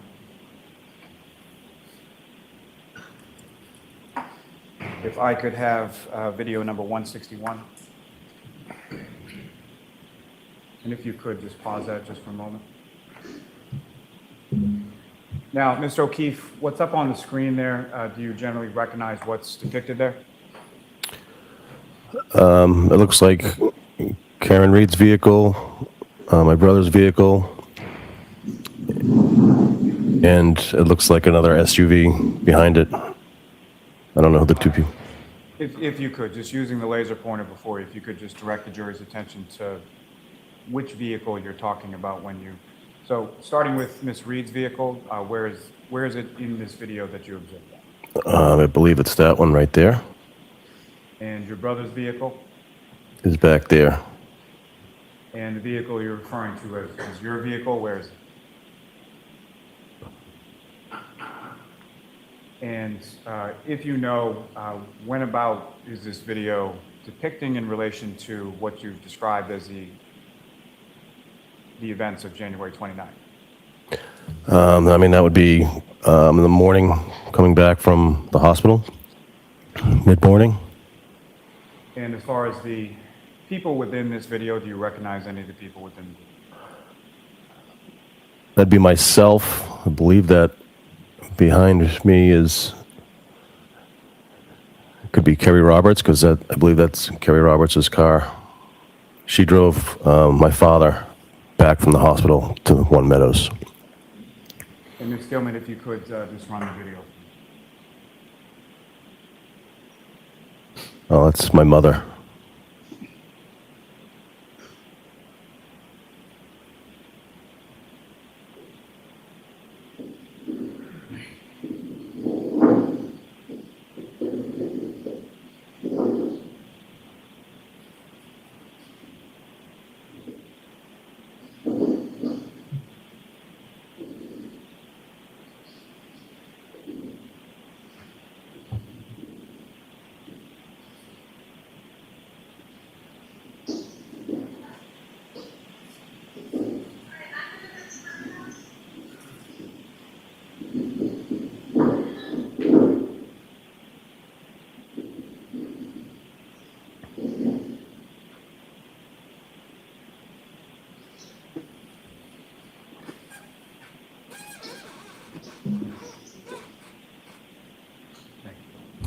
Ms. Gilman, from the same exhibit, if I could have go mark 165.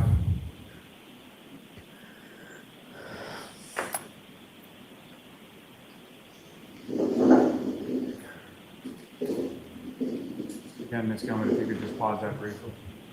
Now, with respect to this video, do you recognize the vehicle that just pulled into the driveway here?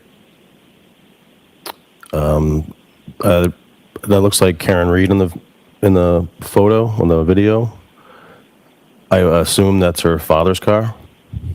So this would have been the time that Ms. Reed, the defendant, arrived with her family from the hospital as well? Correct. And Ms. Gilman, if you could just run that through.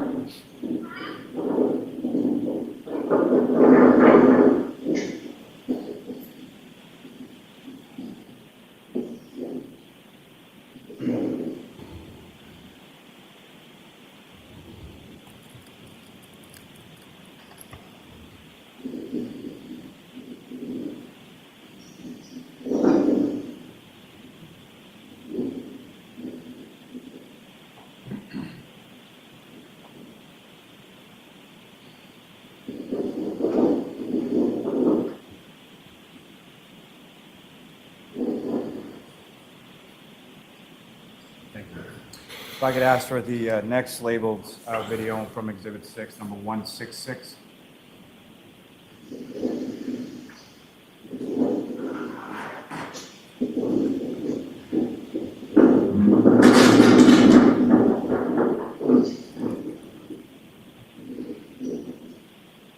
Gentlemen, if I could ask you to pause there. Now, Mr. O'Keefe, with the last video, the two individuals sort of walking over to the house, do you recognize who those were? It appeared to be Karen Reed and her father. And the individual who just got out of the same vehicle, do you recognize that person? That appears to be Karen Reed's brother, Nathan.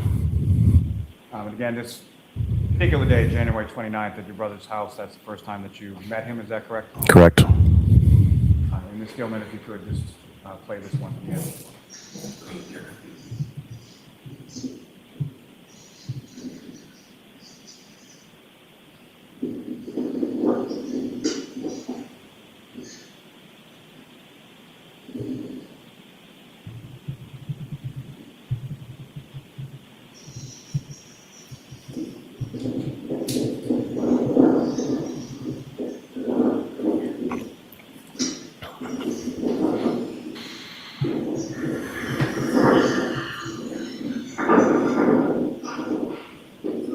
There goes a snowplow driver.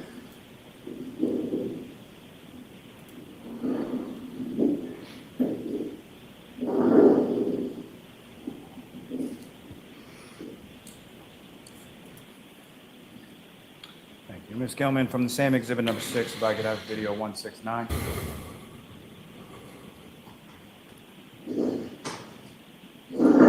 Pause it just there for a moment, please. Now, as far as you mentioned earlier in your testimony that after Ms. Reed arrived at the house, that your nephew Patrick came home as well? Correct. And do you see your nephew Patrick in this video up on the screen now? Yes. So this would depict when he got dropped off, essentially. Correct. Ms. Gilman, if you could just run that, please.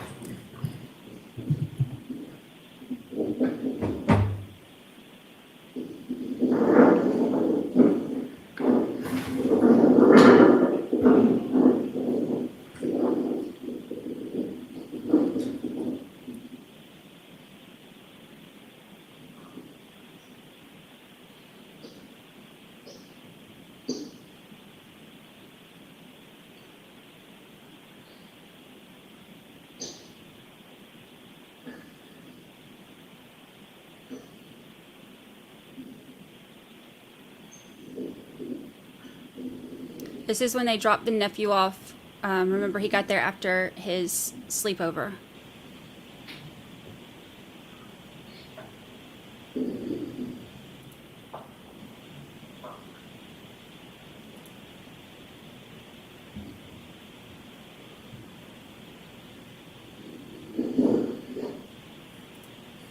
Ms. Gilman, from the same exhibit 6, if I could have number 176.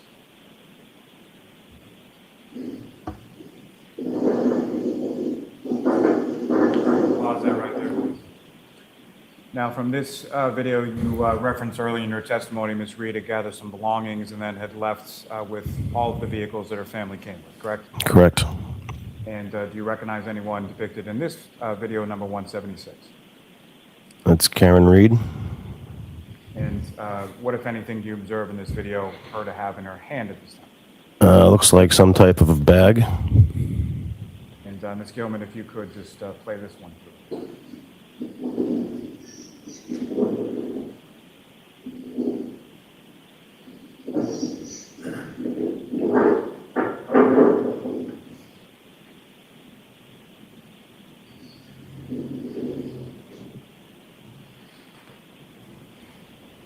So Karen got her stuff. He said that she had gotten some belongings from inside. She's walking out to her car.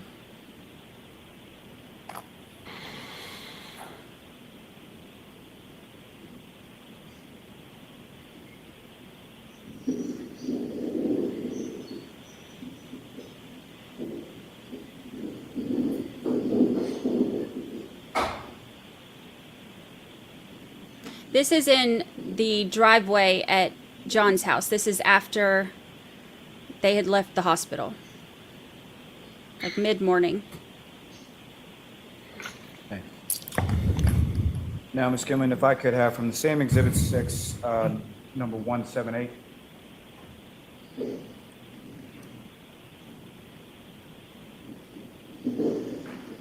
I could ask you to just pause it right there.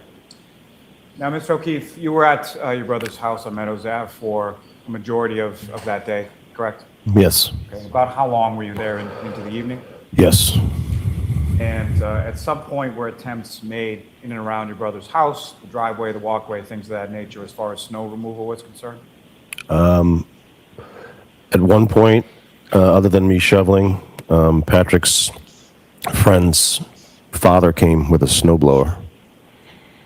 And so initially it was you shoveling, what if anything was your father doing while you were shoveling as well? It was just me shoveling. And do you recognize what's depicted up in this video as far as any individuals in this video? I believe that is me standing there with the shovel. And Ms. Gilman, if you could just play this through with this.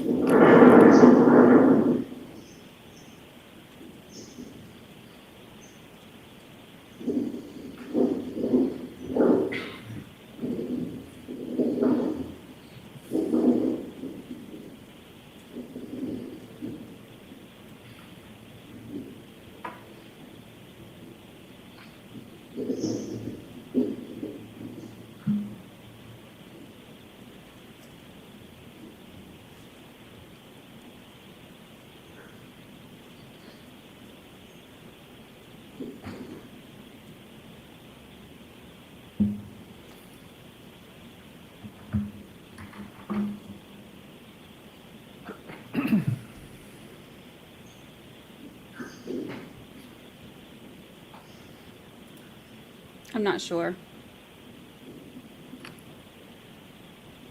He's not giving a whole lot of Ms. Gilman, from that same Exhibit anything. 6, could I have video number 185?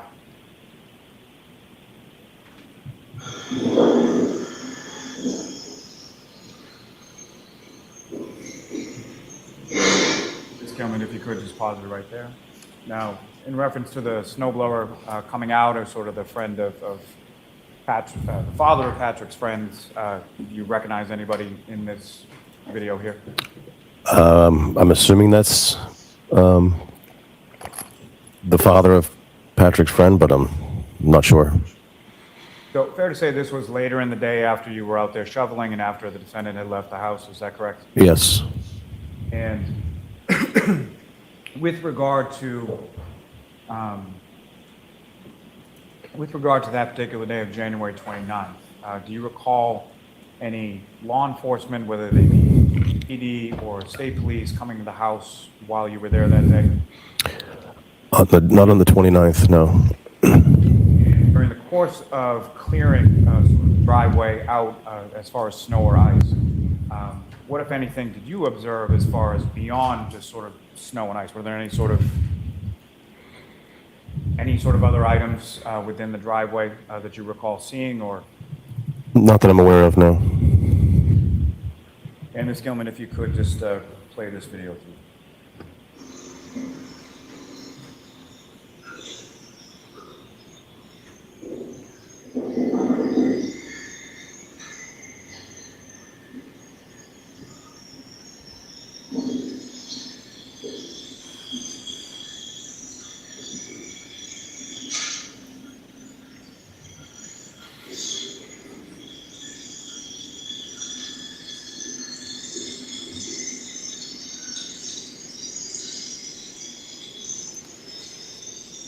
This may be partly to show how much snow was on the ground at the time, and also one of the things that they pointed out was that there's no taillight pieces behind John's car.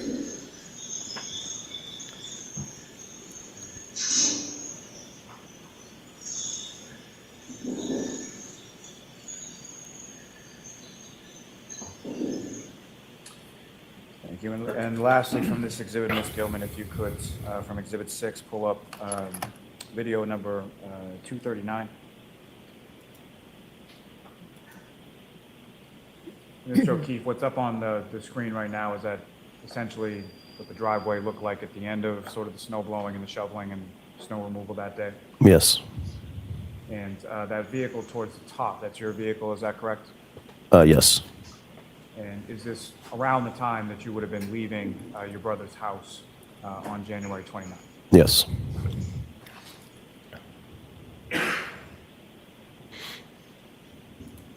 Yeah, this was after they had already gotten home from the hospital and everything. That was like mid-morning when Karen was there, and then after that, that some of the other ones were after that. So this is all way after that.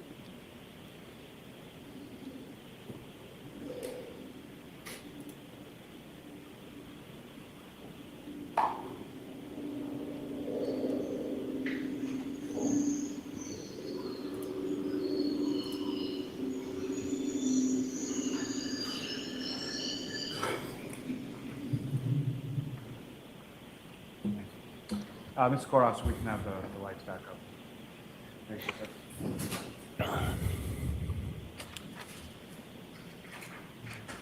you. May I approach the witness, Your Honor? Yes. What's been marked as exhibit number 1. Recognize that? Yes. Ms. Gilman, if I could have exhibit 1 up on the screen.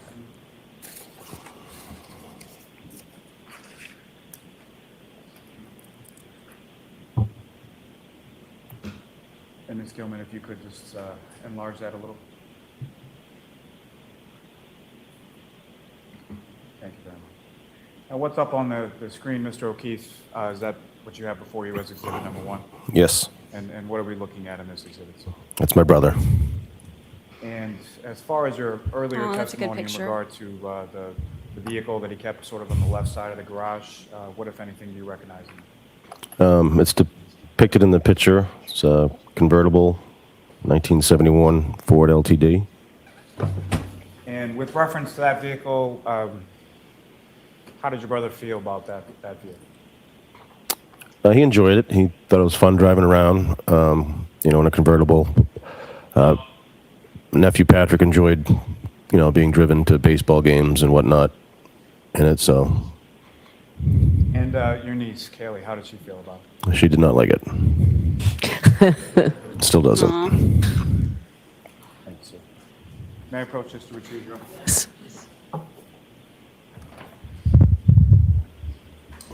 I have nothing further. All right. Mr. O'Keefe, sir, I have no questions for you. All right, Mr. O'Keefe, Good. you are all set, Good. sir. Thank you. Thank you. This way, sir. 1 second. Jody? I like that.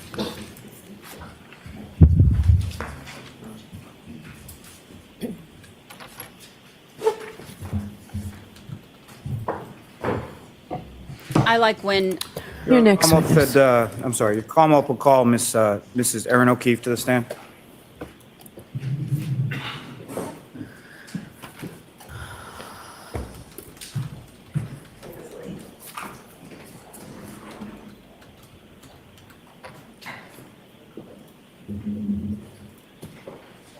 I'm pinning the name of the witness.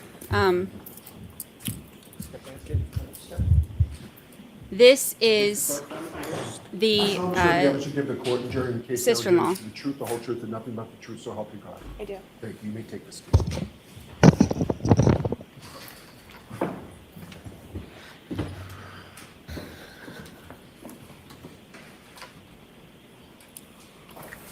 Whenever you're ready, Mr. Lally. Thank you. Good afternoon, ma'am. Good afternoon. Could you please state your name and spell your last name for the record? Sure, it's Erin O'Keefe, Okeefe, And where is it that you live now? West Bridgewater. And who, if anyone, do you live there with? I live with my husband, Paul, and our 2 girls. And how long have you lived there in West Bridgewater? Be 10 years this year. And your girls, how old are your girls? Now 13 and 10.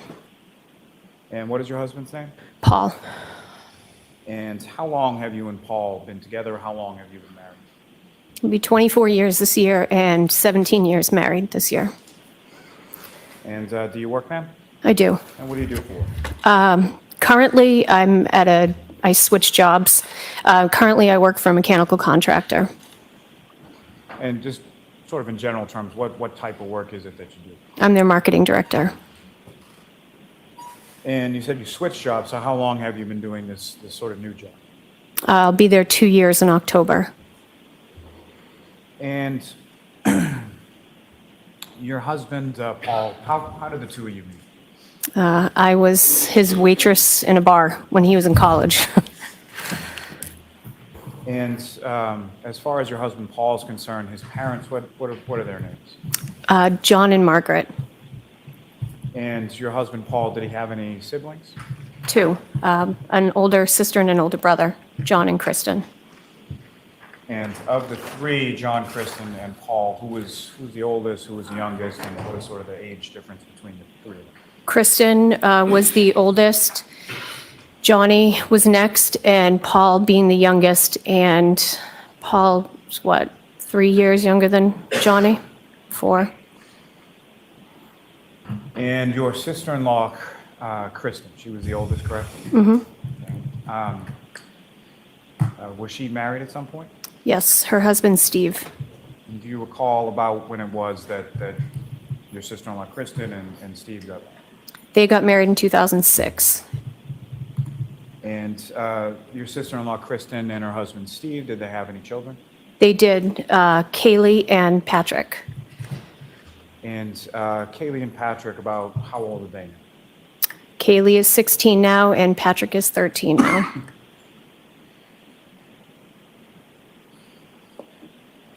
Now, Excuse me. at some point, their last name was Furbush, is that correct? Correct. And at some point, did your sister-in-law, Kristen, her husband, Stephen, and their children move to the town of Canton? They did. And about what time or what year was that? 2009, 2010, I believe. And if you know, where had they been living previously before they moved to Canton? They were renting out their townhouse in Abington, so they were living in Dorchester with Johnny. And if you know, at the time that they were living with Johnny, were both Patrick and Kaylee born yet, or Just Kaylee. just Kaylee? So fair to say she was relatively young at that point? Yes. Now, at some point, your sister-in-law, Kristen, got sick, correct? Correct. And do you recall when about that was that you learned of that? It was June 2013, beginning of June. And do you recall what she was sick from or what the diagnosis was? She was diagnosed with glioblastoma. And at some point subsequent to that, she passed, is that correct? Correct. 6 months later, Sometime in fall, November 2013? November 11th, 2013. Now, at that point in November of 2013, as far as you and the rest of your family was concerned, what was sort of the plan or the expectation as far as what was going to happen with the children, Patrick and Kay? I know that my in-laws were helping while Steve was still here. Steve passed away 2 months later, but my in-laws were helping Steve kind of get acclimated. And what, if any, role did your brother-in-law, you called him Johnny, is that correct? Yes. So what, if any, role did your brother-in-law Johnny have with respect to the kids during this time? He was very involved because he was very involved when my sister-in-law was sick. I think he was out on, he'd hurt his hand or something when he was working out on the, when he was out on the streets, I guess. And so he was on disability and was helping and going to the hospital all the time and being with Kristen. And you mentioned he was out on disability and that he was working. What was it that your brother-in-law, Johnny O'Keefe, what did he do for work? He was a police officer in Boston. Now, you mentioned that shortly after your sister-in-law Kristen passed away, her husband Stephen also passed away, is that correct? Correct. And so what, if anything, sort of became the plan, or what happened with respect to your niece and nephew following their father's death? Paul and Johnny went out to lunch one day, and we had kind of assumed because Johnny was out on, the streets doing his job like that Paul and I would take the kids, and Johnny said he was going to do it. So he sort of volunteered or stepped up to do it, correct? Correct. And pursuant to that, where did Johnny go to live? Where did the kids live when he did that? Johnny moved into their house in Canton, the original house that Steve and Kristen had bought. He moved in with the kids there. And about how long was it that Johnny lived there with the kids, sort of assumed that role? Maybe 4 or 5 years. I don't remember the exact year that he bought the new house. And so they lived there for 4 or 5 years, and then you mentioned that he bought a new house. Where was the new house that he bought? The new house is the house now on Meadows Ave in Canton. And so from whenever time Johnny bought that house, he lived there basically with the kids, Kaylee and Patrick, until he passed away as well, correct? Correct. And with respect to your niece and nephew, what, if any, sort of legal relationship did Johnny have with respect to the kids, Patrick and Kaylee? He became their guardian. And during the time that, from the time that your brother-in-law Johnny sort of took over that guardianship with respect to your niece and nephew, as far as dating was concerned, what, if any, sort of long-term relationships did he have during that period? And before you answer that, if I could just ask you for your definition as far as what do you deem or term as far as a long-term relationship? 1, 2 years, I guess, as a start, 2 years. So during that time, after he assumed sort of guardianship of the kids, about how many of those relationships, 1 to 2 years or so, did Johnny have during that time? 2. And what were the names of the people that he had those relationships with? The first was Amy, and then Karen. And just to be clear, by Amy, that was, where she lived, what town? She resides in Westwood. And she had children of her own, is that correct? Yes. And the second that you mentioned was Karen, is that correct? Correct. What is Karen's last name? Reed. Just for clarity purposes, do you see the person, you knew Karen Reed, correct? Yes, So just for clarity purposes, the record, do you see Karen Reed in the courtroom? I do. Could you just identify as to where she's seated or an article of clothing she's wearing? Black or blue blazer. Your Honor, just ask the record reflect the identification of the defendant by the witness. Yes. Now, with regard to Ms. Reed, as far as her relationship with regard to your niece and nephew, what, if any, sort of legal relationship did she have with regard to either your niece or nephew or to your brother-in-law, Johnny O'Keefe himself? Legal, none. Now, as far as over the course of, when was the first time that you recall meeting the defendant, Ms. Reed? I believe it was in June of 2020 during COVID. Based on sort of your understanding, when was that in relation to when they began sort of their relationship? I think it was in February or March of that same year. So right around the time that the pandemic caused a sort of general shutdown, correct? I think so, yes. Now, as far as you were aware, did you know of any sort of pre-existing relationship or any time that they had dated in the past prior to that February, March of 2020? I learned that after the fact. So fair to say during any sort of previous time that they may or may not have dated, you hadn't met Ms. Reed, you weren't aware of her at all? Correct. I had not met her. And do you recall sort of where you were or what the circumstances were the first time that you met the defendant? I believe we were all coming to our house. It was either, it may have been a birthday party or Father's Day, but we were out on the patio. I think it was June. So John O'Keefe, Ms. Reed, as well as the children came over to your house for some kind of holiday or something like that? Correct. Now, from that time sort of going forward, how would you describe sort of your relationship with the defendant, Ms. Reed? I liked her a lot. And as far as prior to January 29th of 2022, would you consider yourself or characterize your relationship as friends? I would. And about how often, sort of from that time of when you first met her in June of 2020 through January, the end of January 2022, how often would you see sort of your niece, your nephew, Mr. O'Keefe, and/or Ms. Reed? 1-2 times a month. It was COVID, so when we could be outside or all get together, or if there was a birthday. And were there any occasions where you would have occasion to spend time with or hang out with the defendant outside of either your husband or your brother-in-law, Johnny O'Keefe?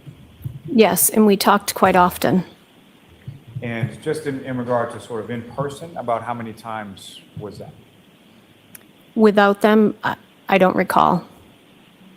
Now, as far as your understanding of sort of the living arrangement around it, how often, what was your understanding as far as the relationship and sort of where everybody lived or where everybody stayed, or how often, things like that? I believe that Karen was there most times. I do know that she liked to go home on Mondays just to kind of have a fresh time by herself, and Thursdays she was teaching an online class, so she would be home on Thursdays as well. But for the majority of the time, I believe she was over there. Now, just to be clear, when you say over there, you mean the house on Meadows? Correct. And when you say she was home, where else did she have a home during that time? In Mansfield. And had you had occasion to be over her house in Mansfield at any point in the time that you were friends?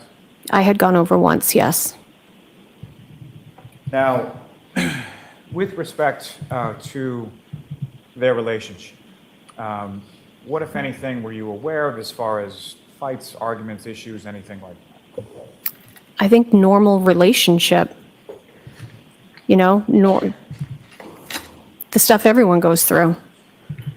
If I could ask you just if you could expound upon that a little as far as when you say normal relationship stuff, what exactly do you mean? I know that, you know, my in-laws being there often could be stressful. And, you know, two people with kids and life, normal everyday relationship. Now, during this time frame, you were living in West Bridgewater still, is that correct? Correct. And where were you, like what town were you working in at that point? At that time, I was working in Brighton. So fair to say, relatively long commute between Brighton and West Bridgewater on a daily basis? Correct. And so during that sort of long commute, what, if anything, would you do with reference to the defendant, or who, if anyone, would you typically talk to on those long commutes? I would text her or call her and say, I'm hey and driving, or she would call me and we would just shoot the breeze and just talk. And was that something, how often would you do that? Quite often. Now, as far as your relationship with the defendant, Ms. Reed, you considered yourself friends or friendly, is that correct? Correct. And is that something that you communicated to her, or she communicated to you in any way? Yeah. And yeah, we would say how well we got along, and she would say if they ever broke up, she hoped that she and I would stay friends.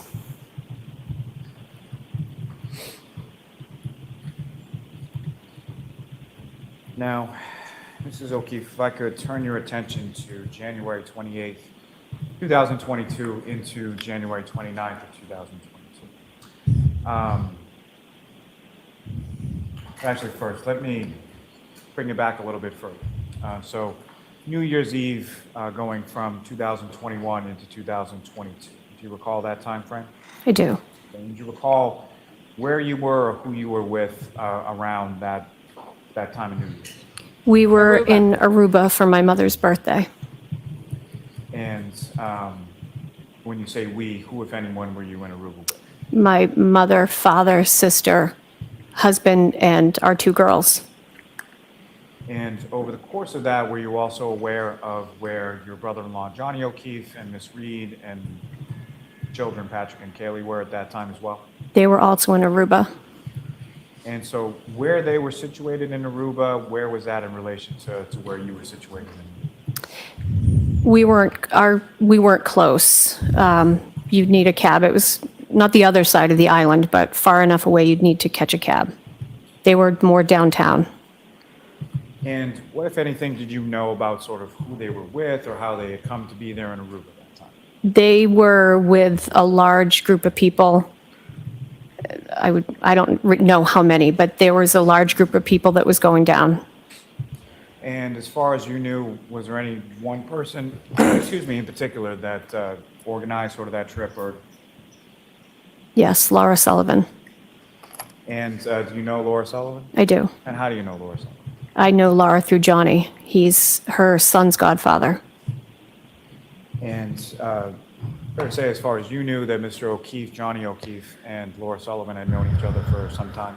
Correct. Now, at any point when you were in Aruba during around the time of New Year's, did you ever meet up with or connect with Miss Reed and Johnny O'Keefe? We did not. Now, at some point in time when you were in Aruba during that same time frame, what, if any, conversation did you have with Miss Reed, the defendant? I don't believe any with Johnny. Karen texted me on the flight, and we were trying to arrange and see if there was a time we could get together. So the flight attendants on their flight down had the same names as both yourself and Miss Reed? Yeah, she texted me and said that. And so you had been trying to arrange some time or some day to sort of meet up, is that correct? I don't know. I don't recall. I had texted her on New Year's Eve to see where they were. And what, if anything, did she reply? Did she reply in text? She did. It wasn't until later in the evening that she had caught Johnny kissing Laura's sister in the lobby of the hotel. And what, if anything, further did she indicate to you in regard to that? Just that they got into an argument about it. And so did the two of you, and by the two, I mean it's sort of the two groups of families, did you ever connect or meet up at any point when you were in Aruba? We did not. Did you have any further conversation with Ms. Reed in reference to what she had indicated occurred at their resort? I responded and said, like, kissing, and I don't recall what her response was, but I had missed the next text. She said did I want to meet up? She had freshened up and did I want to meet up? But I had missed it and was either already going to bed or just missed it until the next day. So she had indicated to you via text that they had got into an argument and then further indicated or asked you if you wanted to meet up, correct? Correct. All right, Ms. Tillelli, I'm just going to give a brief instruction at this point. All right, excuse me. So, folks, you just heard testimony about statements that were allegedly made by the defendant. You're really not to use the statements for the truth, but you can consider them solely on the limited purpose of the defendant's state of mind and as they go to the nature of the relationship between the defendant and John O'Keefe. Thank you.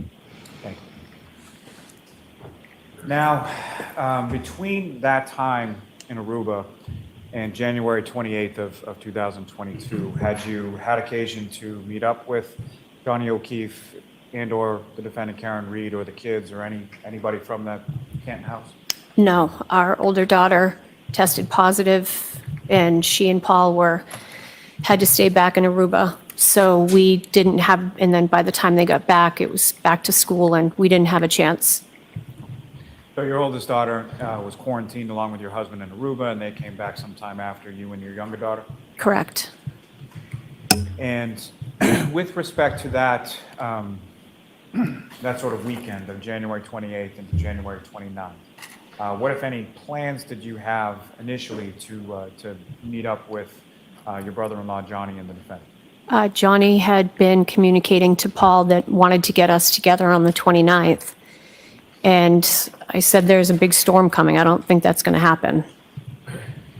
And so you were aware somehow of a big storm coming in on that weekend as far as the 29th was concerned? Correct. And what, if anything, do you recall sort of about what you were aware of as far as that storm, like how severe, what kind of storm? I don't recall specifics, but I knew that it was a big storm that was coming for Saturday with a lot of snow. And so you didn't think that was a good idea to set up a time to meet up with that? Correct. Now,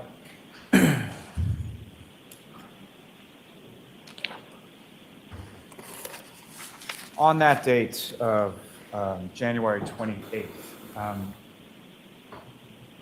what, if any, conversation did you have with Ms. Reed on that day? She had texted me while I was waiting for the school bus, asking if there was any chance I was out without Paul. Was that a typical thing that she would text you as far as the without Paul part? No.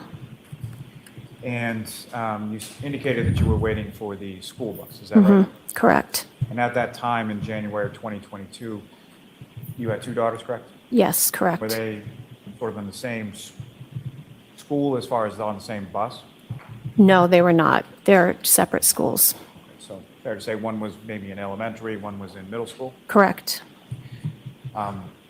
So as far as around that time that you received the text, would that have been the younger daughter or the older daughter that you were waiting for the bus? The younger daughter.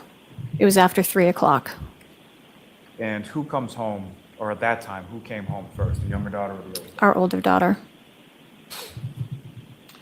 And when you received that text from the defendant, what, if anything, did you, or how did you respond to that? I said that I was waiting for the school bus and we had basketball on Friday nights. And the basketball on Friday nights, was that something that was one of your daughters or both? Both.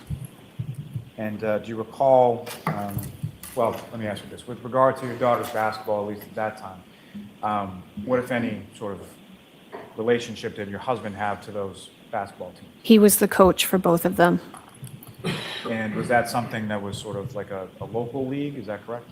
Town league. Town league, okay. And did all of you, and by all I mean yourself, your husband, and the two girls, did you all go to both games that night? Correct.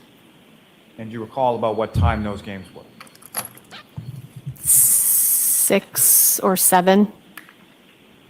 Now, Ms. Reed reached out to you and texted you, and then you responded as you described. What, if any, further conversation did you have with Ms. Reed on that day? I asked her if everything was okay, if something was up, and she responded and said, just another day, I wish I didn't talk to an O'Keefe after 2004. And how did you respond to that, if you recall? I said what happened, what's going on, and they had bickered, I guess, about her taking Kaylee to Dunkin' Donuts in the morning before school. And just to be clear, when you say they, you mean Johnny O'Keefe and Karen Reed? Correct.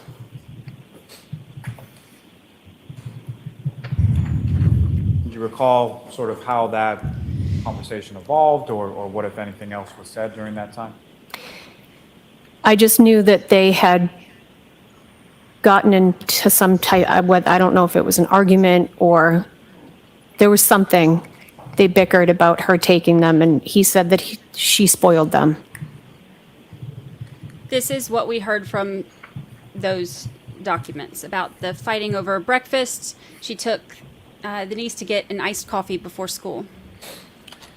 Now, as far as your conversation with Ms. Reed in regard to the weekend, what, if anything, did the two of you talk about as far as sort of plans for the weekend? I said I was anticipating a storm, so was probably going to hang in the neighborhood with everybody. Now, as far as later on in that afternoon, what, if any, sort of further communication did you receive from Ms. Reed that day? I think the last text was a picture, something that popped up in her memories of my children and Kaylee and Patrick from the Cape that summer, and said, this just popped up in my memories and made me smile. Now, did you have occasion to talk with Ms. Reed any further on that day, the 28th? No, that was it. And so you went to your kids' basketball games, came back to your house, is that correct? Correct. And do you recall about what time you went to bed that night? It was either close to midnight or after, because Paul and I were sitting up watching TV, Do you recall what you were watching on the TV? Yellowstone. Was that sort of a binge watch that you were doing? Yes. Now, before you went to bed, did you have occasion to sort of, knowing that the snow was coming, did you have occasion to sort of look out and make any observations about what the weather was like before you went to bed? I noted that while we were still up watching television that it was snowing already. And did you have occasion to see whether or not it was sort of sticking to either the pavement or the grass or anything like that? I looked out on the deck and it was starting to accumulate on the deck, sticking to the deck. Do you know about what time that was? Probably around 10:30 or 11. And this is at your house in West Bridgewater? Correct. Now, you go to bed and at some point you wake up on the 29th, and if you recall, what is it that wakes you up the next morning? I woke up to my husband on the phone with his mother saying he's going to be okay, he's going to be okay.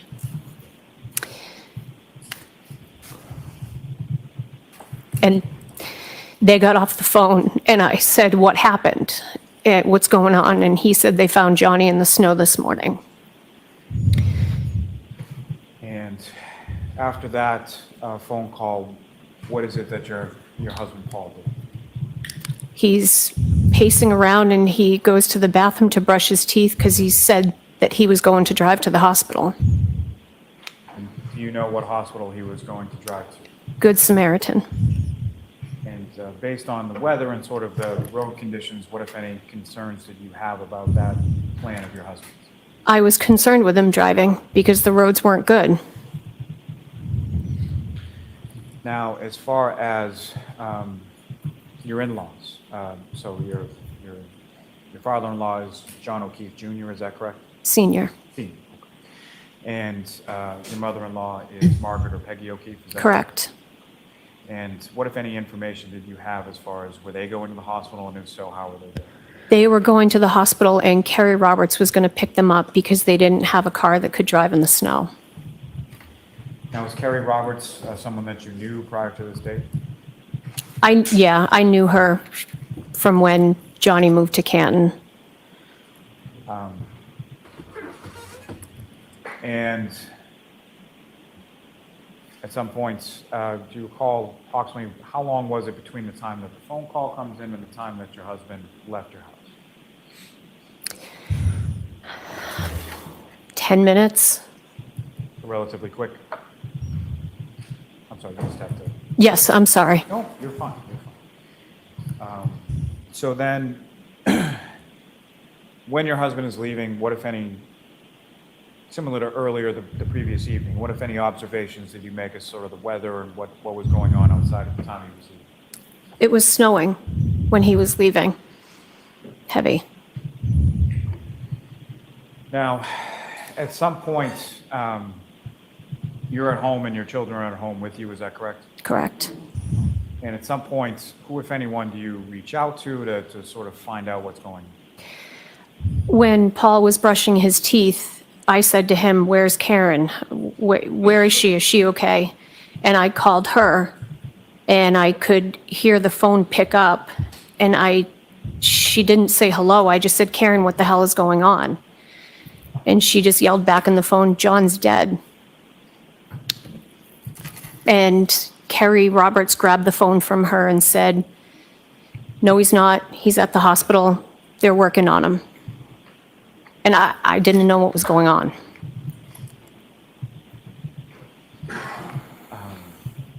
Was there any further conversation on that initial phone call that you made to? They were in Carrie's car waiting for an ambulance to pick up Karen. And then Carrie was going to pick up my in-laws.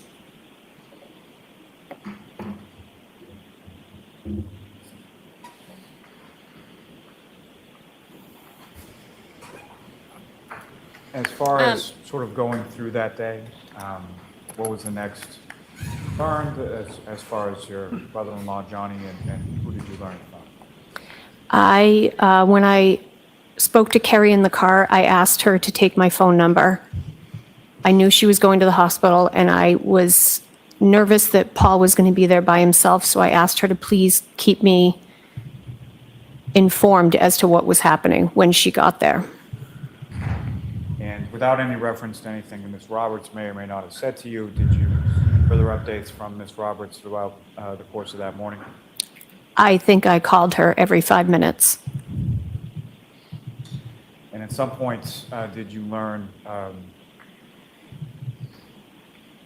what sort of the status was in regards to John? I think it was, I don't recall the exact time, but Carrie had texted me or called me to let me know when they were finally called in by the doctors from the emergency room. And what, if anything, did you learn once they had been called in by the doctor? Objection. All right, sustained.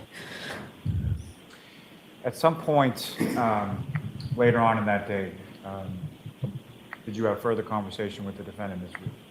I did. And do you remember approximately what time that was? I think it was around 1 o'clock. And if you recall, was that a situation where you called her or she called you, or? I called her because I didn't know what was going on, and I kept saying to my husband, has anyone checked on Karen? Is Karen okay? So I called her. And when you called her, what, if any, conversation did you have with her at that time? She answered the phone and said that I was on speaker and she was in the car with her dad, and they were driving to Dighton. And what, if any, questions did you ask her about what had happened, and what, if anything, did she say? I asked her, I said, what the hell happened last night? And because I couldn't understand first how they were together, if they had been arguing earlier in the day. And she told me that they were out, that she dropped him at a party afterwards, didn't feel like going, so dropped him and went back to Canton.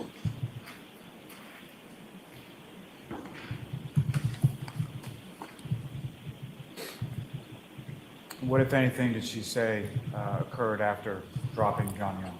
She said she went back to Canton and I think woke up around 4:30 and couldn't find him, and woke up Kaylee to see if Kaylee had heard from him at all. What, if anything, did she say happened after that? She said that she went to go out and look, but the roads were bad, so went back and called Kerry and Jen so that they could drive together. And by Kerry, you understood that to mean Kerry Roberts? Kerry Roberts, And by Jen, who, if anyone, did you understand that to mean? Jen McCabe. Is that someone that you knew or were familiar with at that time? I had never met Jen. And what, if anything, did she say happened after that when she went out with Kerry and Jen?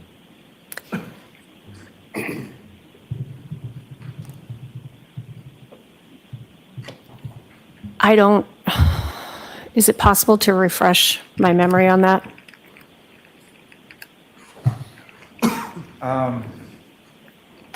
Without On getting what she into said? that, just as far as beyond sort of what happened, what, if anything else, did the defendant say to you as far as She told me that she had to remember the bad times, which struck me as an odd comment to say, but I assumed since she was at the hospital that maybe she was medicated. But it just struck me as something odd. now, in addition to the having to remember the bad times, what, if anything else, did she say to you at that point during that phone call? She said, I don't think I'm ever going to see you guys again. And I said, of course you will. We're friends. Now, following that conversation and that day, did you ever speak with the defendant, Karen Reed, again? No.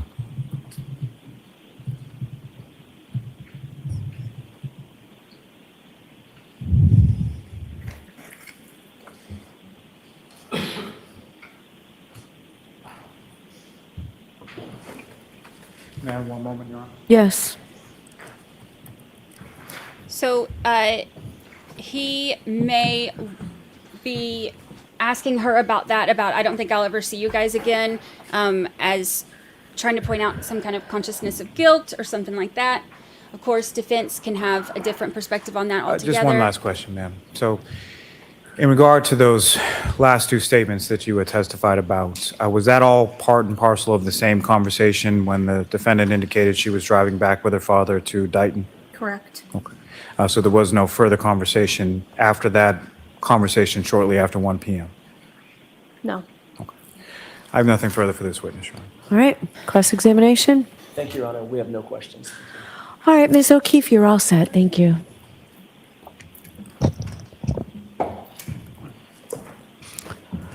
So a lot of that Mr. was Lally, your just next witness. Yes, Your Honor. The Commonwealth will call Officer Stephen Saraf to the stand. oh, now we're getting to the officers.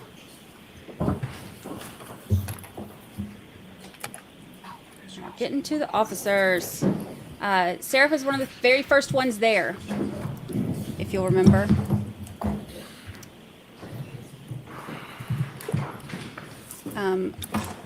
His reports are some of the first statements that we have about anything happening.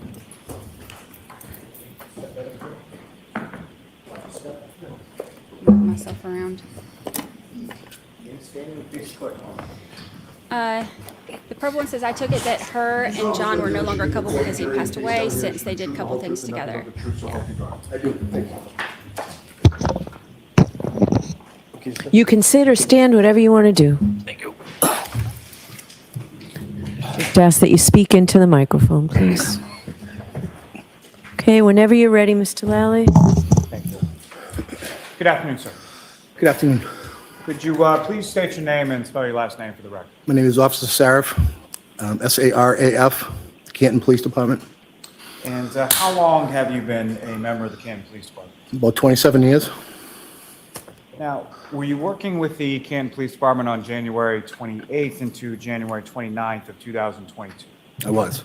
Do you recall what shift you were working on that occasion? I was working midnight to 8 shift. Midnight to 8 a.m., is that correct? That is correct. And were you dispatched to a call at approximately 6:05 a.m.? Yes, I was. And if you recall, what was the dispatch in regard to and where specifically were you dispatched to? It was a call of a person that was unconscious outside, I believe it was 34 Fairview Road in Canton. Now, that particular area of Canton, are you familiar with that area of Canton? Yes. And as far as the town of Canton is concerned with respect to police department, is there sort of different sectors within the town that you would be assigned to patrol? That's correct. And the area of Fairview Road, would that be within your sector that you would typically Yes. patrol? That was West Sector. And how many sectors within the town of Canton are there? 4.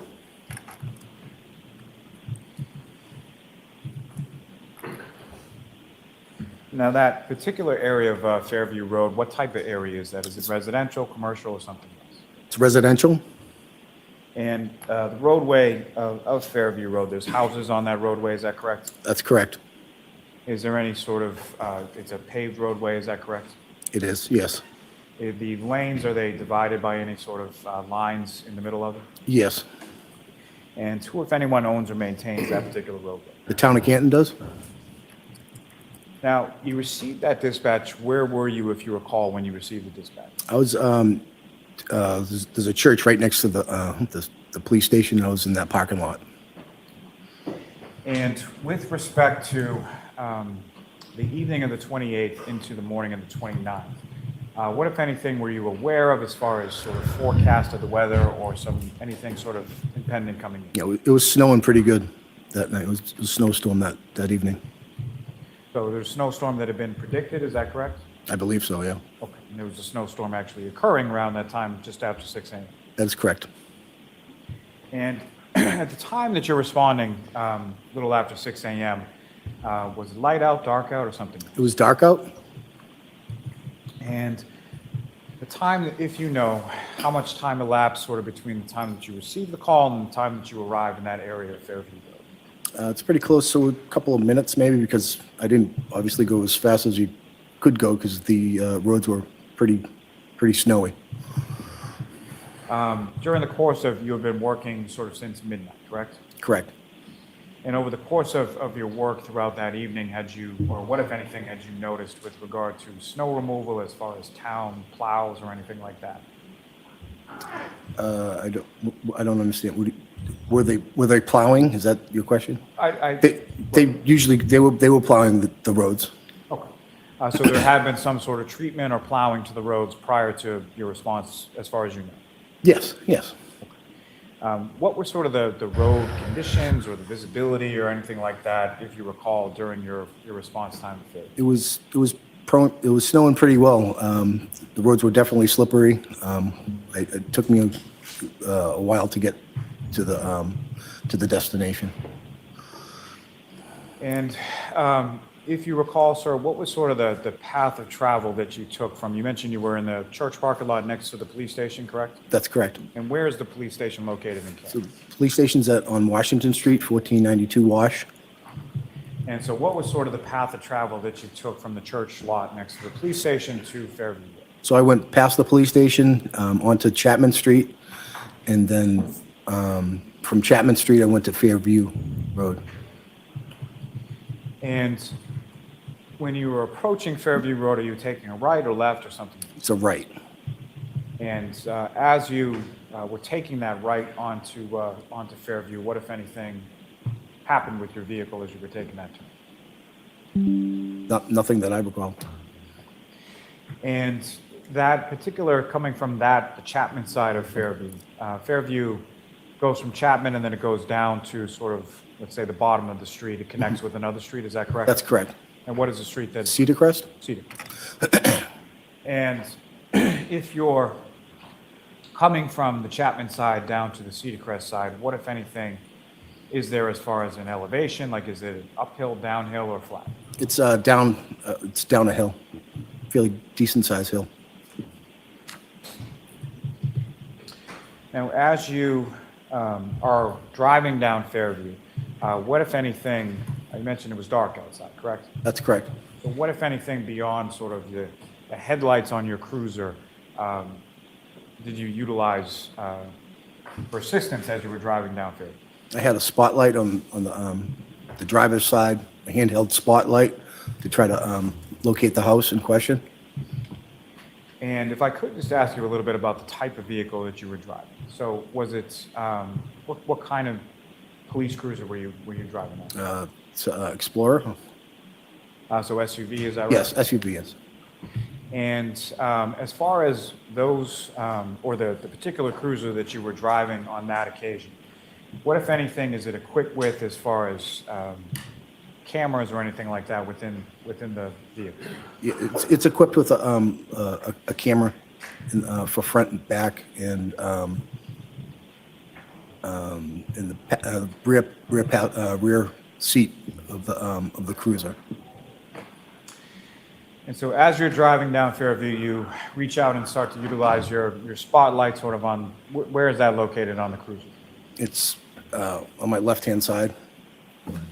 And is that a spotlight that's outside of the cruiser or inside of the cruiser? Where is it located On the outside of the cruiser, but there's a handle that manipulates it so you can point the spotlight where you want to go. Okay, so you have some sort of tool within the cruiser where you can manipulate where it points? That's correct. And as you're coming down Fairview, utilizing that spotlight, what, if anything, do you observe out in front of you? Well, as I got to my destination, I saw 3 people on the lawn of in the snow, waving at me. And initially, when you see these three people in the snow, do you have any idea sort of who they are, or male, female, anything like that? There were 3 women, and I later learned there was a male subject on the ground. And so when you initially are sort of approaching or getting to the residence, you indicate you see the 3 women waving at you. Could you see, or what if anything, could you see the body at that point? I saw that there was somebody on the ground, yes. So you could see the 3 women and you could see a person on the ground. That's correct. And at some point, subsequent to this, did you learn the identity of the person on the ground? I did. And who did you learn that John person? O'Keefe. And prior to this dispatch, did you know John O'Keefe in any way? No. Now, the 3 females that you saw sort of around Mr. O'Keefe's body on the ground, at some point later, did you subsequently identify who those 3 people were? I did. And who did you identify? One was Karen Reed. The other one was Miss McCabe and Miss Roberts, I believe. All right, sir, I'm going to ask you to keep your voice up, okay, or speak into the microphone. Sorry. It's okay. Now, you arrive on scene and I'm assuming you get out of your cruiser, is that correct? That's correct. What, if anything, did you do from there? I walked over to the scene. I first asked, is this person a drug user? Does he have an issue with drugs? Somebody said, no, he's a Boston police officer. I said, okay. I checked for a pulse. I couldn't find a pulse. Then I went back to my cruiser and tried to find the AED, which is an automated external defibrillator. Back just for a second there. So you indicated that you checked for a pulse, correct? That's correct. And where on Mr. O'Keefe did you check for? On his neck, his carotid. Sort of his carotid, is that correct? That's correct. And when you made contact with sort of the skin area in his carotid area on his neck, what, if anything, did you observe as far as Mr. O'Keefe when you did? I couldn't find any pulse or anything like that, and he was cold to the touch. Now, when you did this, Mr. O'Keefe, you mentioned, was sort of on the ground, correct? That's correct. And how was he sort of positioned on the ground? He was laying on his back. And as far as your observations of Mr. O'Keefe during this initial time when you're checking the pulse, what, if anything, did you observe sort of on him or around him or anything like that at that point? I didn't really.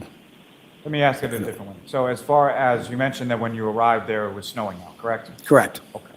And so how much snow was in and around or on top of Mr. O'Keefe when you first observed? It was about, I would say about 6 inches on the ground.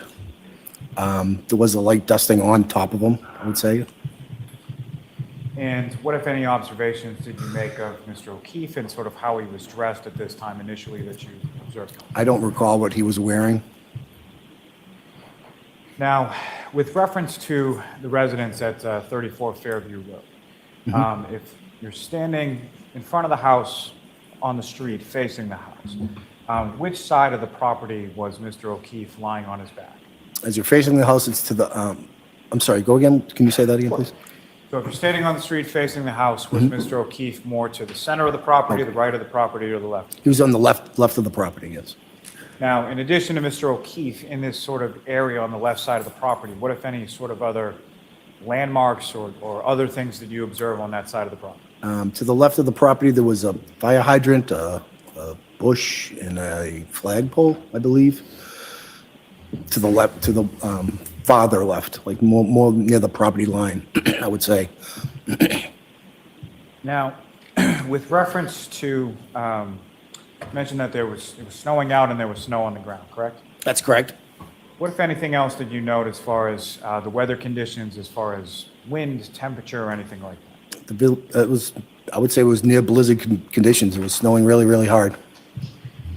And how cold, obviously January, it's snowing out, it was cold, but how cold was it, if you know, when you first arrived? Less than 32 degrees, I don't know exactly. I mean, it was cold. So you pull up in that area with the three females. Are they to your right or to your left? I pulled up, basically, I had my cruiser straight on. And Right. so which side of the cruiser were the three females and Mr. O'Keefe when you pull up and stop? Was straight ahead, Straight ahead. Okay. well, And- a little to the left. And what, if any, other vehicles did you observe sort of in the roadway in that area where three females were and Mr. O'Keefe? There was another vehicle in the roadway on the side of the road. I parked basically right behind that. And do you recall anything about that vehicle, like what type it was, what I color, don't. or anything like that? I don't recall. Now,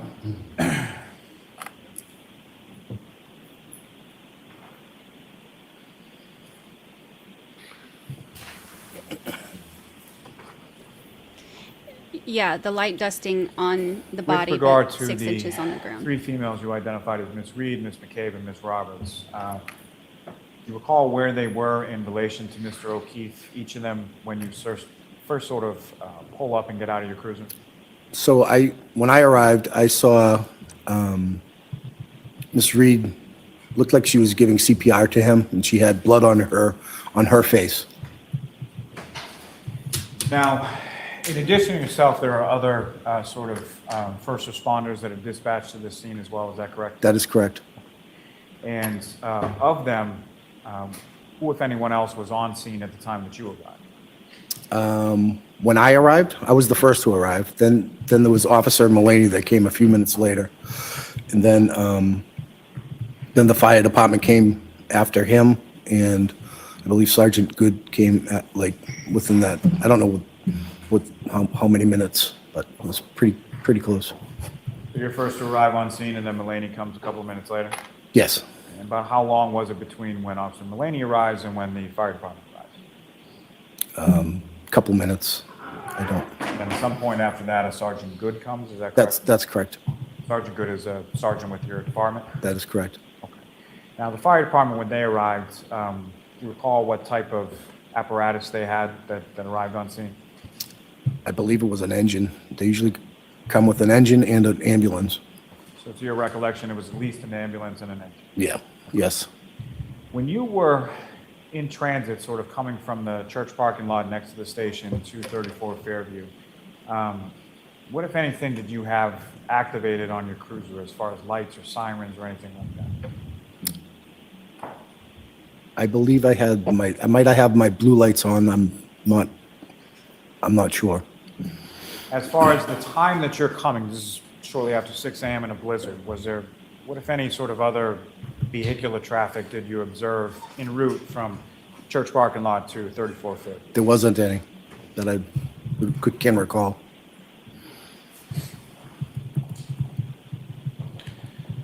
So you go to get your AED device from your cruiser, is that correct? That's correct. And around that time that you're retrieving that, what happens? The FD, the fire department, came on scene, and they took over care of Mr. O'Keefe.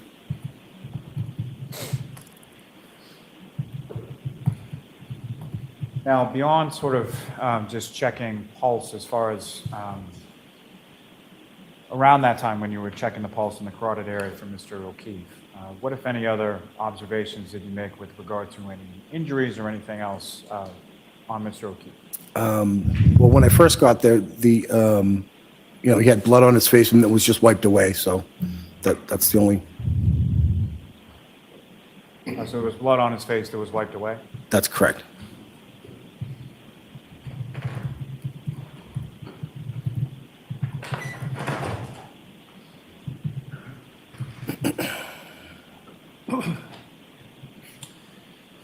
Now, when the fire department arrives on scene and they sort of take over resuscitative efforts with regard to Mr. O'Keefe, is that correct? That is correct.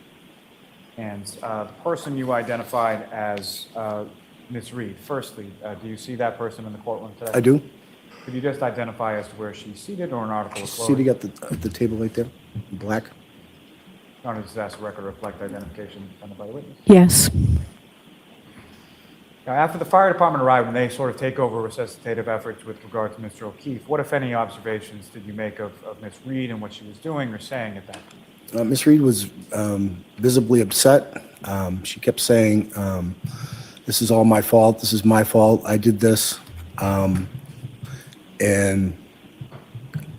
she was very hysterical.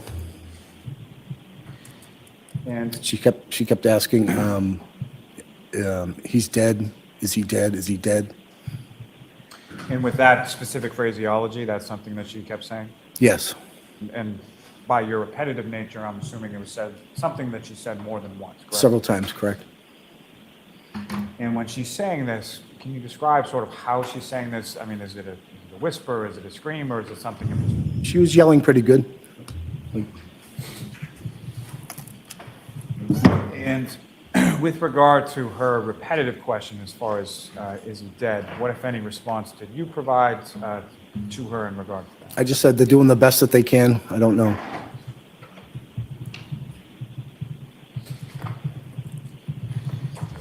Now, at some point, did you direct Ms. Reed, the defendant, to somewhere else away from Mr. O'Keefe?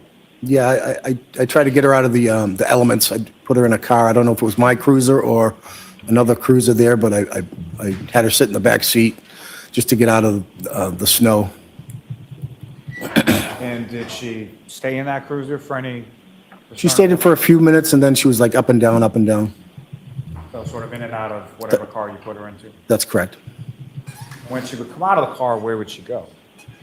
She was just walking around. From what I remember, Now, with reference to Mr. O'Keefe, he's laying on his back on the ground. That location, where was that in relation to the roadway of Fairview Road? I would say about 20 feet off the road. So if it's 20 feet off of the road, is it fair to say that was on sort of the front lawn of 34 Fairview? Yes, that's correct. And at some point, the fire department takes Mr. O'Keefe's body off of the lawn, is that correct? That is And where were correct. you in relation to Mr. O'Keefe when that happened? I don't remember. And if you don't remember, do you recall anything about sort of what the ground looked like when Mr. O'Keefe was lifted up? I don't recall. I didn't.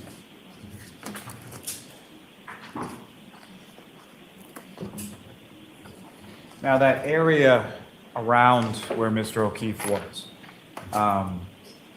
when you initially come up, you see him on the ground and you check for a pulse. What, if anything, did you note around Mr. O'Keefe's body as far as the condition of or disturbance of the snow around? I noticed that there were footprints and track marks around the body itself. There was none coming from the residence or the area. It was just right around the body itself. And so, the position that Mr. O'Keefe is lying on his back on the lawn, correct? Correct.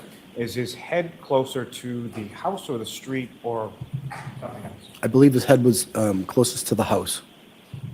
And the footprints that you're talking about, was that between sort of his feet in the street or above his head, or where was it in relation to his leg? Basically all around him because people were walking around him. And as far as beyond sort of the immediate area above his head, between his head and the house, what, if any, footprints or what, if any, disturbance in the snow did you observe up there? I didn't see any.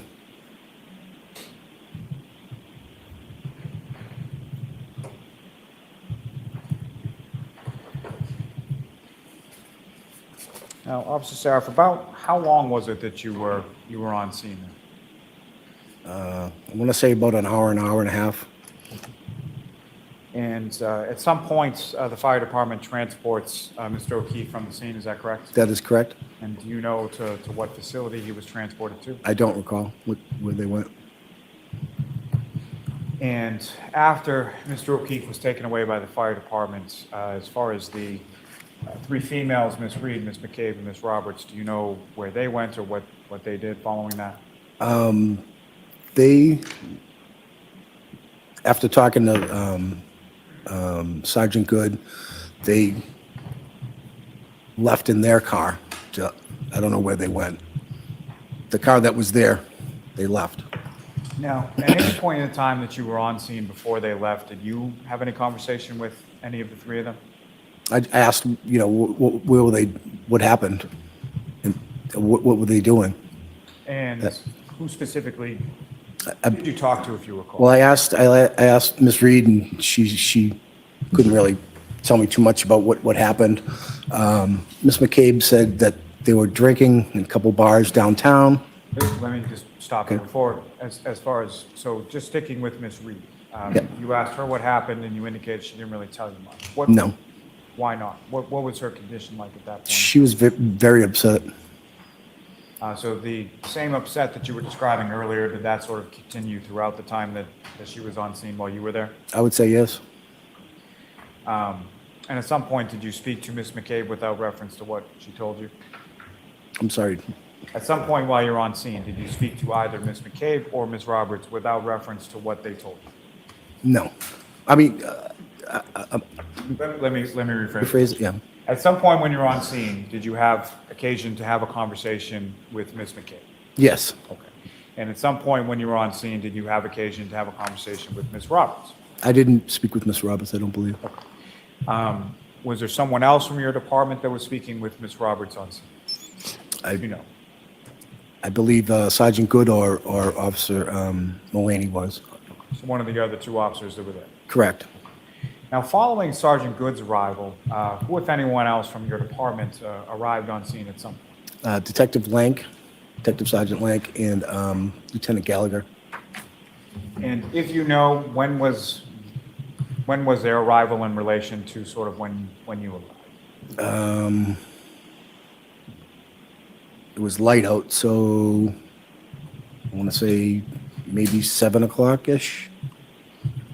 And so for the period that you were on scene, you said it was about an hour and a half, is that correct? That's about right.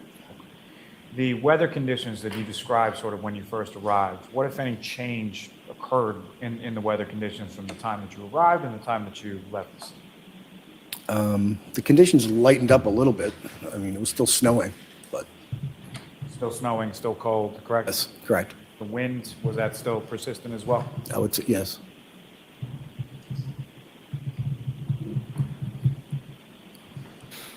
Now, at some point after Ms. Reed, the defendant, left the scene, did she come back? She did. And do you know how long a period it was that she was gone between when she left and when she came back? Just a few minutes. And do you know why she came back? I don't know. And when she returned to the scene, who, if anyone, did you speak with her further at that point? No, Who, if anyone, did you observe her to be speaking with? I don't recall. Now, the initial ambulance that showed up took and transported Mr. O'Keefe, is that correct? That is correct. Now, after that ambulance left and Ms. Reed came back to the scene, what, if any, other apparatus from the fire department arrived on scene at that point? Another ambulance came. And who, if anyone, went in that ambulance for transport? They took Miss Reed to the hospital. And do you know what hospital that she went to? I don't recall.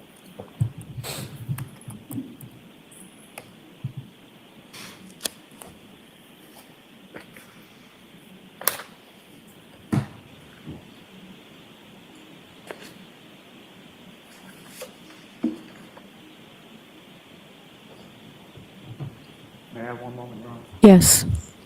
Okay, so on his report, his was the shortest of all of them. It was only 2 small paragraphs, but he was the first one there. And also, the only statement that he said in his report that that was made by Karen was, "Is he dead?" That she kept repeating over and over, which all of the first responders had said that she kept screaming, "Is he dead? Is he dead?" Except for the one firefighter. Your Honor, the if I one may who's- request the lights be dim. Okay, could we dim them, please? She's the only one who said anything else other than that. She's the one who said that Karen had asked, or that did I hit Gilman, him? if I or could have exhibit I hit number him. 8 up on the screen.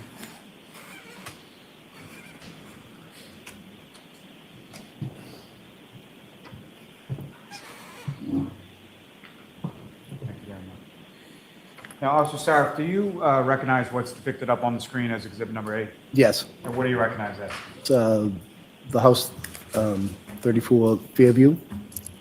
And that's the house that you responded to on that date, is that correct? That is correct, yep.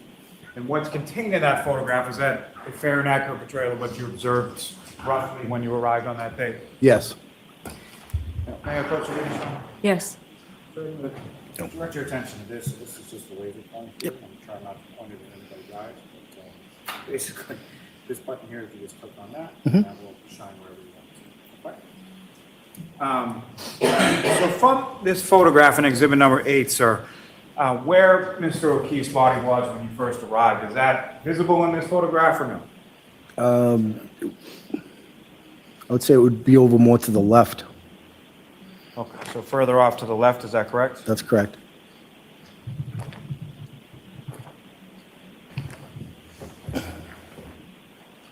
Before we get to that, just briefly, Ms. Gilman, if I could have exhibit number 13. If you could, please enlarge. Thank you. Now, Officer Saraf, do you recognize what's contained in this exhibit number 13? It's a street. That's, fair enough. May I approach the witness, Your Honor? Yes. This is the dash cam. I'm sorry. Let's see.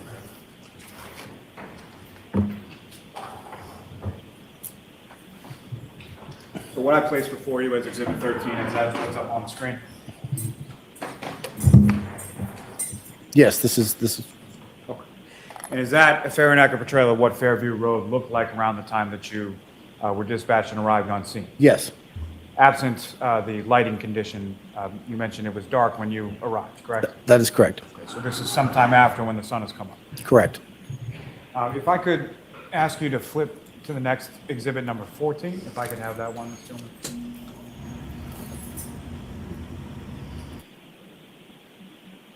And again, officer, what's up on the screen, is that what you have before you as exhibit 14? Yes. And you were testifying earlier about sort of footprints in and around where Mr. O'Keefe was, is that correct? That is correct. And what's depicted on the screen in exhibit number 14, is that fair and accurate portrayal of the footprints that you were talking about? Yes. May I approach the witness, Ron? Yes. So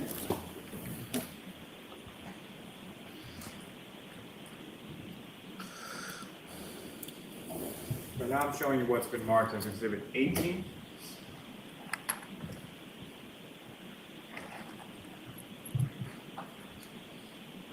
Thank you, Ms. Gilman. If you could enlarge that just a little bit more. Thank you so much. Now, from this photograph, first and foremost, do you recognize what's depicted up in exhibit 18 on the screen here? Yes. And this is 34 Fairview Road, correct? That is correct. And in regard to, you had mentioned some sort of landmarks off to the left side of the property facing the property from the street, correct? Yes. And if you could, using that laser pointer that I placed up there before you, if you could direct the jury's attention to first those landmarks that you observed. I'm sorry, officer, if you could, while you're Oh, directing, sorry. if you could just describe what you're doing. So there's the flagpole right there. There's a bush there, and right there, I believe, is the fire hydrant. And so where in relation to this photograph, if you can see it here, was Mr. O'Keefe's body when you first arrived? It's right in this area right here. Now, if I could turn back just a moment, when you indicated that you were coming up to the scene and you could see the three females sort of waving and Mr. O'Keefe on the ground, correct? That is correct. About how far away were you from them when you first observed them or first saw them? About 20 feet or so. And when you are driving down Fairview, if you could describe to the jury, where is your direction, sort of where are you directed? As far as you're driving a vehicle, are you looking straight in front of you, or are you looking out the window, a combination of both, or? I was looking for the house numbers, trying to find the house where it was, and there was, I saw the motor vehicle parked on the side of the road. And that sort of leads to my next question, sir. So what did you see first? Did you see the vehicle parked in front of you, or did you see the people off to the side of it? I saw the vehicle.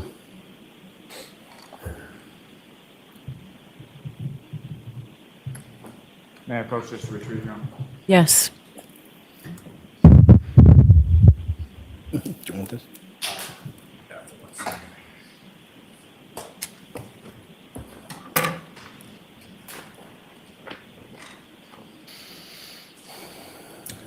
So, Officer Saraf, you had testified earlier in regard to a camera within your cruiser, correct?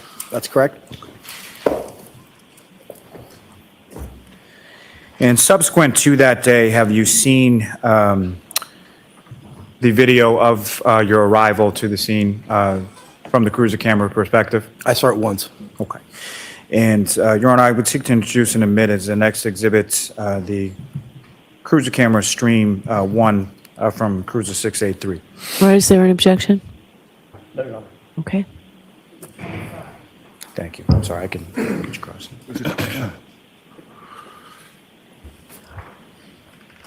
I'm sorry for the back and forth. Ms. We've Saraf. heard a lot about this, but this is the first time seeing it.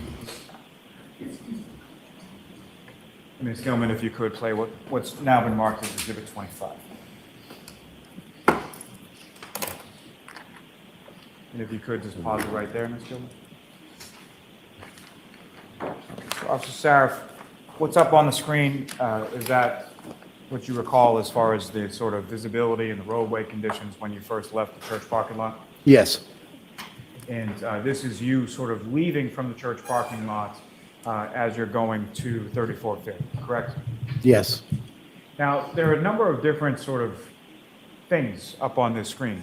There's an indication as far as the speed that the vehicle is going at, correct? Yes. Okay. And where is that located, if you could, with the laser pointer there? Sorry. Whoops, sorry. Now, along sort of the bottom of that particular video, there's an indication as far as mic, brakes, lights, siren, correct? Correct. If those are activated, is there any sort of change in sort of the depiction there? Does it change sort of color or anything like that that you're aware of? I don't know. Okay. And the 683 on the bottom right corner, is that the cruiser that you were in that day? Yes, that's correct. Now, as far as sort of the top middle of this video, there's a date and a time. Is that correct? That's correct. As far as you're aware, that date and time that's up there, that's accurate to when this occurred, correct? Yes. Okay, so we're sort of looking in real time, correct? Correct. So, Ms. Gilman, if you could just let it run from this point.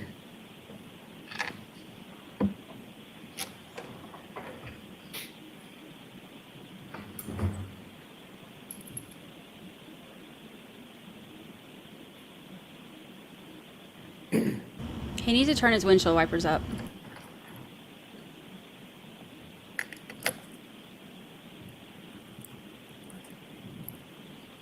Ms. Gilman, I'm sorry, if you could stop with this briefly.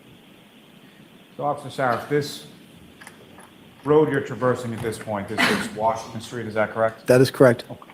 And at some point, you're going to then travel through and then take a right onto Fairview, is that correct? Correct. Okay, if you could, just for the jury's sake, as you approach Fairview and as you're taking that right turn, just direct their attention to the fact that that's when you're turning onto Fairview. Sure. Thank you. Ms. Gilman, you can go ahead and continue.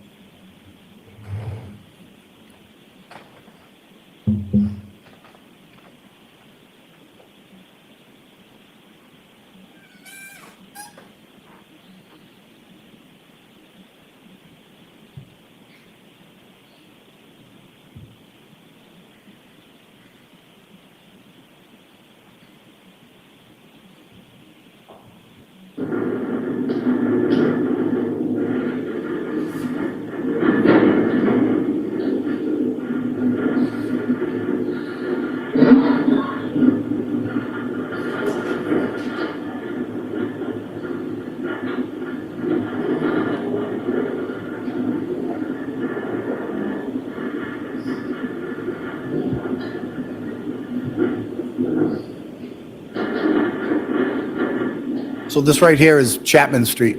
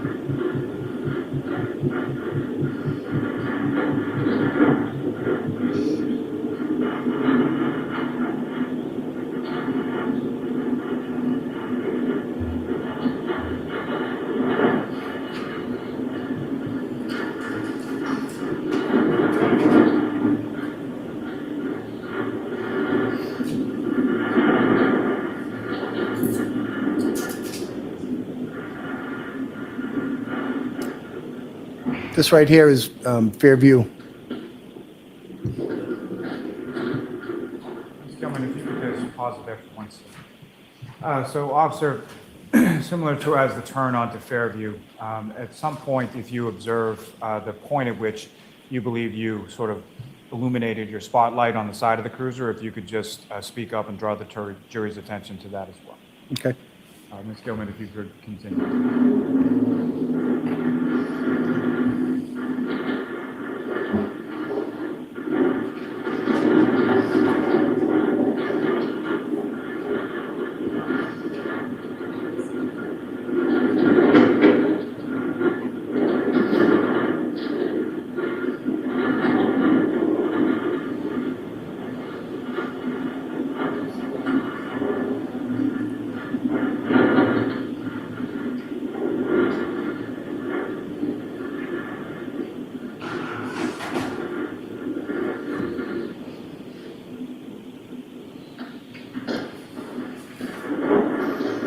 Right about now, I believe I put the spotlight on. Thank you, sir. I'm sorry, Ms. Gilman, if you could just sort of run it from this point to about the 4-minute mark, and then I'd ask you to.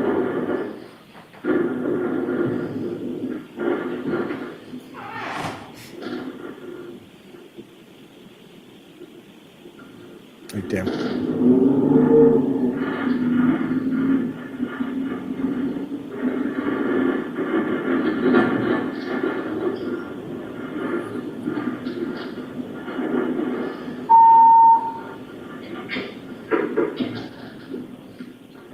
Right there.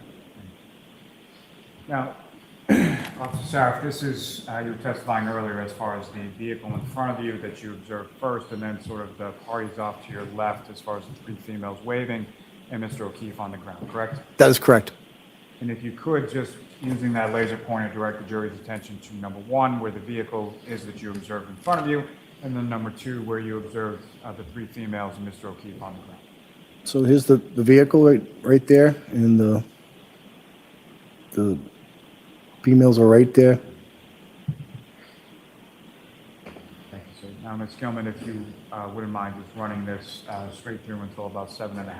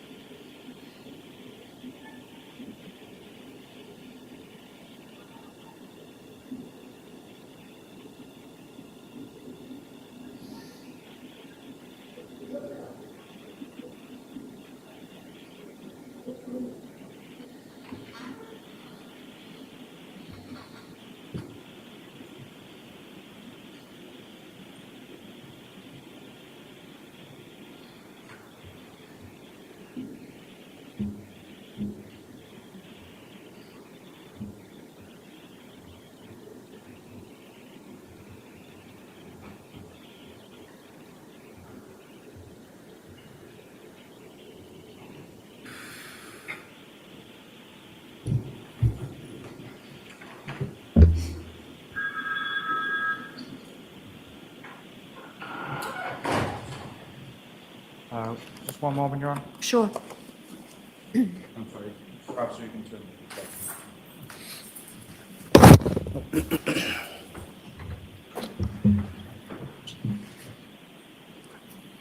I have no further questions to this witness, Your Honor.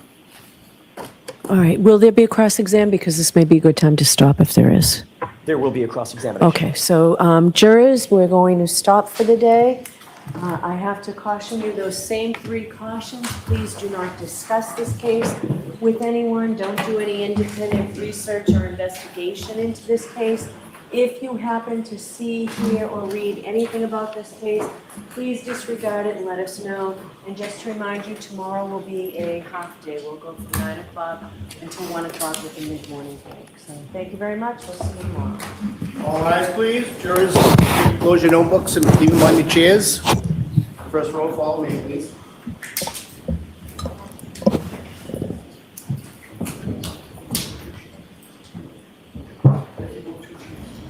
So we'll actually get there. I just didn't realize that they were going to be ending at 4 and not 5. I thought a full day would be until 5. All right, could I see counsel at sidebar for a moment, please? Sidebar. So the defense, we haven't even heard from them yet today. Let's see if they're cutting the feed. Hold on. I have.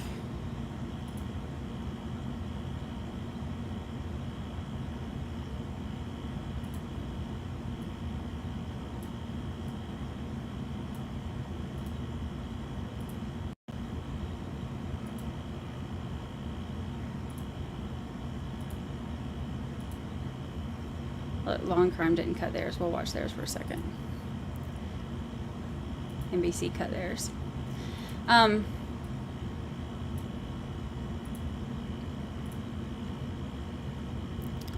Yeah, it's actually been a very short testimony day. The defense has not even had any kind of anything yet. They have not. I mean, we'll open to. I mean, other than the opening statements. Don't get me wrong, but the other 2 witnesses that we had today, of course, there was no cross-examination. This is the first officer. Now, this one, I don't expect this cross to be as spicy as some of the other ones, just because, you know, like I expect for Lank to be a pretty spicy one. Obviously, Proctor is going to be a big one. But this is our first officer that was there but there's not really a whole lot of, I mean, like I said, his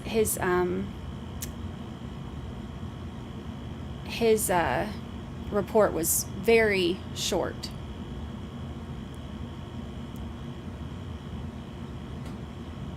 All right, Marie Moss with our official stats.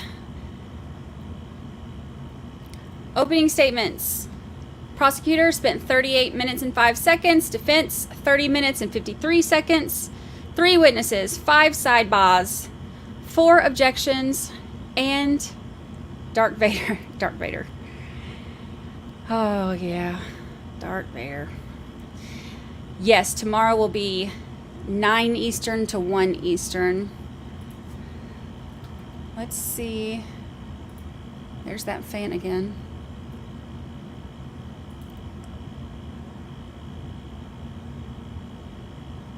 It's gonna put us to sleep. Let's see. All right. So thank you, Marie Moss, for our stats. Thank you, thank you, thank you. What are your thoughts on that video footage from the scene? It's really sad. to see her get, I mean, you can hear her, screaming and see how upset she is. That was, that's really sad. That's hard to watch. I think any kind of video of whether it's like the last moments of somebody's life or, emotional moments like that, I think those are always really difficult. Oh, my air went off. Now you see why I have it muted when the air comes on. But I have always found those very, very sad and just kind of haunting, I guess, especially the last moments of somebody's life. Those are always really, really tough to watch. But seeing, okay. Oh, and also when he pulled up, that dash cam that was not Karen's car. That was Carrie's car. Carrie was driving, Jen McCabe was in the passenger seat, and Karen was sitting in the back seat. They had gone to, she went to Jen McCabe's house, and then they all went back to John's house, and then rode from John's house over to 34 Fairview in Carrie's car. So that one was Carrie's. Here, let me read. I'll pull actually, I think I've already got it pulled. Yeah, I do. So the Saraf, I've been saying Saraf in the podcast, so I've been saying it wrong. So if y'all go and listen and hear me saying it wrong, just mind your business. But the report that he did, they cut the feed. All right. Here, let me zoom in.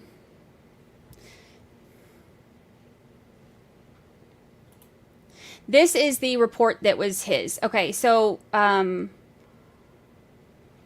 dispatched for a report of an unresponsive party in the snow. When I arrived, I saw 3 people on the ground over the victim, O'Keefe, waving at me. They said he was not breathing. They were performing CPR on O'Keefe. I noticed Reed, Karen, the victim's girlfriend, had blood on her face from doing mouth to mouth. O'Keefe was bleeding from his face. I went over to the victim and felt his skin, and it was cold to the touch. I asked if he was a drug user, and they said no, he is a Boston cop. I went to get an AED from my patrol vehicle, and at the same moment, the Canton Fire Department was arriving. Canton Fire took over the care of Mr. O'Keefe. Following that, Karen kept screaming, "Is he dead? Is he dead?" She was severely distraught and was not able to tell me what happened. I tried to console her and keep her out of the inclement weather.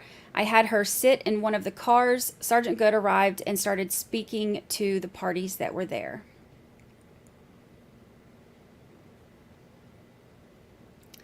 So that is the part, like that was his contribution on his report. Yeah, that's what I'm saying. Like his was the shortest one. I think, you know what though, they might be wanting to, like, he was the first to arrive, so he would be the it would make sense to bring him, but also they're probably wanting to kind of ease into these reports, or these officers rather. So that's all that was on his. Some of the other ones, of course, will be a lot longer, a lot more in depth, I guess, with like I said, a lot more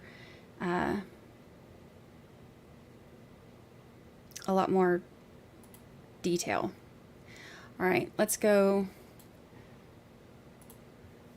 You want to watch Tom? CPU Tommy. Let me move myself up here so you can see his name, so y'all can sub to him if you want to. He is the one who is out there all the time.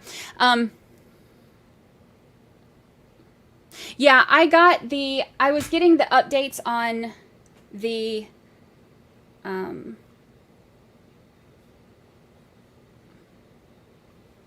let's see, on the scanner, multiple law enforcement officers shot in Charlotte. I can pull it up.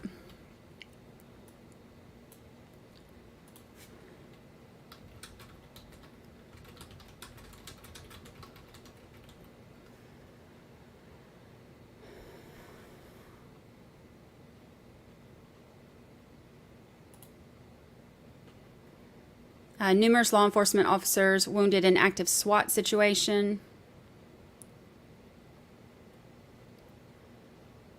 I was getting the updates, but I didn't want to interrupt.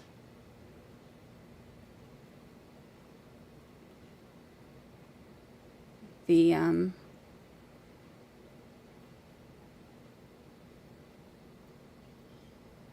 trial.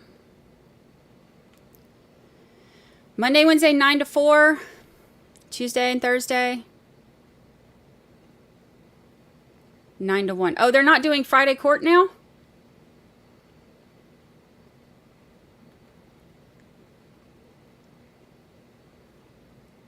She had said Monday, Wednesday, and Friday, full days.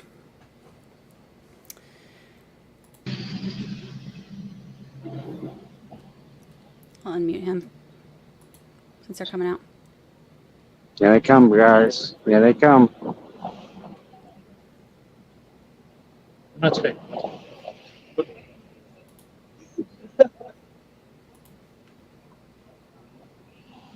This trial will take 84 years.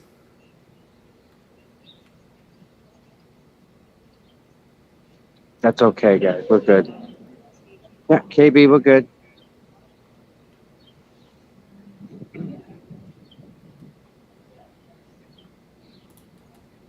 They're hanging up there.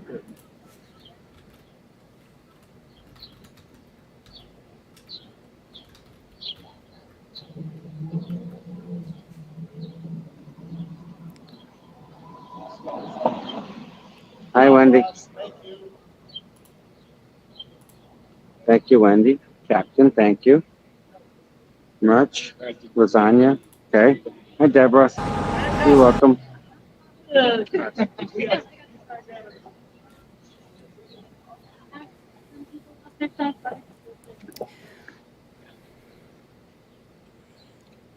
Is Carrie on?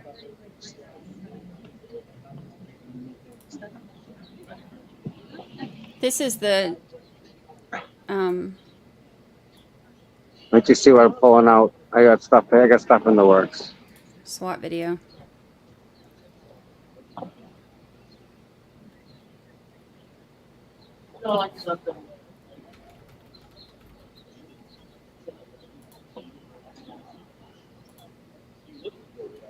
Not a whole lot going on right now.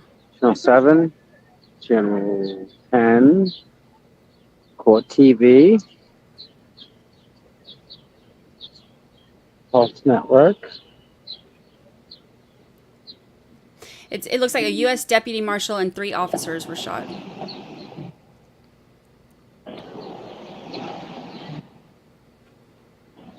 Yeah, the sound. 1 second.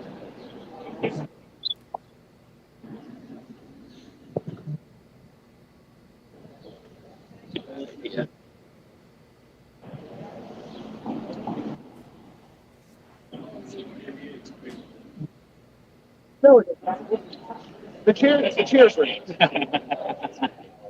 feel like I would have struggled a little bit without the chairs.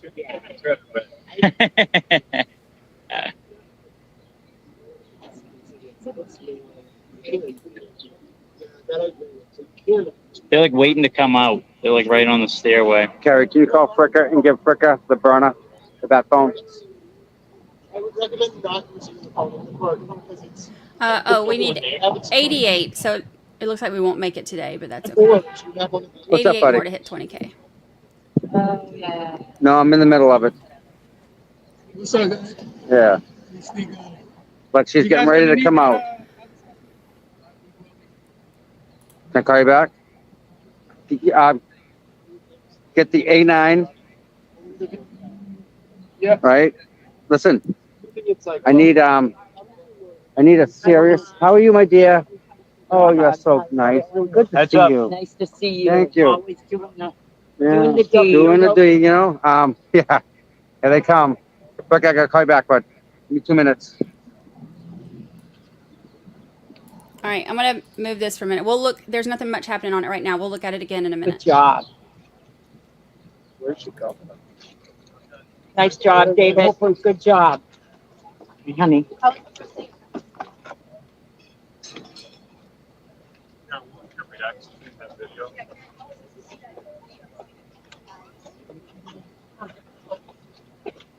How are you feeling after today?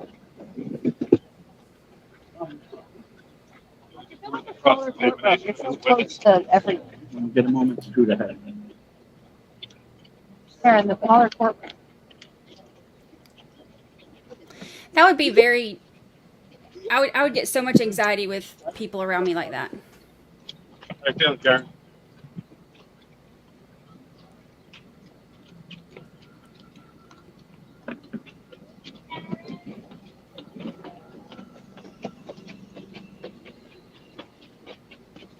Like I can't even go to like Walmart or anything because I get like buggy rage with people so close to me, and anxiety. That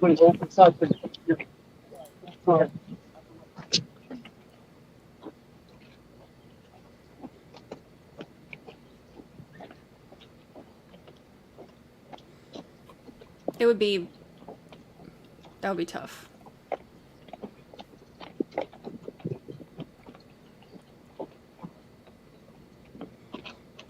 So what are y'all's thoughts on hearing everything today?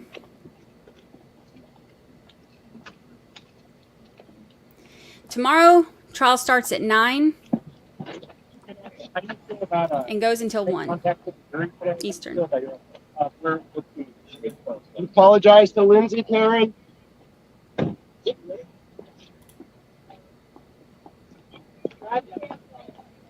Chicago.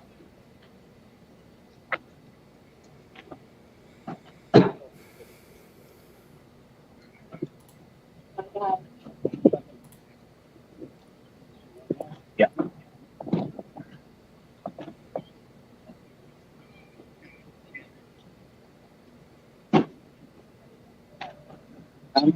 How are you, my friend? Good to see you. Thank you. Nice to meet you. My friend.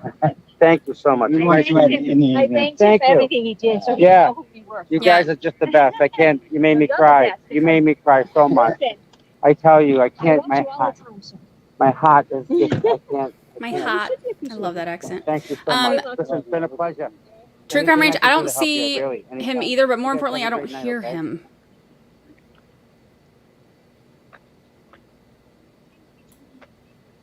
Well, that don't happen every day.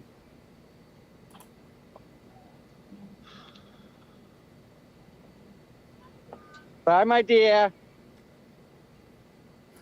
All right. And, yeah. There you go. All right. Let's take a look at what's going on in Charlotte for a moment. It doesn't look like there's a whole lot of anything that we can see.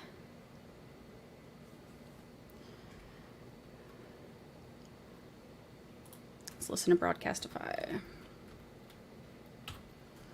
See what we can find.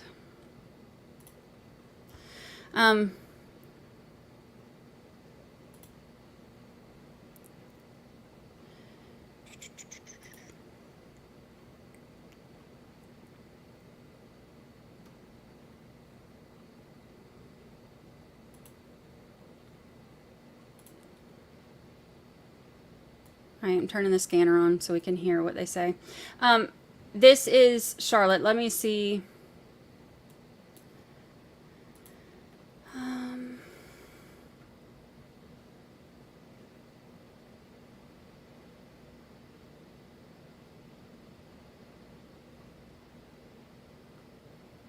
Water, do you okay?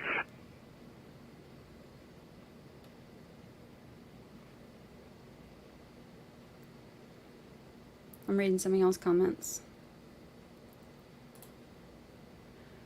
All right. Go ahead. Central, we're going to talk to the driver of the truck, and he's advising he's okay. He's going to sit tight here. Looks like the lines are dead, but until they can get here and confirm, that's where we're at. 10-4, D-Power's been called, no ETA yet. That sounds about right.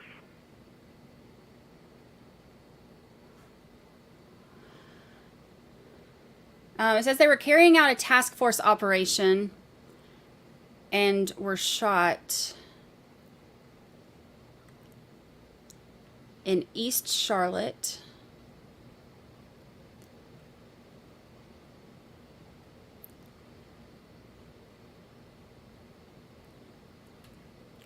See what else we can figure out.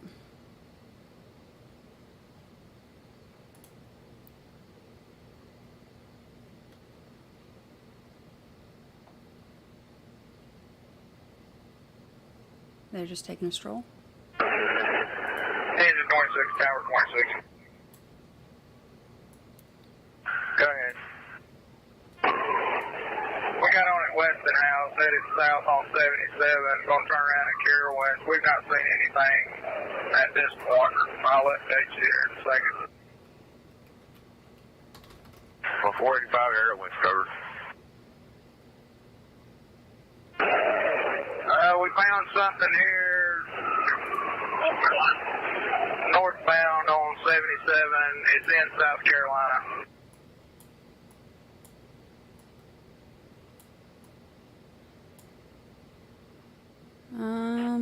Battalion 5 is on scene. Commander along. What did I say, East Charlotte? Control this line. You need a heavy or light hazmat?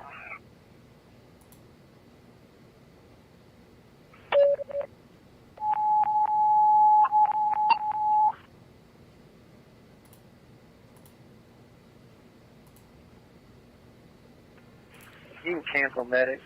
They're going to take them to the CZ. 10-4 engine 18, cancel him there. Swan Wings Place, cross streets are Water Perry Court, snapping Turtle Lane, Ops 4 for traffic, timeout 1616. There is a helicopter. You can 2 see. minutes out. C-rate 2. You can see where it's 35 copy. circling over and over and over. Service call, 1000 Blythe Boulevard, on C, Charlie. And it's a police helicopter. Ladder 16, unknown medic hold, 6822 Phillips Place Court. Ladder 16, unknown medic hold, 6822 Phillips Place Court.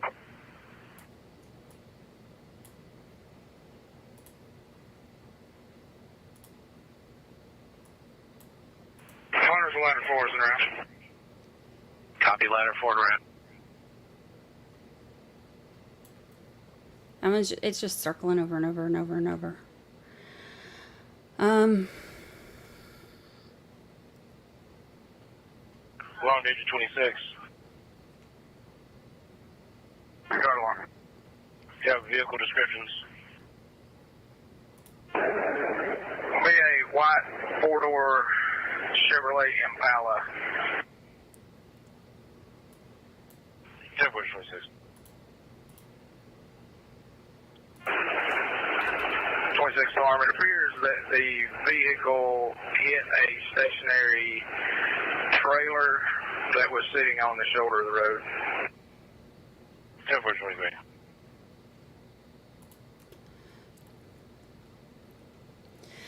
It says that numerous law enforcement officers wounded in SWAT situation.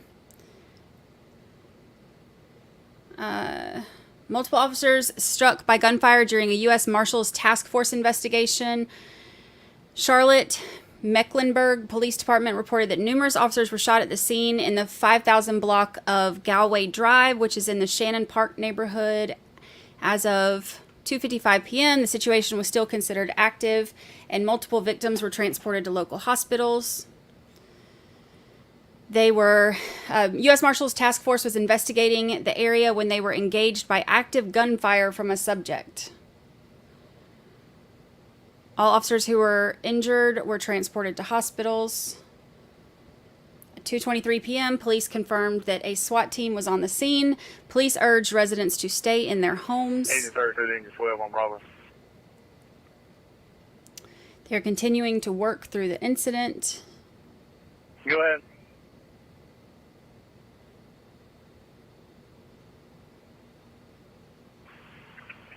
Alarm just called, said you guys were needing to talk to hazmat. It is unclear exactly how many officers were injured or their conditions. Yeah, we have a 2-inch line over here. It's exposed. We need to get it clamped.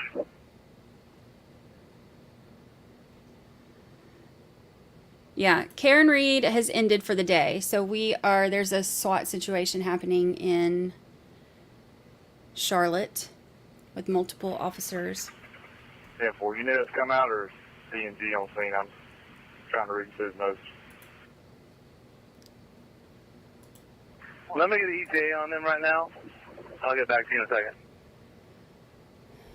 Command to alarm. Do you have a ETA? Dumont?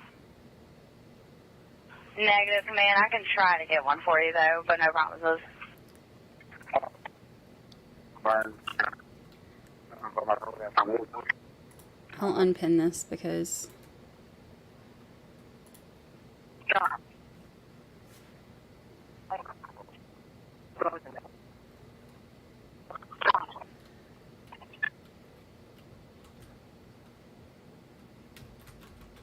Okay, Karen Reed is If you had done. medic en route for this, you can cancel that. 10.26.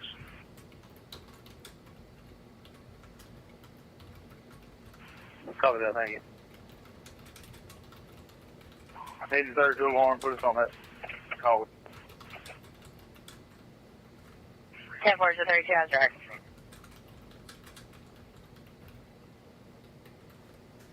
Thank you, Tony. Thank you, thank you, thank you.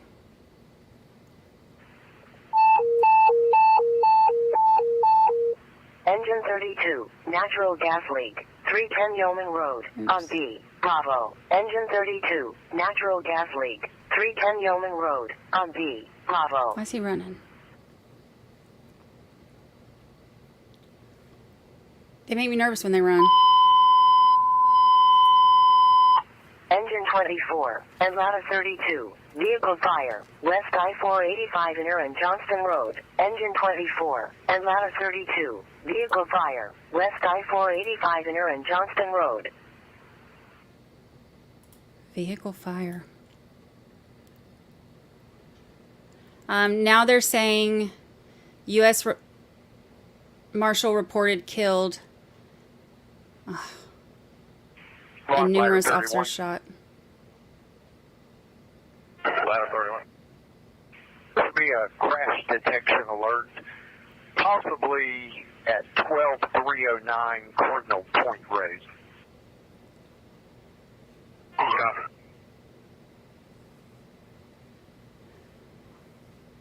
So, yeah, the news report now says U.S. Marshal was reported killed. Oh. We're getting on 485 and ready and head back to you. Okay.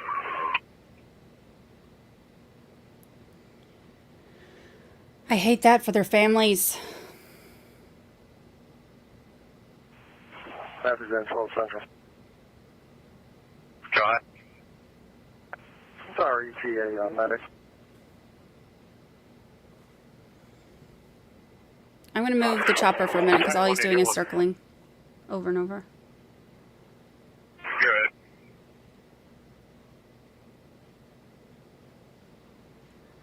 Good. Gas leak. I don't think it was the same location. I wasn't paying attention, but I doubt it. The scanner is for all the stuff going on in that area. Like it's the general Battalion 1, Angel 1. scanner, so we'll hear some other stuff too. Hey, enter the ER and you'll see where 6 is parked. Yeah, we're pulling in right now. We see him. Okay, sounds good. Yeah, just park down there somewhere and just come on, walk up here and meet us at the ER, please. Copy that. Let me see if I can find anything else about what this was all for. Assessor the patients with medic. Change their turn over to CMPD. You can show this command terminated on a while failed. Report.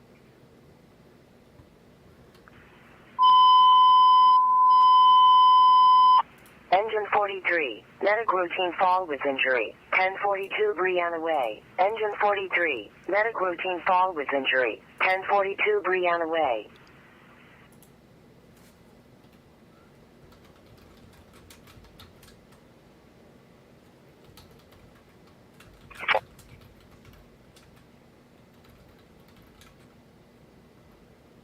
Go ahead. No ETA for PNG yet. They're not even shown en route.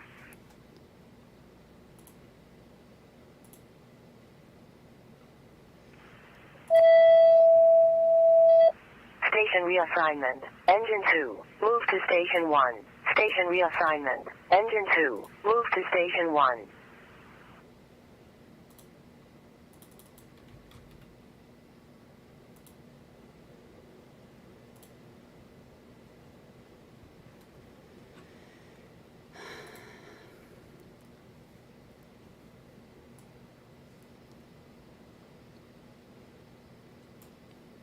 It's just moving.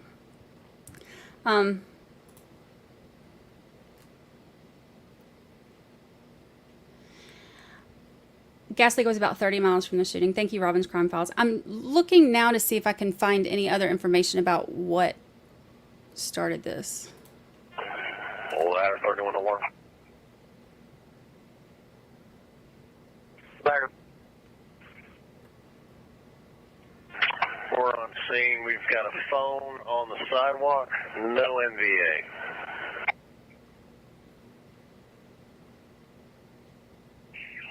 Fort Ladder 31.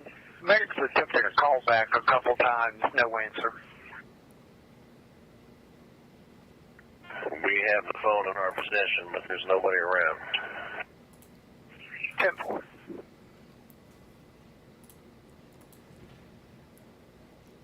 Person, but you guys head back here, and then we'll clear everybody here shortly. Copy. Engine 30, go. We're on the way back.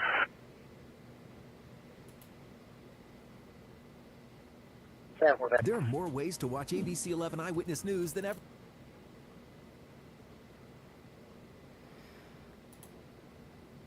All right, look at this. Hold on.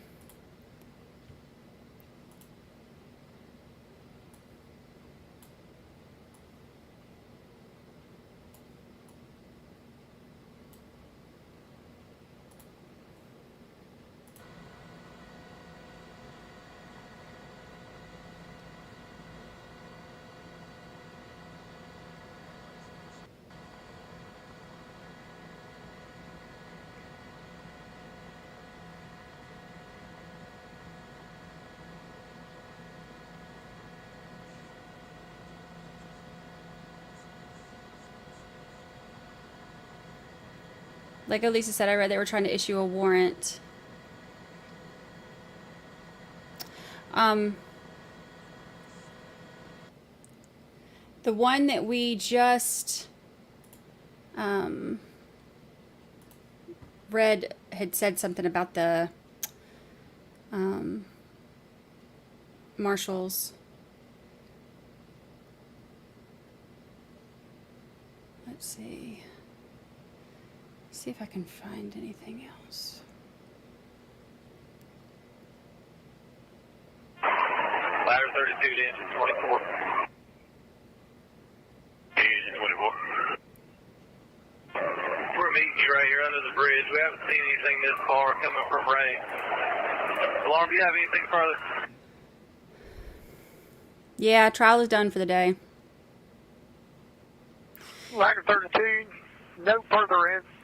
No further information, just one caller. Right now it says the 1 U.S. Marshal and 3 officers were shot.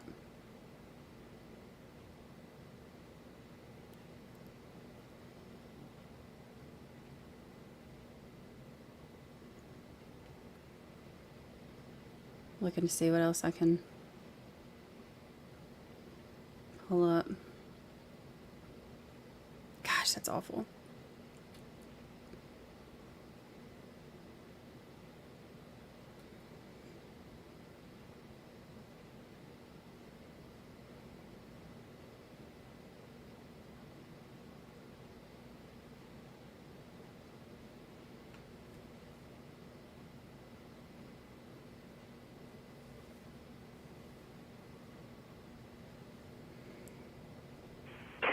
Hunter's ladder forward at Central. We're back in service.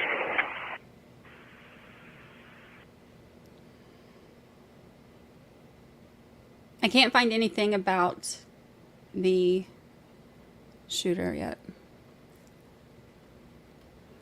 Let me see what I can find. Engine 24 to alarm. If we don't have anything, when we get to the rate, we better clear. 10 for engine 24.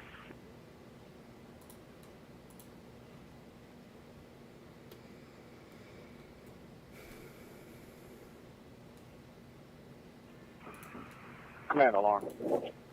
Command, go ahead. I'm going to terminate.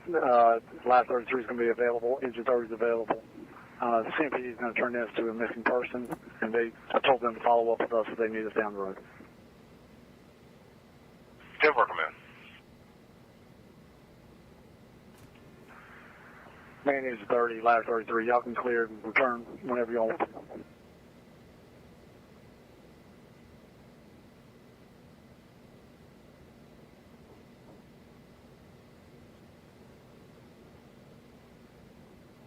Ladder 16 alarm. Ladder 16, go ahead. You go ahead and start medic non-emergency. 10 for ladder 16. It says up to 6 officers reported shot.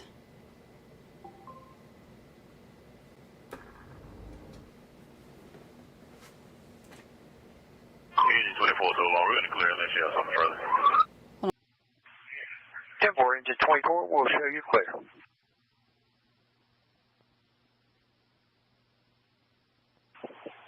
South Carolina didn't have to give you a PTA on the response out here, did they?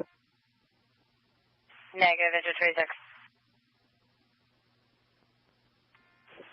Copy. We're just hanging out here blocking traffic for this guy until somebody from South Carolina shows up. 10 for 26.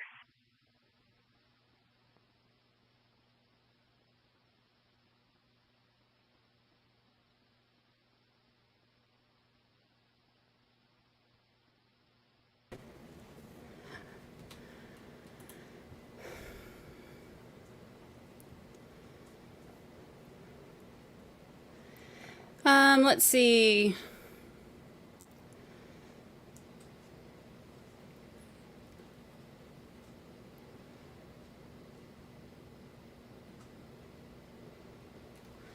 Let me look for Charlotte police.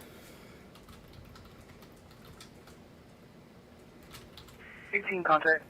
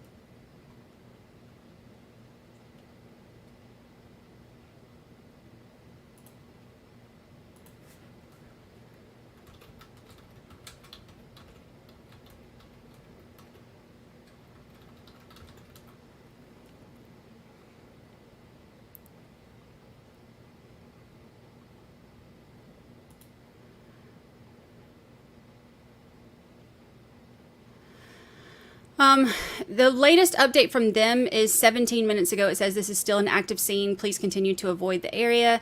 All confirmed information will be released by CMPD Public Affairs as it becomes available. Let me see.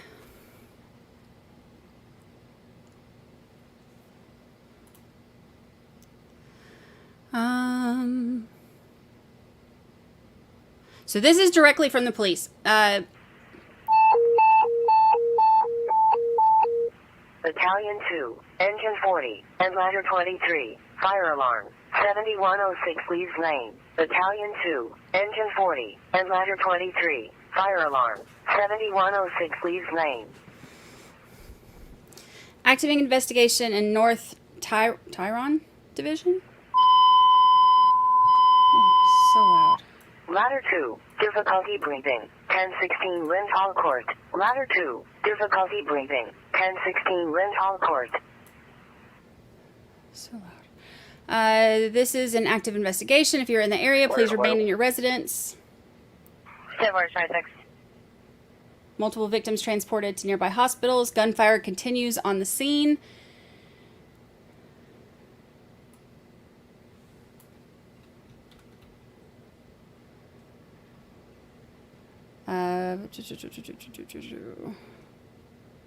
Numerous law enforcement officers struck by gunfire in active situation. Scene is still active. Avoid the area. Many roads are closed for faster ambulance transport. Please cooperate with authorities. SWAT is on the scene, continuing to work through the incident. This is still an active scene. Please avoid. Fort Alarm, you said 27 bay door, please. Shut 27's bay door. U.S. Marshals Task Force, which is comprised of officers from multiple agencies, was conducting an investigation. And they were engaged by active gunfire from a subject.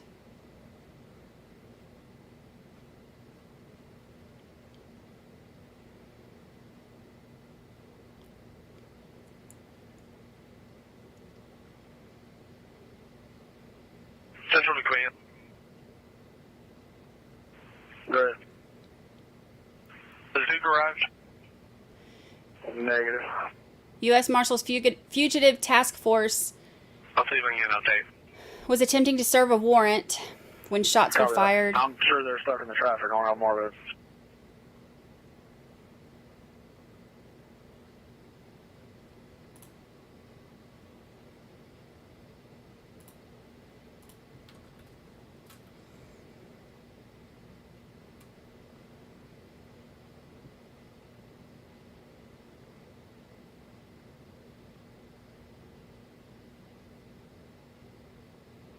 Yeah, this is Alarm companies responding 7106 Leaves Lane.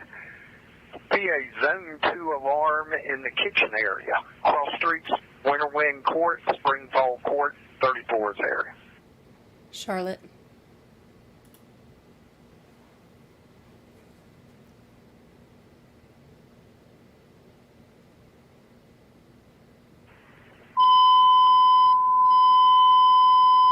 Engine 10, fall with injury, 2630 Ashley Road, on G, Golf. Engine 10, fall with injury, 2630 Ashley Road, on G, Golf.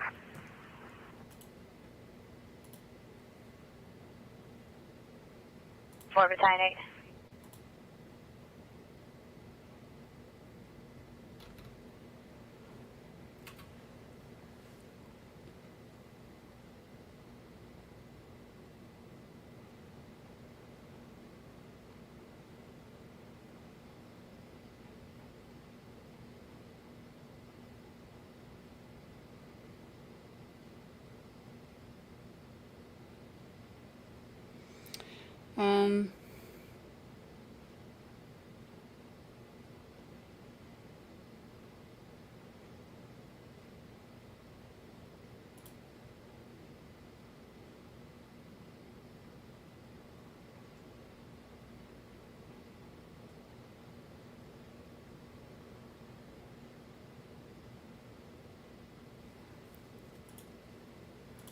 I'm looking. That's the latest update that I can find from them.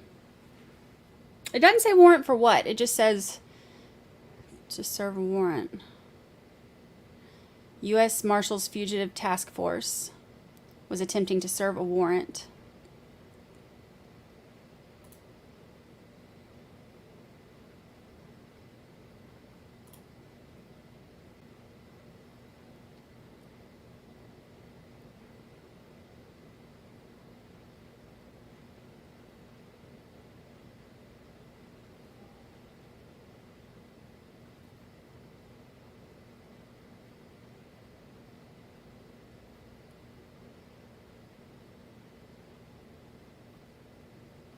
Weird.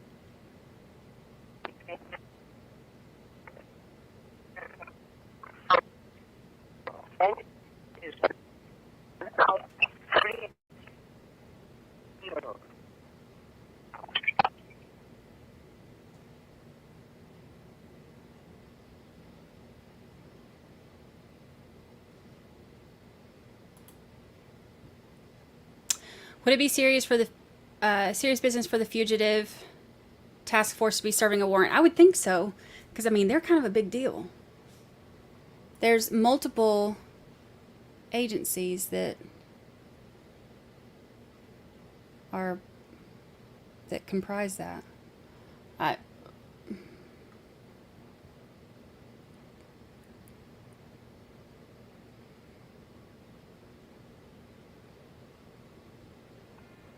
Page 40.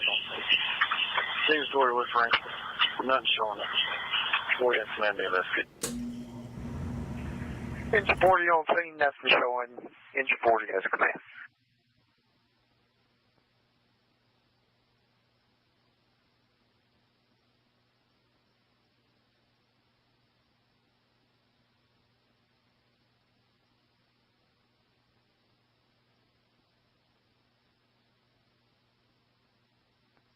Central to command.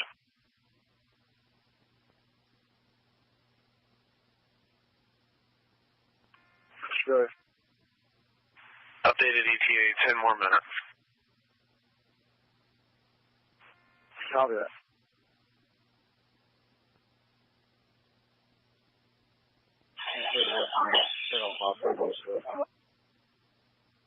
Armed copies control.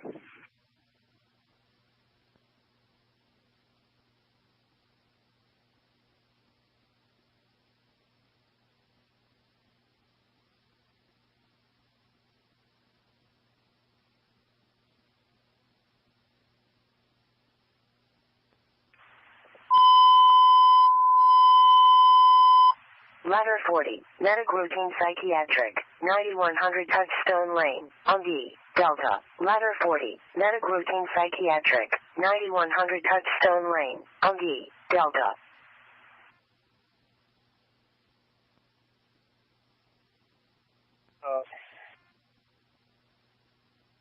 Copy, shutting down.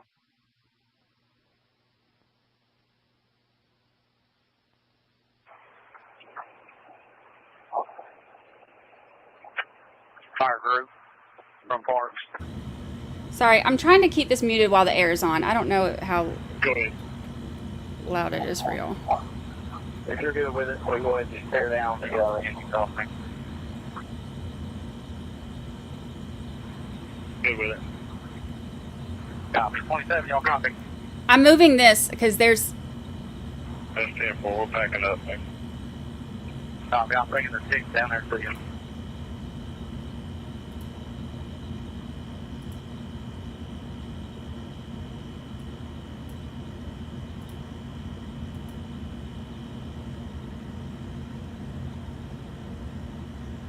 Still gunfire.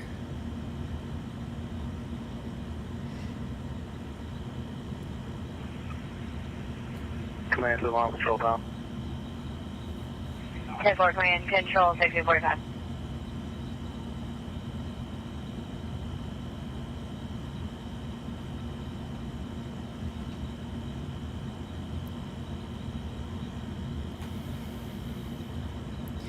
Did I see what Get in the Car said? No, I missed it. I was reading. Sorry, I was reading updates, trying to find y'all the most recent update.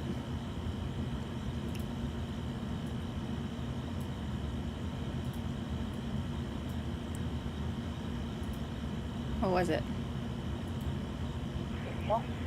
Okay. Suppression no alarm. Go ahead, suppression. You can have India back. Kind of suppression. Yeah, they tried to serve a warrant. The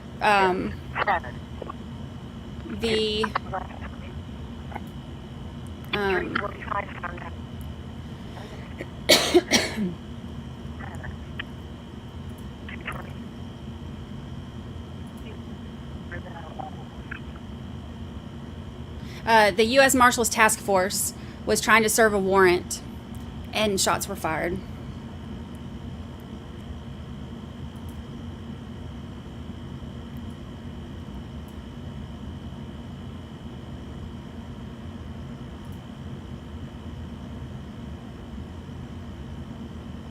They're still working to clear the residence.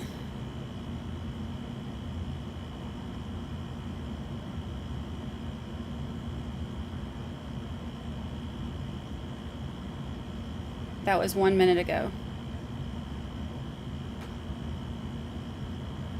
It says still an active scene. Please continue to avoid the area.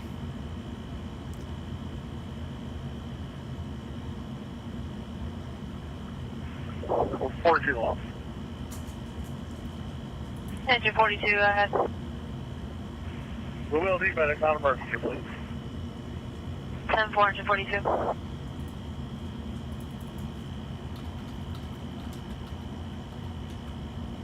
Alarm, the company needs to respond in 345 Sundial Lane, cross street, Tiffany Rose Place, twice, 7th area. Responding for a odor of natural gas inside the apartment. 2 hydrants on the scene. For those of you who didn't, hold on, let me pull up this thing again real quick. For those of you who missed this one earlier, this is ABC 7.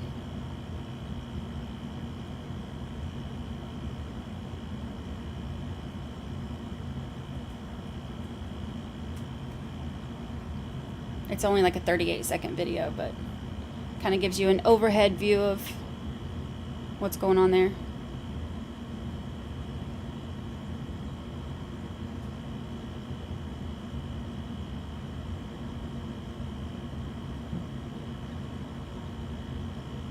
There's a whole lot of folks out there.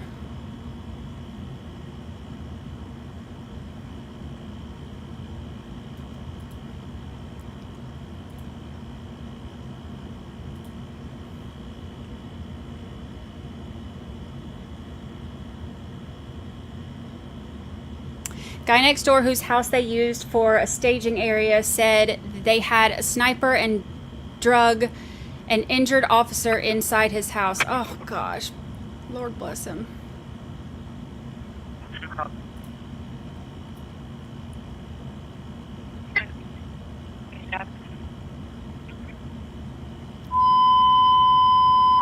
Engine 17, and BA Medic Hold, Associates Lane and Center Park Drive. Engine 17, and BA Medic Hold, Associates Lane and Center Park Drive. Suzanne, welcome.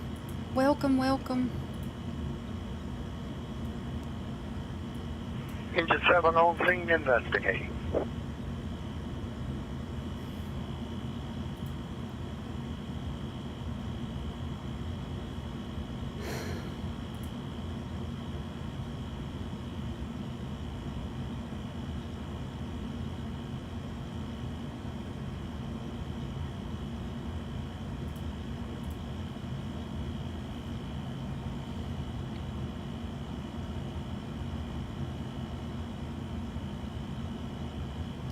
You know, okay, I'm gonna... A Medic Hold, Greer Road and Equitable Place. Engine 40, and BA Medic Hold, Greer Road and Equitable Place. It's killing my eardrums. Stuff like this, like, I can't imagine being a family member of one of them, like, just how terrifying that is. There's one in front of us. Engine 24, and ladder 32, fire alarm, 4215 Windwood Circle. Engine 24, and ladder 32, fire alarm, 4215 Windwood Circle.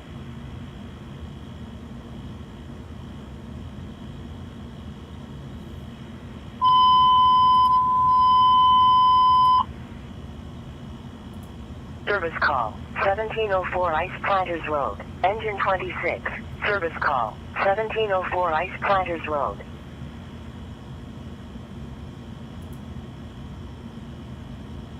We've moved the location of the vehicles. We're going to be on the lower lake. Between Sharon Amity and Mayberry.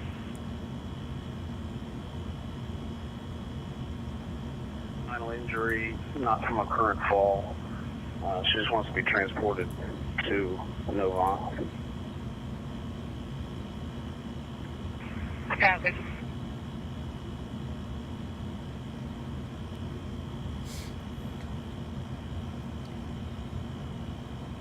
He meant to be on 30.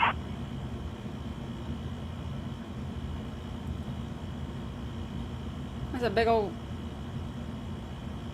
gun.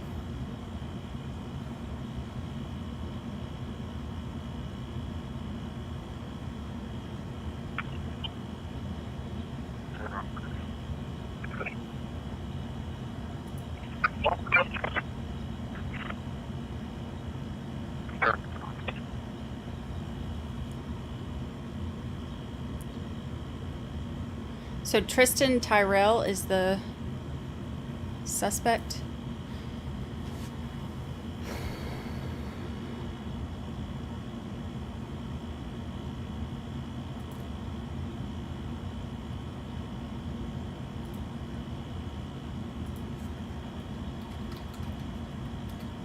Somebody's responding, 4215 Windwood Circle. The alarm company called in a Zone 9 kitchen smoke detector. Cross streets are going to be Carmel Road and Carmel Road, 24 still. 24, copy.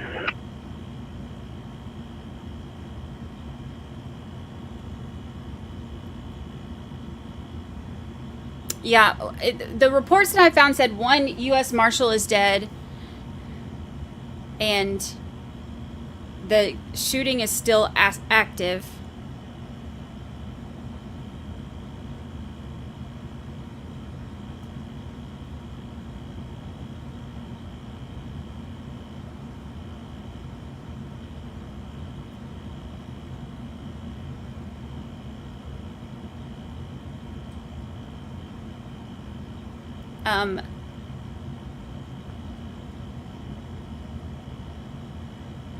I believe, according to these reports that I'm seeing, there's 7 law enforcement officers that have been shot total. Alarm to engine 26.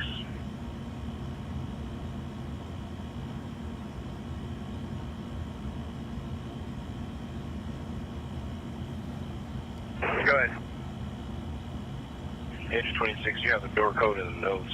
Also, your patient just needs help lowering her bed and getting out of bed. Copy.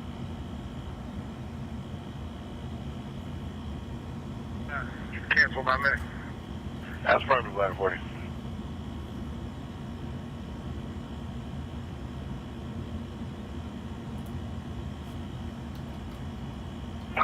Engine 24 is on scene. 4215 Winwood. Nothing showing from a one-story house. Engine 24 be command. 10-4, Engine 24 command, nothing showing. Just called that number 2 times. No answer. Unable to leave voicemail. Sorry about that. We heard our tones, but we didn't hear you guys calling us. That's weird. All right, you can show us available. 10-4.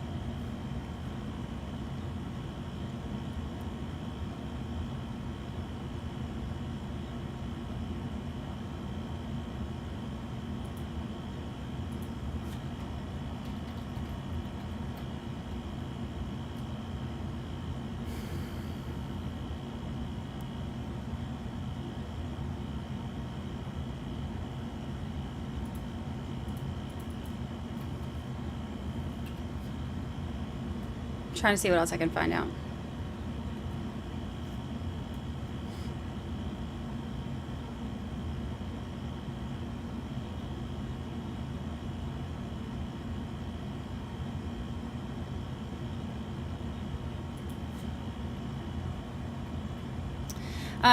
From what I'm seeing, it says that there's 7 shot total, and 1 U.S. Marshal has passed. Ugh.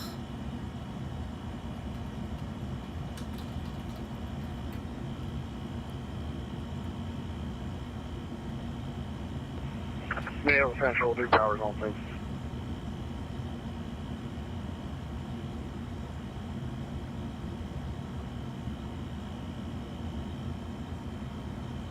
Now there's 3.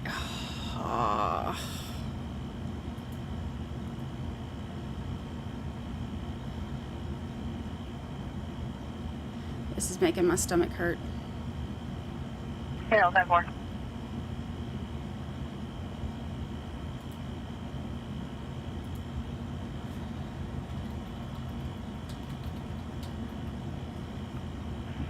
$17 to alarm on call. Engine 17, go in. Can you dispatch an ambulance to this location that can come routine traffic? 10-4, engine 17.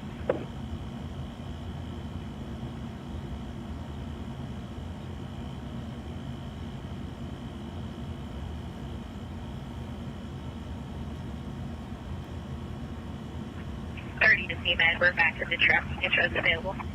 Yeah, it's at a house. They were trying to serve a warrant.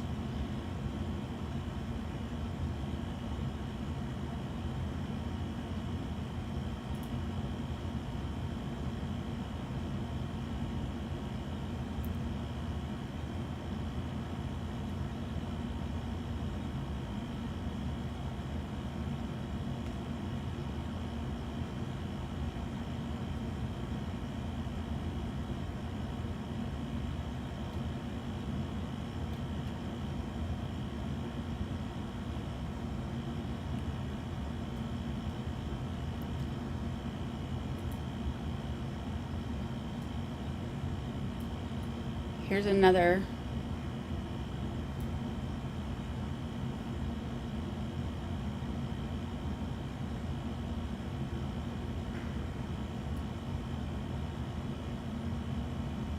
Just hanging out.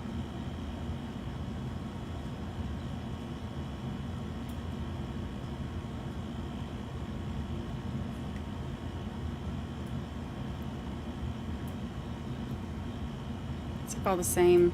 Hold on, let me see what else I could find.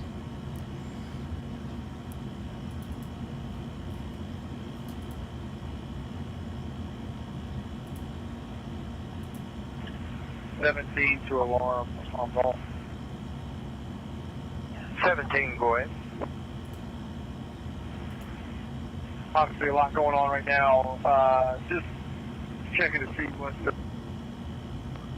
for vehicle access.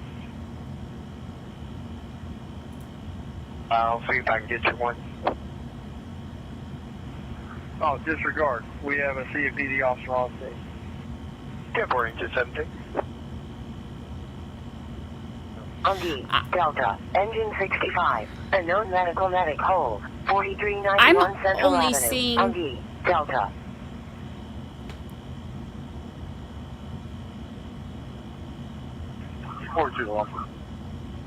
Edge 42, guys. Would you check with ETA medic? God, Lucy, you scared me. Calm down. 10-4 42. Lucy!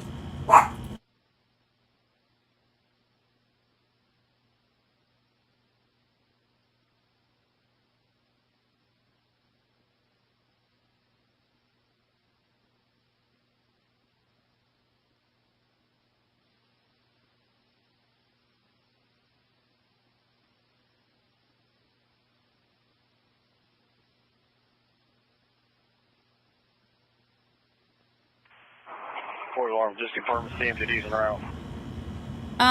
WCNC Charlotte is saying that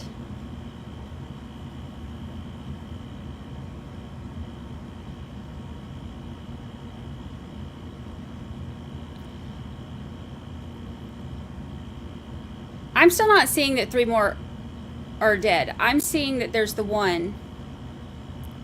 So I don't know which news Battalion 3, engine 10, you're looking engine 18, ladder 18, rescue mine has to be 10, different, and safety 1, 'cause- high angle rescue, 1208 Montana Drive. All right, I'm ending the scanner because we can't hear anything that they're saying for this anyway.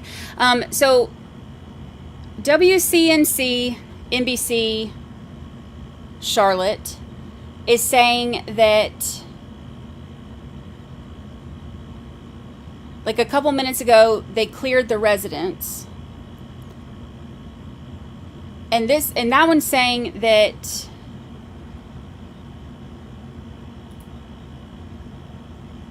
the U.S. Marshal and 3 officers are shot. Every news station has a different number of who's.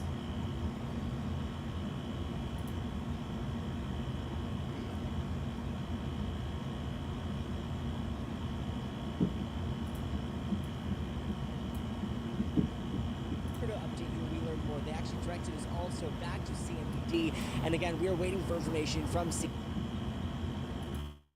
Again, we were out in Novant where we saw a very big presence from multiple agencies across the county and in this.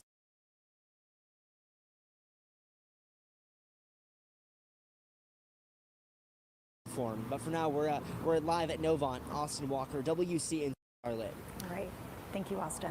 And CMPD again tweeting just in the last few minutes the latest what's happening in that East Charlotte neighborhood, saying that the residence on Galway Drive is now clear and the area is safe. Residents no longer needing to shelter in place. At least one shooting suspect was located deceased at the residence after clearing the scene. CMPD is questioning 2 other occupants of the home. CMPD and other law enforcement agencies will be at the scene.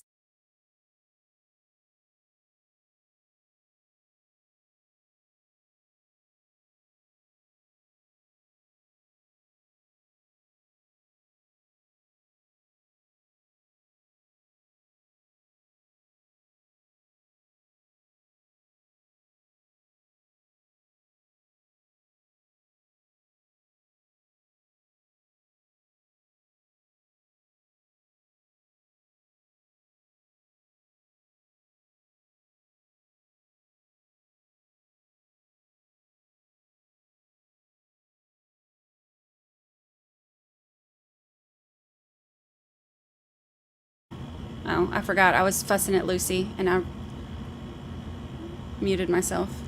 I was just reading that. I don't, she already kind of read it, but I was reading what they just said.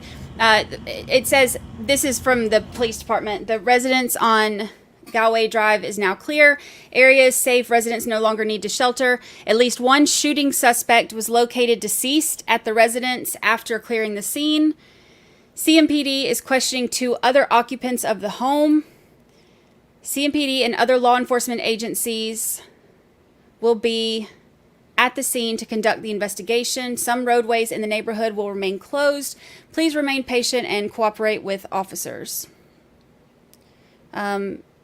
So if they're going to do a briefing,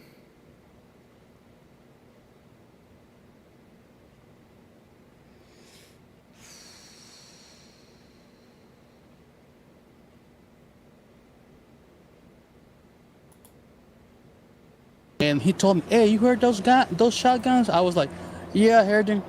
But suddenly after we finished, we heard like the police sirens coming. I was like, "What happened?" And I started seeing like 15 police cars driving, like doom, doom, doom. I was like, "Oh, something is happening. It's really bad." And I told him, let's go and take a ride." And we went to make a trip around the neighborhood, and we were close to the kindergarten, and we heard like he said, like more than 100 gunshots, like boom, boom, boom, boom, boom, boom, boom, boom, boom, boom. And we were like, "Hey, you know what? We better take off home because it seems like really, really dangerous." And we went to a Shannon House, the traffic light at Shannon House, and everything was blocked. And we decided to come this way, and we are here, waiting to see what happened. Yes. This kind of seem not real yet. Does it seem like this only happens in the movies? Being honest with you, never happened this before in this area. Never expected to see so many police officers wounded, so many cars. Never. Just like you said, just in the movies. This is a pretty cool area. I live in the Devonshire area, so I'm not too far away. Oh. Duncroft. So it's a pretty cool area. Are you surprised about something like this happening? I'm really, really surprised. I'm really shocked about this because we've been living in this area for maybe 8 to 9 years, and I love this area because it's really quiet. You can chill outside without any problem. Yes, sir. Yeah. Thank you, my friend. You're welcome. Same thing. I'm gonna grab a quick wide shot of you. Let me give you a business card. Yeah. Oh, hell yeah. Because actually, I need some masonry work done. Huh. Making connections. Okay. Thank you. Where'd this go? Where'd it go? Thank you, Robin R. And City Kitty. City Kitty pulled up the news thing that Robin gave us. Let me see.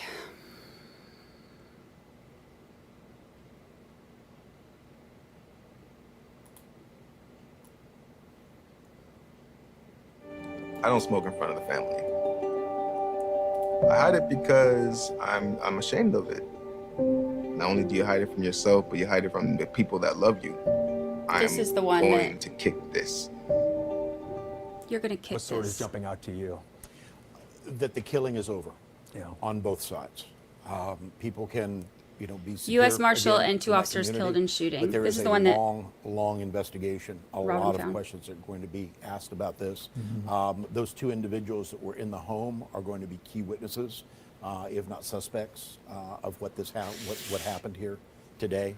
But still, I think the focus of the entire community is on the welfare of the officers that have been hurt, and prayers are with the families of the officers that are deceased. It's just the worst possible news as all this was developing here this afternoon. And if you were anywhere in the uptown area to East Charlotte area this afternoon and you just saw all of a sudden just a police response that you don't see very often, you just knew something really bad had been going on or was potentially going on, and that's obviously been realized here in the last half hour or so with the confirmation that we lost 3 officers here today, 2 of them local officers, 1 a United States Marshal deputy. And The community's going to have to put its arms around these families for a long, long time. And not only those who lost their lives today, those who are wounded, but also those who are friends of all of these and these deputies and these officers who respond to these things. This is a hard, hard day. It's a very hard day, and I know sometimes we say this a lot, but it is so true that they can use your prayers. The United Methodist General Conference was meeting at the Charlotte Convention Center today. It paused its legislative proceeding to pray about this. I hate that.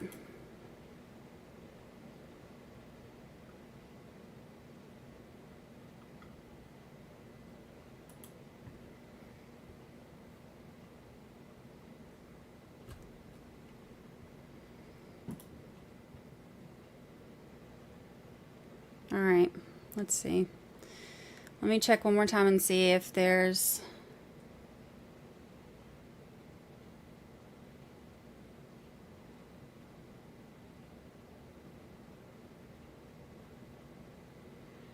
any information on... Oh, I'm hungry. I just realized I haven't eaten.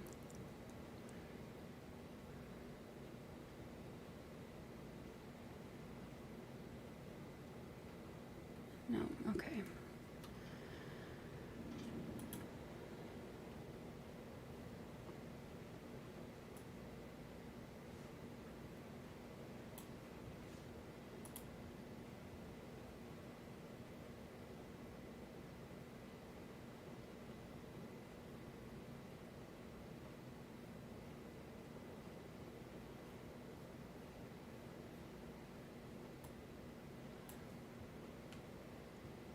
They're not doing the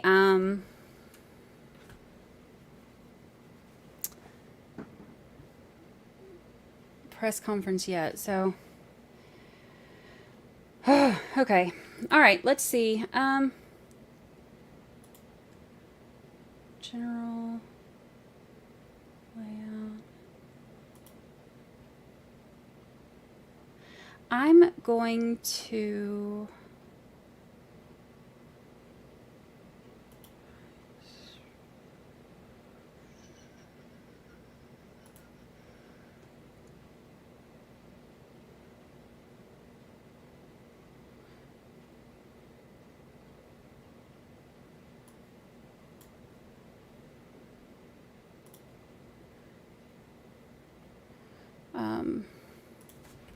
set up. I have to remember how to do it on... I haven't used this system in so long. Did anybody get kicked out today? I don't think so since I swapped over, right?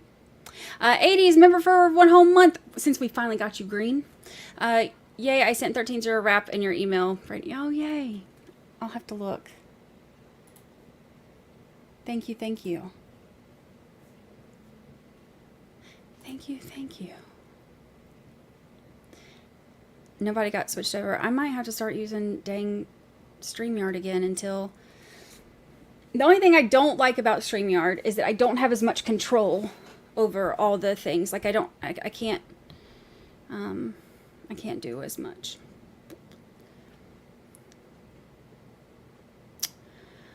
Colton Murphy, happy birthday. Colton Murphy, happy birthday. Happy birthday. Happy birthday to you.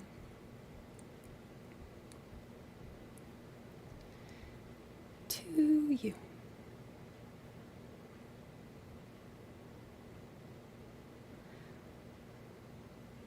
All right, I don't know. I was going to get this set up and then just move y'all over there. But I don't even remember how to do it on this. I've got to relearn how to work StreamYard.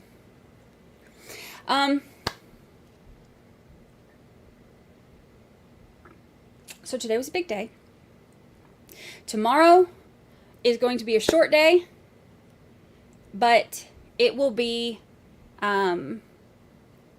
starting off with the cross-examination of Saraf, who in the podcast this whole time I've been calling Saraf. So sorry about that. Sorry about that, Officer Saraf. I've been calling you Saraf. My bad, bruh. But that's okay. Oh, yes. The advocate. So the Morphew autopsy came back, and I guess she's advocate had sent this to me earlier, but I was multitasking and missed it. Suzanne Morphew's autopsy results came back, and there were 3 chemicals found in her autopsy that are also in the solution that he used in the tranquilizer gun. They were all vet products. So he's got some splaining to do.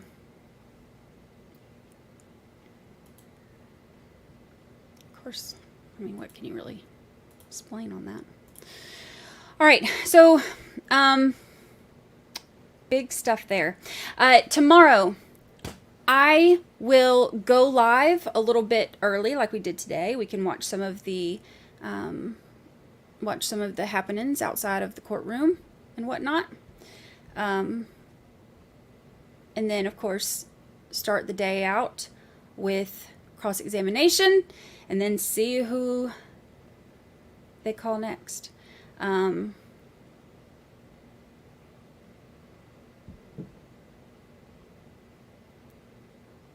Yeah, officer shot. Yeah.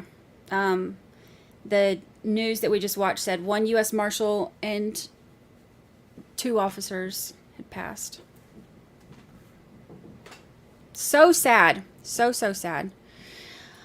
All right, y'all. My stomach is growling. Oh, Jessica for Justice is streaming.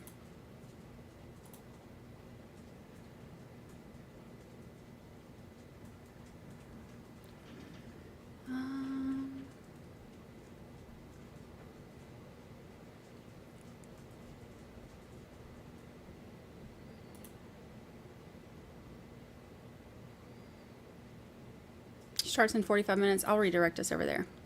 Everybody, keep this party going over there. All right, I am going to call it a day, and oh,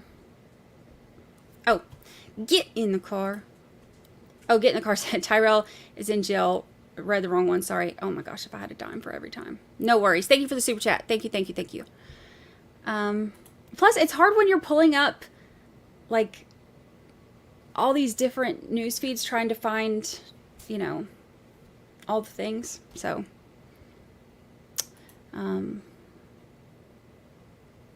oh, that was the UN. Was that the UNC shooter? Oh, sub count. Let me check.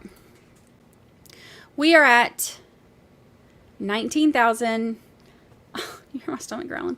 19,936. It's kind of crazy, right? I was hoping that we would get to 20K on the day of our first 1 year anniversaries, and the first day of the big trial, but we didn't. That's okay. We'll make it this week, I'm sure. And also tomorrow, I think tomorrow I don't think I'm going to stream to Twitter tomorrow, because we had like 3,500 people watching today, but most of them were watching from Twitter. So I don't think I'm going to stream from Twitter tomorrow. We'll just stream from YouTube, and that way everybody can come join our little family and hang out and talk and not hide from us on Twitter. See how it goes. Do I cook in this kitchen? Yes. What do you mean no kitchen equipment? There's my stove and it's my stove. It's my oven. It's my microwave. It's my dishwasher. It's my sink. It's my flamingo. It's my light switch. It's my grass. Because you got to have grass when you live at the beach, because we don't have grass outside. Actually, we do have a little bit of grass outside before you get to the beach. Oh, no. I'm going to be on YouTube. I will be on YouTube. But I think I'm not going to stream to Twitter tomorrow. I think I'm just going to YouTube. Twitter's gotten... Oh, my fridge is on the other side of the dishwasher. And my coffee maker is right at the edge of the... Y'all are just like very concerned with my kitchen. It's okay. I eat. I cook. I don't cook. I used to cook. I cooked every meal I cooked dinner 5 nights a week for at least for 19 years, so it's hot pockets these days. All right, y'all. Yeah, Twitter has gotten very nasty lately, so I think I am going to make the stream tomorrow just on YouTube. So I'll get it set up in just a minute so that y'all can go and hit notifications and all that stuff. I'm going to eat me something first, because out of this kitchen that doesn't have equipment. Y'all are so funny. And then I've got some work I need to get done, so I'll get it set up. And then I've got to get a couple more things, since now I'm going to be using StreamYard again, apparently, since it doesn't kick people out as much. So I'll get it set up in a little bit after I eat something, and then we can get ready for tomorrow. Tomorrow's going to be a half day. All right. I appreciate it. I got to remember how to do my... I've forgotten how to do all this stuff. Oh, there it is. All right. Bye.